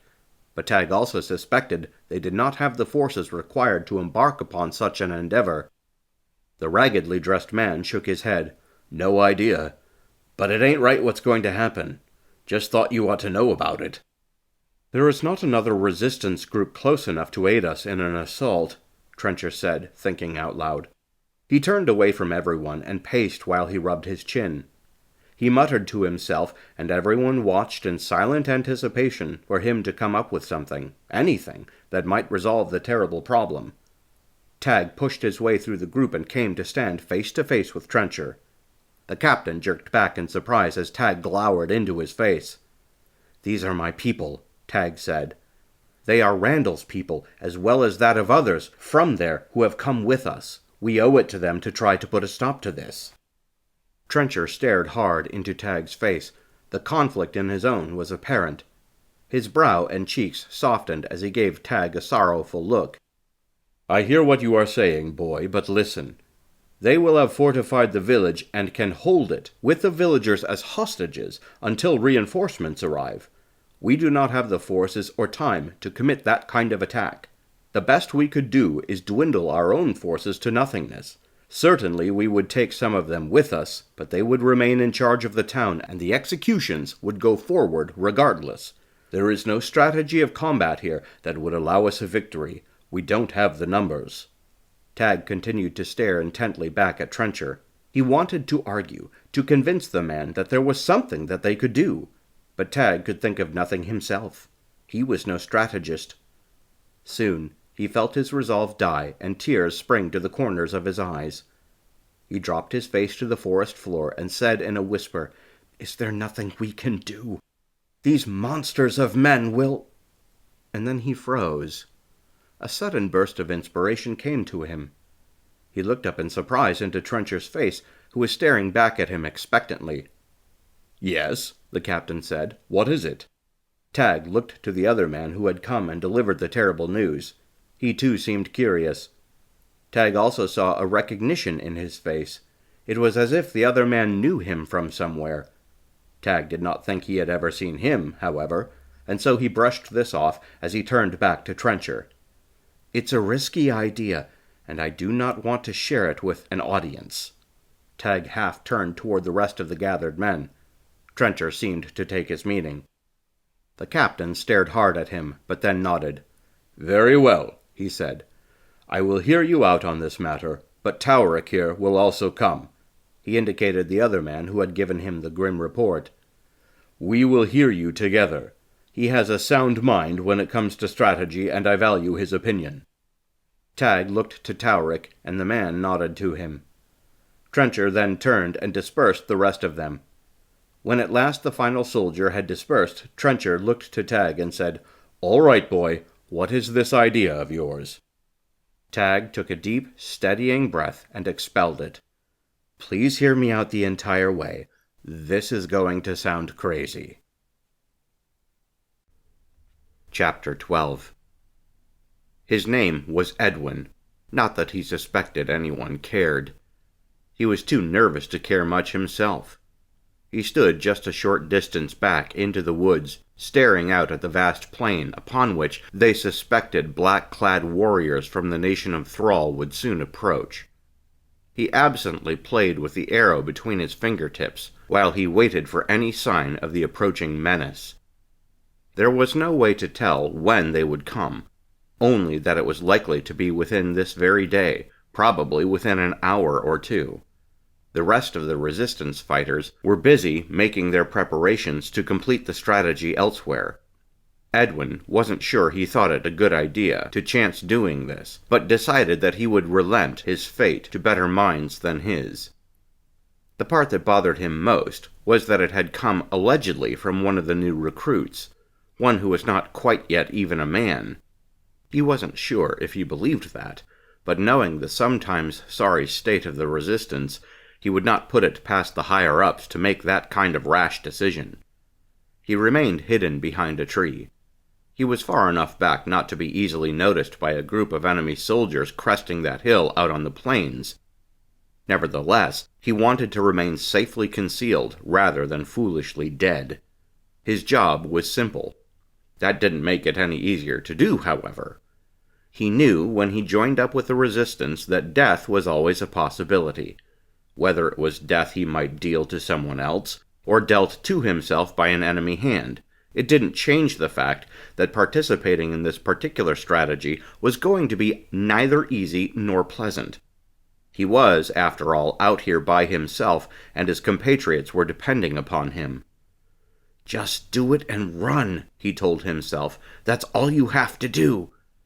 The large group of men that had accompanied him out here before they departed had guaranteed him that the enemy soldiers would follow the trail they left behind. He would simply have to veer away from it a short distance into the woods and be careful of his steps so that no one tracked him. He lifted the arrow and inspected the steel head. It, as well as the others he carried, had been freshly sharpened to be sure that when one of them met its target, it would at least injure the man it struck. He stared at the point for a while, turning it this way and that. He wondered about the person who would receive its point. He wondered if he would be dealing a fatal blow, or simply inconveniencing a man with injury. He pulled the thing away from his face and sighed in exasperation. He knew he was overthinking it. He concluded it best to participate in war, but not to devote too much thought to it. He let the hand holding the arrow drop to his side. His other hand held the longbow in a white-knuckled grip. He had been chosen not because he was the best shot among Trencher's group, but because he was a good runner. Surely he had practiced his archery and had become moderately proficient with the weapon, but he was nervous nonetheless. His anxiety would deteriorate both his aim and his flight from the scene if he did not keep it in check. Shooting an enemy was one thing, but escaping once he had done so was completely another. If he was not careful, the 100 men he was about to have at his heels could run him down, and that would be the end of him. He shuddered. A flicker of motion at the crest of the hill caught his attention. His heart seized for a moment as he focused on that area. He waited breathless for a handful of heartbeats, waiting to see if his imagination was playing games with him, or something truly moved about over that way. Suddenly there was more motion to be seen at various points of the landscape as several men wearing black armor crested the hill and began moving in his general direction. "This is it," he told himself. He took a few steadying breaths and shakily laid the arrow against the bow and knocked it to the string. He half drew it back and took a few slow, methodical steps forward. He stopped, still a few trees' distance back into the wooded area. They probably would not be able to see him as of yet, but he did not want to chance coming out into the open and revealing himself until they were close enough to hit, yet far enough for him to escape. He needed them to come a little more over the hill and down this side of it. He waited, and his heart began to drop as he saw the number of men. He did not bother trying to count, but surmised it was more than Trencher had expected. Just a little further. There. That was far enough. He took another breath, expelled it, and stepped closer to the edge of the tree line. When he passed beyond it, he noticed that there were some among the traveling group who pointed in his direction and turned their heads and shouted at their companions. By the time more of them noticed him, he was out into the open a good 5 long strides. That was far enough for his liking. He raised the bow, drew the arrow its full length back, took aim, and released it. Quick as lightning, the projectile was away and off, finding its mark. The distance was too great for him to be able to pick out a particular target, but they were bunched close enough together so that it mattered little. He guessed he would come close at the very least to hitting someone to give them the right idea, even if none of them were struck. He watched as the arrow soared through the air and began its downward arc. A few men among the enemy braced themselves and watched the arrow's path of descent. As they did this, he readied another. The arrow landed home in the upper left chest plate of one of the soldiers. It pushed him back a few steps, and he fell to the ground. At the same time, Edwin was taking aim yet again at a different spot. This arrow left much as the other had, with a briefly humming twang of the bowstring. The shaft whispered its goodbye and was gone, never to return. It made a home for itself in the upper thigh of one of the soldiers, who fell, clutching his leg, and was now screaming. The sounds of the man's cries were distant and muted. Edwin didn't bother drawing and sending a third arrow, though he had 10 more. He knew they were mad enough, and at this point they would be ready to bear down on him at any second. Without waiting for any kind of response from the enemy, he turned and dashed back into the woods. He followed along the well-marked-out trail of his companions for a short while. Then, at a place previously appointed, he veered off to the right. When he left the discernible trail of the resistance force, he began making his steps significantly more careful. He hoped he had enough of a head start not to be seen leaving the trail by those who had entered the woods chasing after him. He could hear their rage-filled cries already drawing closer, though still sounding somewhat distant. For that he was very thankful.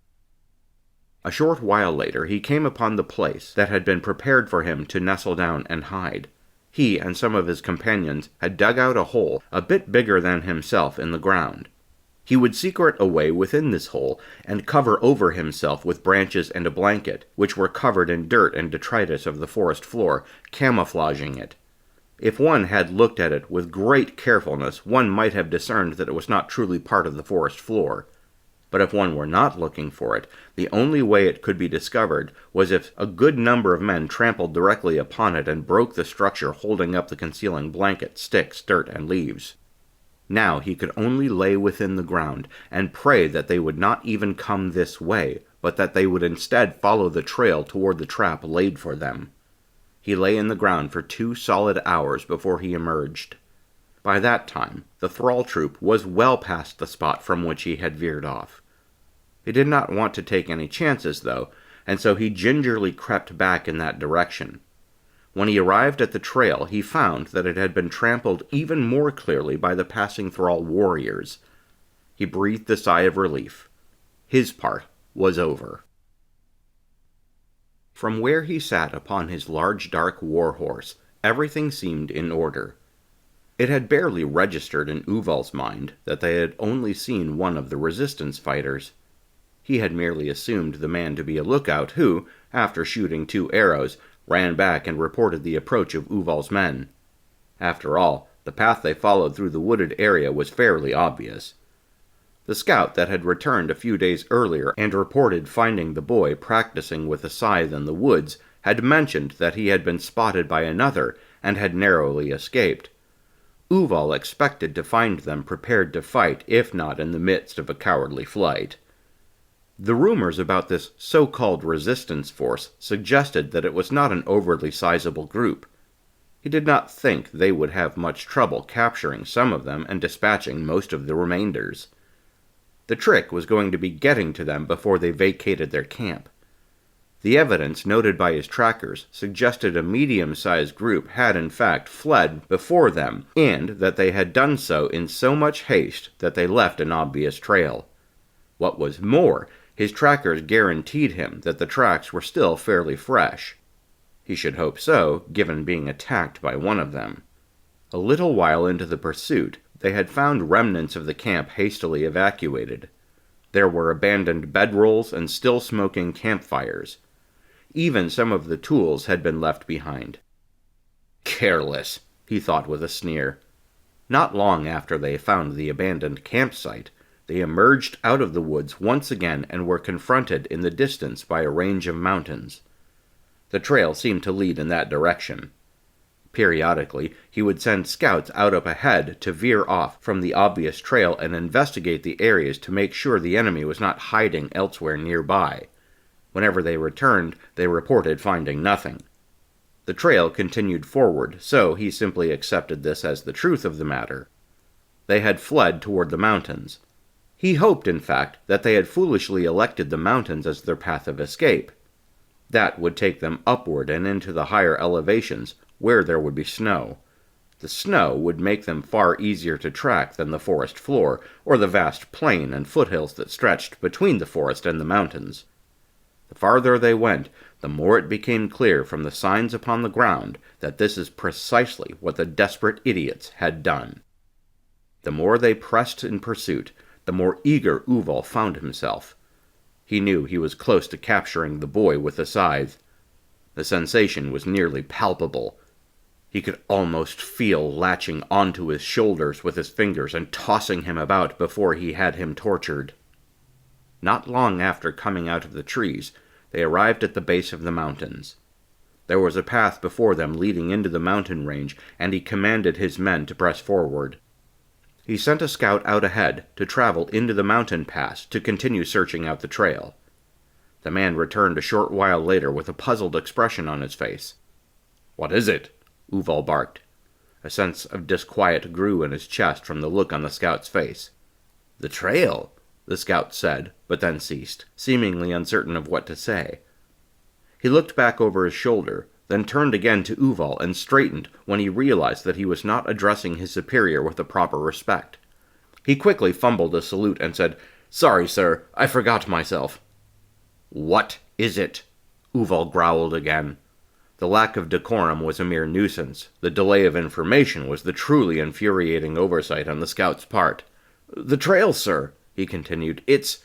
"Is it gone?" Uval prompted. "Did they not come this way after all?" The scout scrunched up his face as he considered. Then he said, "Oh, no, sir. The trail is still there. It just seems... less, somehow." "Less? What the blazes does that mean?" Uval demanded. He shrugged and pointed up the path. "There seems to be fewer feet making it." Uval looked beyond the man and stared up the trail.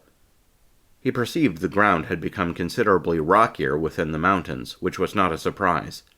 He directed his attention back to the scout and said, "Is it not harder to discern tracks in mountainous regions?"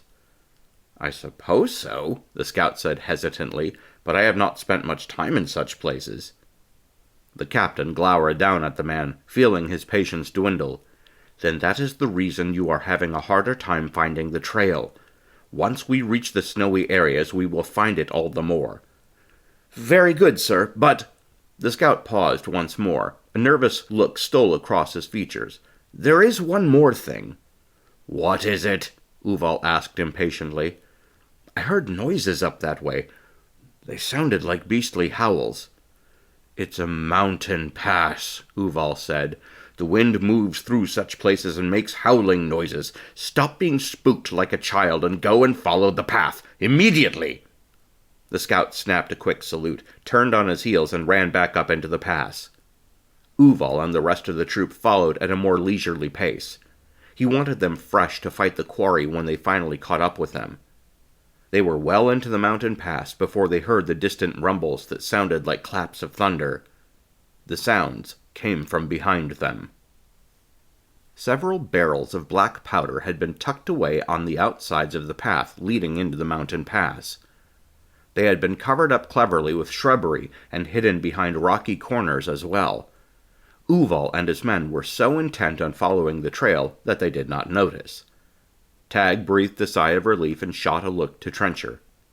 Trencher nodded to him, then turned to Taurik and said, "All right, I guess that's long enough.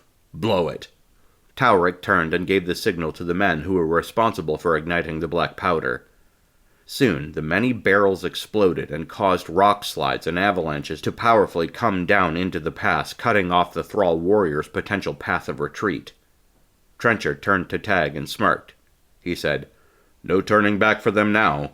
By the size of that group, I am guessing that what we will find remaining in the village will be simple enough for us to handle."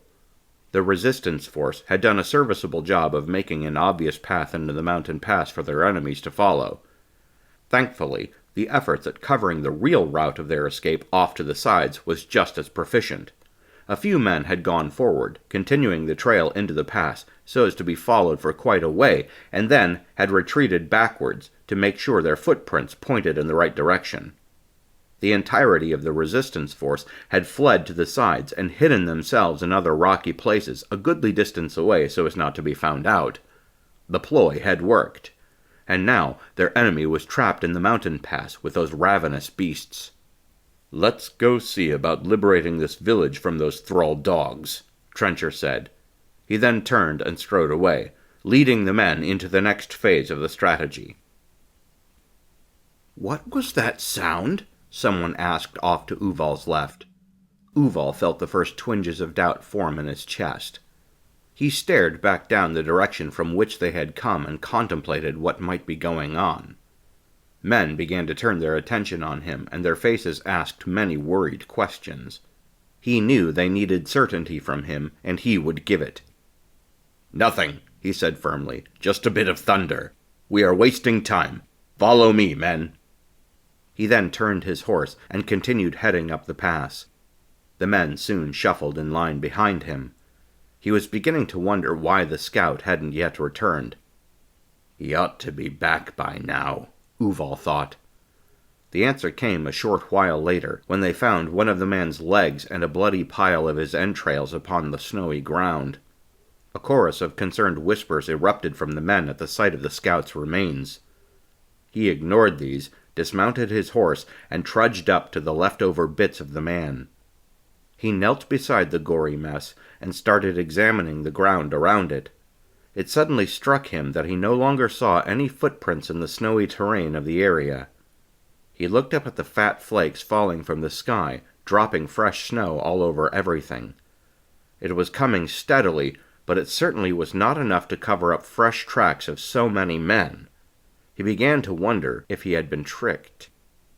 As soon as these thoughts entered his mind, he heard a low growling noise. It was not the wind. Chapter 13. When the screaming started, no one seemed to know quite why it was happening, but it certainly put everyone on the alert. Swords came out of their scabbards, and maces were unhooked from belts, along with a bevy of other weapons. The most anyone saw at first was a pair of man's arms, waving as he was dragged into the snowy ground. Someone knelt by the spot and began digging with his hands only to uncover an empty hole leading possibly to a dark cavernous depth. Moments later, another round of screams erupted as other men were dragged beneath the ground. Shouts of surprise rang out among the warriors as they sought diligently for an explanation. Yet these efforts went on in vain. Many of the men adopted nervous looks as they wheeled about, searching for any cause. Soon, more cries rang out, and the first glimpse of the problem was caught. When the cries of the dying men died down, one of the survivors was babbling something about monsters. A group of men huddled around this man, pressing him with questions which he was unable to answer coherently. Uval shouted for the man to be brought to him. 2 warriors seized him by the arms and dragged him to their captain. When they released him, he fell to his knees babbling gibberish. "What was it?" Uval demanded. "Speak!" The man would not make eye contact, but continued to mutter to himself, wide-eyed and fearful. Uval reached down and seized him by the throat, forcing him to stare up into his face. He slapped the man hard across one cheek. Uval then extracted his sword from his sheath and held it point first to the man's throat. "Start making sense immediately, or I will run you through myself." Monster!" the man whispered in a quavering and cracking voice. "Explain!" Uval shouted. "A monster took him," the man sputtered. His eyes darted about once again, searching, perhaps expecting to see something coming for him at any moment. "Took him? Where?" Uval demanded. The man looked back into Uval's eyes and responded, "Came up from the ground, dragged him beneath." Uval scowled down at the man and was about to bark further orders when there came another scream. All eyes turned in that direction, in time to see a large beast, freshly exploded from the ground, wrap its arms around one of the soldiers and open its mouth. The thing's gaping maw descended upon the soldier's neck where it met the shoulder and bit into him.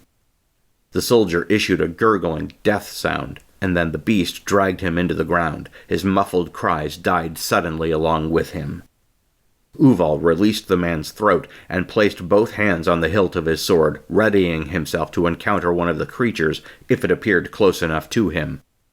More cries erupted all over the place as monsters appeared from the ground and attacked his men. He began stalking off in the direction of one of the disturbances when he heard his horse making terrible noises. He spun around in time to see the horse sinking, pounding its hooves upon the ground as if it were trying to stay on top of the snow and failing miserably. 3 sets of long, gangly arms, covered in wispy white fur, exploded from the ground and took hold of the horse's legs and body. The horse began thrashing against the monster's grips, but to no avail. Soon the beast Uval had ridden into the pass began to fall into the snow. Long claws dragged horrendous gouges into the horse's flesh and blood spilled out. It made terrible shrieking sounds, the like of which Uval had never heard from a horse. It made his skin crawl. Nevertheless, he flew into action to exact his revenge. He swung his sword and connected with one of the arms of the creatures still partially in the ground. It severed at the forearm, and an unearthly howl erupted from below. The three creatures released the horse, which fell over onto its side and kicked furiously. In the next instant, three of the monsters exploded from where the horse had stood. One had a severed and still bleeding arm. The other two were whole and looking dangerous. The three monsters simultaneously opened their mouth and issued ear-splitting roars. Uval ignored these, dashed forward, and slashed his sword at the center one. The diagonal strike cut a deadly gash across the monster's chest. It fell backward, flailing at its chest with its claws. The other two moved in to strike. Uval calculated his best opportunity for survival would be to first take out the one remaining creature which still had both its arms. He turned on that one and thrust his sword forward, skewering it through the neck. He quickly whipped the sword back out again and turned to face the third creature. The third beast swiped at him with its remaining arm, and caught him in the side of the face, tossing him several feet and causing him to skid across the frozen ground.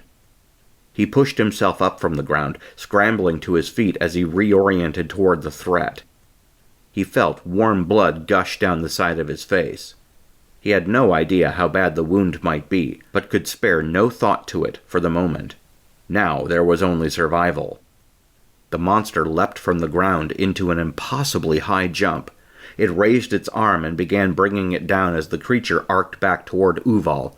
But Uval was ready. The captain darted backward just in time to avoid getting slashed again by the creature's remaining clawed hand. The clawed tip of the longest finger whistled through the air, mere centimeters from his face. The instant the danger was past, Uval rushed forward and struck. The blade of his sword bit into the thing's neck, severing the head. Only after the creature's head and body collapsed to the ground did Uval hear the scream erupting from his own lungs. He turned and found more of his men in trouble and rushed toward them. The urgent clanging of the alarm bell at the center of the village continued to sound out even as the resistance force rushed into the place. Once inside the boundaries of the town, it became clear that only a token force of about 20 thrall warriors had been left behind. It had been enough to intimidate the people of the town, because they thought Uval and the rest of the men would return soon. They did not have the same effect on Trencher's men. Regardless of the uneven match, the thrall soldiers put up a tenacious fight. Tag and Randall stood side by side as they faced off against two grim black-clad warriors. Their opponents struck at the same moment. Tag was ready, Randall not as much. Randall was driven back by the strikes and sword swings of his opponent. Keeping barely out of range of the deadly blade, Tag blocked a strike from the man who faced off against him, and once Randall's opponent had pressed the boy back, Tag took a brief opportunity to swing the scythe behind him, catching the man across the back of his legs as he pursued Randall. The warrior fell screaming to the ground at the fresh gashes that had opened across the back of both of his knees. Tag turned back to his own opponent in time to block yet another sword strike on his scythe blade. While he was busy with his own enemy, he heard Randall reverse strategy and pounce upon the man Tag had brought down for him. He did not look, but he heard the other boy land on his opponent's back, stabbing the man repeatedly with reckless abandon, screaming in rage as he did so. The black-armored fiend facing Tag drew back and slashed once more toward the young farmer. Instead of meeting this strike with a blocking move, Tag drew back and allowed the sword to swing harmlessly in front of him. Once the danger of that strike had passed, Tag pivoted and threw the butt end of his scythe shaft into the man's face. The hardened wood collided with the man's cheek, dislodging a few of his teeth and forcing his head to turn away. Using this advantage, Tag pivoted and now employed the sharp steel end of his tool. He brought the scythe blade up and slashed the man across his throat. The sword fell from his enemy's hand as he reached with both to cover the fresh wound on his neck. Of course, it would do him little good, and there was no stopping the approach of death. Tag took the opportunity to turn and look upon Randall, who was straddling the enemy warrior who was face down upon the ground. Randall had both knives in his hands, pointing the blades downward in his fists. He breathed raggedly, and when Tag called his name, he whipped his head around to stare wide-eyed and crazily back at him. His face was splashed with blood, and he looked like he did not know where he was or what was going on. "Take it easy, Randall," Tag said gently. "He is gone now. You got him. You are safe." "Safe?" the other boy whispered in a hoarse tone. He shook his head and said, "None of us are safe any longer. There's too much death in the world. Look!" He pointed to the bloody corpse he sat upon and said, "I made some more death." Tag stared hard at the boy a handful of heartbeats, gave him a small nod, then turned away. His eyes came up to a few of the other resistance soldiers who were standing nearby and had watched the scene unfold. He noted that they were nodding in approval in his direction, speaking in low tones to one another. He wondered what that was about, but then brushed it off and began seeking where he might be of service. As Tag passed by the group of soldiers who had watched, he said to them, "Go help Randall, but be careful, he's quite shaken, and I don't know if he will lash out at anyone. Someone needs to talk him down." With that, he turned and continued away.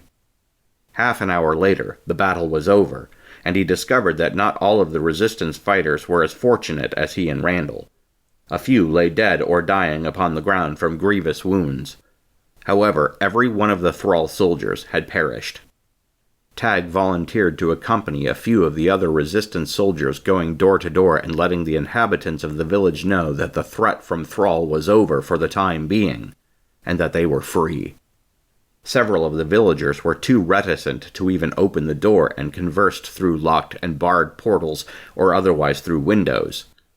When that task was done, the remaining resistance soldiers gathered and reconvened at the center of town. The first thing Tag saw was Randall sitting upon the ground, his knees drawn up and his arms resting on top of them, and his face buried, hidden in his arms. He approached the boy, but one of the men standing near him strode up and placed a hand on his shoulder, halting him. "Is he still not well?" Tag asked. "It's not the fight," the other man responded. He looked back at the boy hunkered on the ground, then turned back to Tag, shaking his head. "Perhaps some of it is that, but what is more, he just found out that his father was killed by these thrall fiends." Tag felt the bottom drop out of his heart and his body sagged. How much more does this poor boy have to go through? Tag wondered. "Best to leave him be for now," the other man whispered. Tag gave him a nod, then turned his attention to find Trencher. He discovered the captain and Tauric conversing with one another and headed toward them. Trencher's face brightened as he noticed Tag's approach. He motioned the boy over, and Tag came to stand close enough to participate in the conversation. "I hear you did very well today," Trencher said. Tag shrugged as he tossed another glance back toward Randall. "Small comfort," he replied. Trencher's gaze followed Tag's and landed upon Randall. He nodded knowingly. "Yes, I have heard. Terrible, that. Poor boy has nothing left to lose." "He could lose his life," Tag said sharply. That seemed to bring Trencher up short. Before the captain had an opportunity to respond, Tag continued. "Give him a chance to bow out," Tag said firmly. "I do not know if he will take it, but he needs to make the decision himself. He is just a boy, after all." Trencher raised an appraising eyebrow and said, "You are just a boy. Yet you seem wise beyond your years. I would not normally give an opportunity such as you request, but after what I heard of you both today, I am inclined to think you may be right." "I do not much care what you are inclined to think at this moment," Tag said. "Just do as I have said, please." Tauric and Trencher shared a look. Then Trencher glanced back to Tag and said, "It will be done. I will speak with him when he has had some time. But you will need to honor his decision either way. He may elect to stay with us." "If he does, then so be it," Tag replied, looking away. A long, uncomfortable silence followed that was at last breached by Trencher. He cleared his throat and said, "I understand you have earned yourself a new name this day." Tag turned back to Trencher with confusion on his face and said, "How do you mean?" Trencher pointed toward the tool at Tag's side. "That is what I mean," he said. The men are starting to call you the Scythe. From what I hear, it is a well-earned name. May your enemies come to know and fear it." Tag scoffed and replied, "I do not have much use for such theater." "I do," Trencher said in response, "and I think it's fitting." He then shrugged and said, "It may not amount to much. After all, we may fight again tomorrow, and you could die, and the name would die with you." He paused again and beheld Tag afresh, then concluded, "Nevertheless, I believe it fits you. Wear it well." The once pristine, snowy ground of the mountain pass was now a bloodied mess, scattered with the corpses and body parts of thrall warriors and monsters alike. The attack seemed to have tapered off, and now the remaining warriors were treating the wounded. Uval stood alone by himself and seethed. This had been a trap. Of the 100 or so men he had taken into the mountain pass, approximately 70 remained. One of the men asked if he had wanted a count of the creatures' bodies, to see the losses they had inflicted upon the mountain-dwelling beasts, but Uval waved the man away, refusing. "I do not care," he had growled. Finally, Uval turned back to the men and said, "We leave in 10 minutes." A hush fell upon the remnant of his troop. After a few tense moments, one of the men spoke up and asked, "What of our dead?" Uval stared at the man gravely, and a few moments after replied, "We leave them." He gave a pause for his words to sink in before he added, "And the only wounded we are bringing are those who can keep up with us as we turn back and leave this cursed mountain pass the way we came." Shocked expressions could be seen throughout the gathered men. A few of them dared to let their anger show, but none were brave enough to voice it. Uval did not care about this either. He turned away from the men and stared down at the bloodied blade in his hand. He had not bothered to clean the blood off, and so the cold temperatures had frozen it to his sword. He kept it in hand in case more of the creatures returned. He would not be caught unawares again. One of the men attended to the wounds on his face. The creature that had attacked him left 2 long claw gashes diagonally across his face. One of them barely missed an opportunity to ruin an eyeball. He had never been much for gratefulness, but relented in being thankful that at least his eye was spared in the attack. As he ruminated over the massacre of his men and the strange creatures that had perpetrated it, as well as the trap laid by the little resistance he had at one time thought to be foolish, he could not help the rage welling up inside him. His thoughts turned once again to the young farmer boy who carried the scythe, who had killed 3 of his men. Now, more than ever, he was focused upon finding this lad and exacting his revenge, and pouring all of his hatred onto the boy. As he thought about these things, his mind barely registered the low growl that was building all around him. Finally, it grew loud enough that he snapped out of his reverie and started looking about. He saw the terrified expressions on the faces of the remnant of his men. It struck him that the fight was not over any longer. A sinking feeling entered his chest, and he understood what was happening. The monsters had not retreated. They had merely gone to retrieve reinforcements. The rage he had felt was quickly replaced with a sensation he had not harbored for many years. Fear. He shouted, "Run!" The men needed no further encouragement. All were now storming back the way they had come. Uval's horse was by now long dead and half-eaten, so he too took to foot. He heard more shrieks from his men pierce the air as the creatures once again dragged soldiers into the hidden holes in the ground. Other men turned in an attempt to help their fallen fellows, but Uval shouted, "Leave them or we all die!" They made their way back down the mountain pass, and were harried all along the way by small attacks from more of the monsters. Men shrieked as they were taken down into the holes and disappeared forever. The cries soon ceased as their lives were ended. Finally, they rounded a corner close to the end, and everyone gave up a moan of despair when they saw the way had been closed off by avalanche and rock slide. Uval suddenly recalled the distant thunderous sounds they had heard, and he cursed loudly when he realized the completion of the trap lay in front of his eyes. They were now closed off in this pass with the monsters. Uval whipped around in time to see dozens of the creatures explode from the ground and land snarling and slowly stalking toward himself and his men.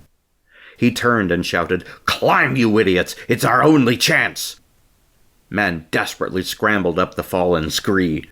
Several dislodged boulders and tumbled back down. Some were crushed by the falling rocks. The lucky ones were the ones who died in the process. The rest remained lying on the ground, moaning and injured, just waiting for the creatures to reach them and feast upon their living flesh. Uval climbed with reckless abandon, passing others and sometimes grabbing hold of a man and yanking him from his place to fall back down, so that he might give the creatures something else to eat as he made his escape. Everyone was too busy to care about this, as they devoted their efforts to saving their own skins. Uval felt one of the monster's clawed hands grip powerfully upon one of his ankles. He used his free foot to kick at the creature's fingers and barely managed to dislodge the monster. It fell and landed against another of the creatures climbing after him. He turned away from this and pressed upward with all his might.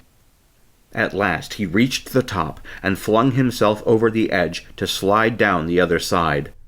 His body was battered by jagged rocks as he slid down the icy slope of the avalanche and rock slide. He paid as little attention to this as he could, but knew that he would need healing if he ever got out of this. His descent slowed as he finally came close to the bottom of the slide and the slope leveled out some. When he finally came to a stop, he was exhausted and so lay unmoving for a time. He continued to hear muffled screams from the other side of the rock slide, and as he caught his breath, he hoped that the monsters would not continue down this way, but would instead remain satisfied with those caught on the other side.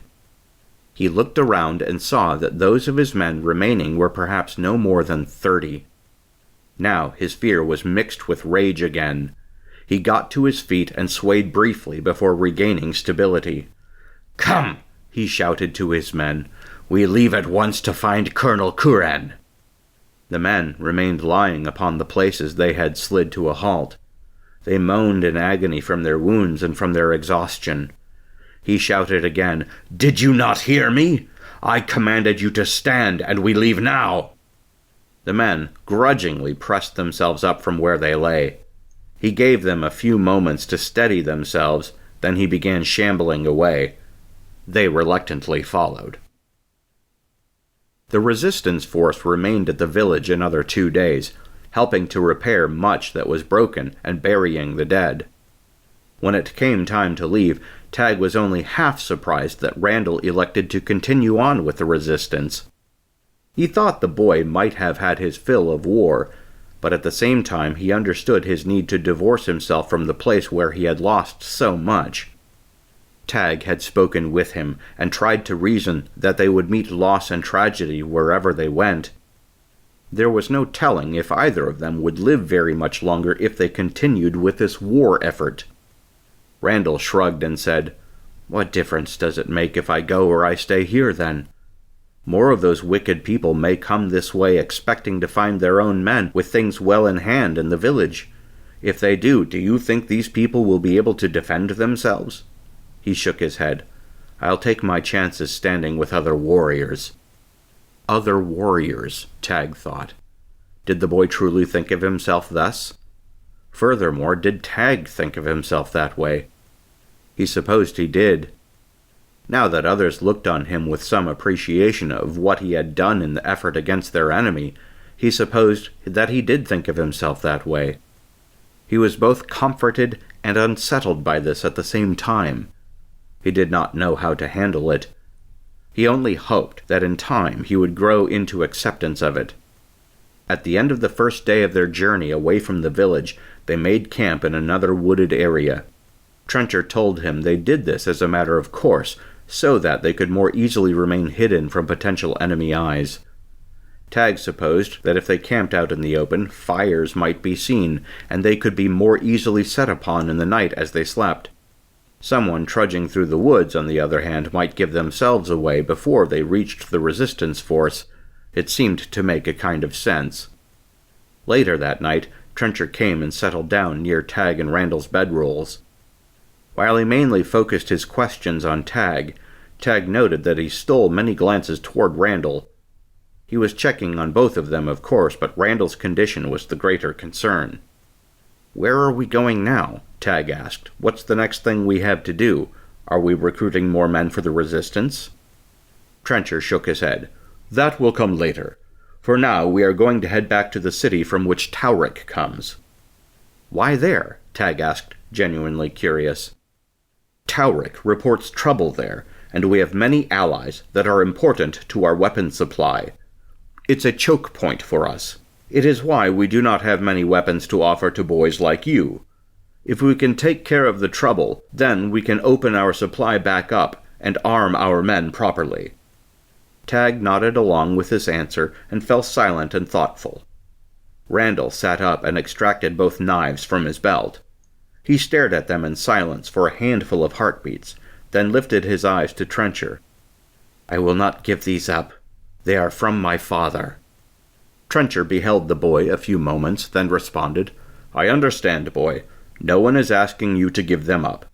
But you may need more than a couple of small knives. Eventually your enemies will have longer blades and get you before you can possibly reach them.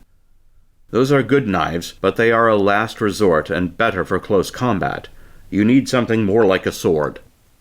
Randall dropped his eyes back to his knives and muttered, "I like my knives. They kill just fine." Trencher stared at the boy another few moments, then turned back to Tag. "You've done all right for yourself," he said. "You can definitely use a little more training, though." "A little?" Tag said with a sneer. "Perhaps more than a little." Trencher shrugged one shoulder. "I was being generous." Tag rolled his eyes. "Keep your generosity." Tag looked away, off into the distance, and knew that Trencher continued to stare at him. Finally, Trencher said, "What are you thinking?" Tag did not look back to the captain, but answered, "I wonder if Uval survived the mountain trap." Trencher made a dismissive noise and said, "Those were some nasty creatures back in that pass. They were plenty hungry, and who knows how many of them there were. I'm sure Uval was finished off." After a few more moments, Tag quietly said, "Pity. I would like to have killed him myself." 2 weeks later, a bedraggled Uval and 20 remaining men pulled themselves into Colonel Curran's army camp. 8 men had died on the trip there from the mountain pass, succumbing to their wounds. None of those that remained were in fighting shape. Uval was concerned at first how he would explain this to Curran, and not end up court-martialed or worse. Eventually, he decided he would not care what the other man thought. He was out for revenge, and would go through anyone, including his superior officer, if it meant that he could get his hands on that young farmer. The guards stationed at the exterior of the camp gave them strange looks as they approached, but said nothing as Uval and his men passed through the perimeter. Uval was well known to those on guard in Curran's forces. He himself was raised up and trained by the man, and so well acquainted with those charged with keeping order in the camp. Once within the borders of the camp, he headed straight for Curran's command tent. When he reached the entrance of the tent's guards moved to block him off. They lowered their pikes and pointed the weapons at his chest. He had sent his men off to find medical treatment among the healing tents. He had come alone. He was, of course, no threat to Curran in this condition, but the guards were trained to stop everyone who approached. Unless they had official business, no one would get past them. "State your name and business," one of them said sharply. "I am Captain Uval under Colonel Curran. I come to speak with the colonel on important matters." "Are you expected?" the same guard snapped. "No, you will need to announce me." The guards exchanged looks, and the one who had not spoken turned and strode into the tent. Less than a minute later, he emerged and stood by his companion. He kept his pike raised at his side. The other guard, however, kept his ready to strike. "Colonel Curran will see you now," the second guard announced. Both men parted to give way to Uval. He strode past them without giving them a further thought. Once inside the tent, he discovered Curran sitting at a small wooden table with another man. The other man had a shaved head and long, drooping mustaches. He wore brown robes and orange tabards. Uval had seen the man before. This was Chiro, a reportedly powerful member of the Brotherhood of Fire, wizards who summoned flames by magic and seemed mostly impervious to heat. Kuran wore an officious expression, which vanished upon taking in the visage of Uval, battered as he was. Kuran stood slowly from his chair and placed both sets of knuckles on the table as he leaned forward. "What the blazes happened to you?" he said in a low, dangerous tone. "We were hunting enemies," Uval began. "We were on the trail of a group of resistance soldiers near the village we had recently taken under our control. They lured us into a mountain pass and cut off our escape. Once inside the pass, we were set upon by ravenous monsters. Almost all of my men have been decimated by the attack. I come with a mere 20 left. That is the only remnant of what you sent with me." Kuran and Chiro exchanged dubious glances. Kuran blinked back to Uval, and casually said, "That is unfortunate." Uval thought that was one of the greatest understatements he had ever heard. Yet he brushed this aside and stood crisply to attention and said, "I request more men to go find these treacherous fools and eradicate them. I am sure they have liberated the village from the token force we left behind. We know about where they will be, and it should not be too much trouble finding them." Kuran beheld the man a few moments before he shook his head and said, "No, I don't think so. They will be long gone by now, and that's just one small village not really worth our time." Uval felt every muscle in his body tighten with anger. This did not escape Kuran's notice. "You have something to say to this?" Kuran said in a deadly hissing tone. Uval grunted and got control of his voice before it exploded out of him with malice, and in doing so endangered himself with the colonel. Uval may have been brought up and trained personally by the man, but that would not stop Kuran's legendary rage from cutting the captain down. He knew it wiser not to give cause. "These men have visited treachery upon us," Uval said. "I should think it within our desire to visit vengeance upon them." "Vengeance, you say?" Kuran said with a smirk. "Think again. You don't look like you are in any condition to visit vengeance upon anyone. You appear to need a good long time in the healing tents before you see action again. Besides, we have more pressing matters than petty vendetta." Kuran sat back down in his seat and waved a dismissive hand. "Go find the healing tents. That's an order." Uval stood rooted in place for another few seconds, desiring greatly to argue with his superior, but knowing it would accomplish nothing. With a growl, he turned on his heels and strode quickly out of the tent. He vowed to himself this matter was not finished. He would make a way to find the boy and put an end to him. This was far from over. This has been Mountains and Monsters, Book 1 of The Rise of the Scythe, by Sam Whitaker. Read by Sam Whitaker. Copyright 2021, all rights reserved.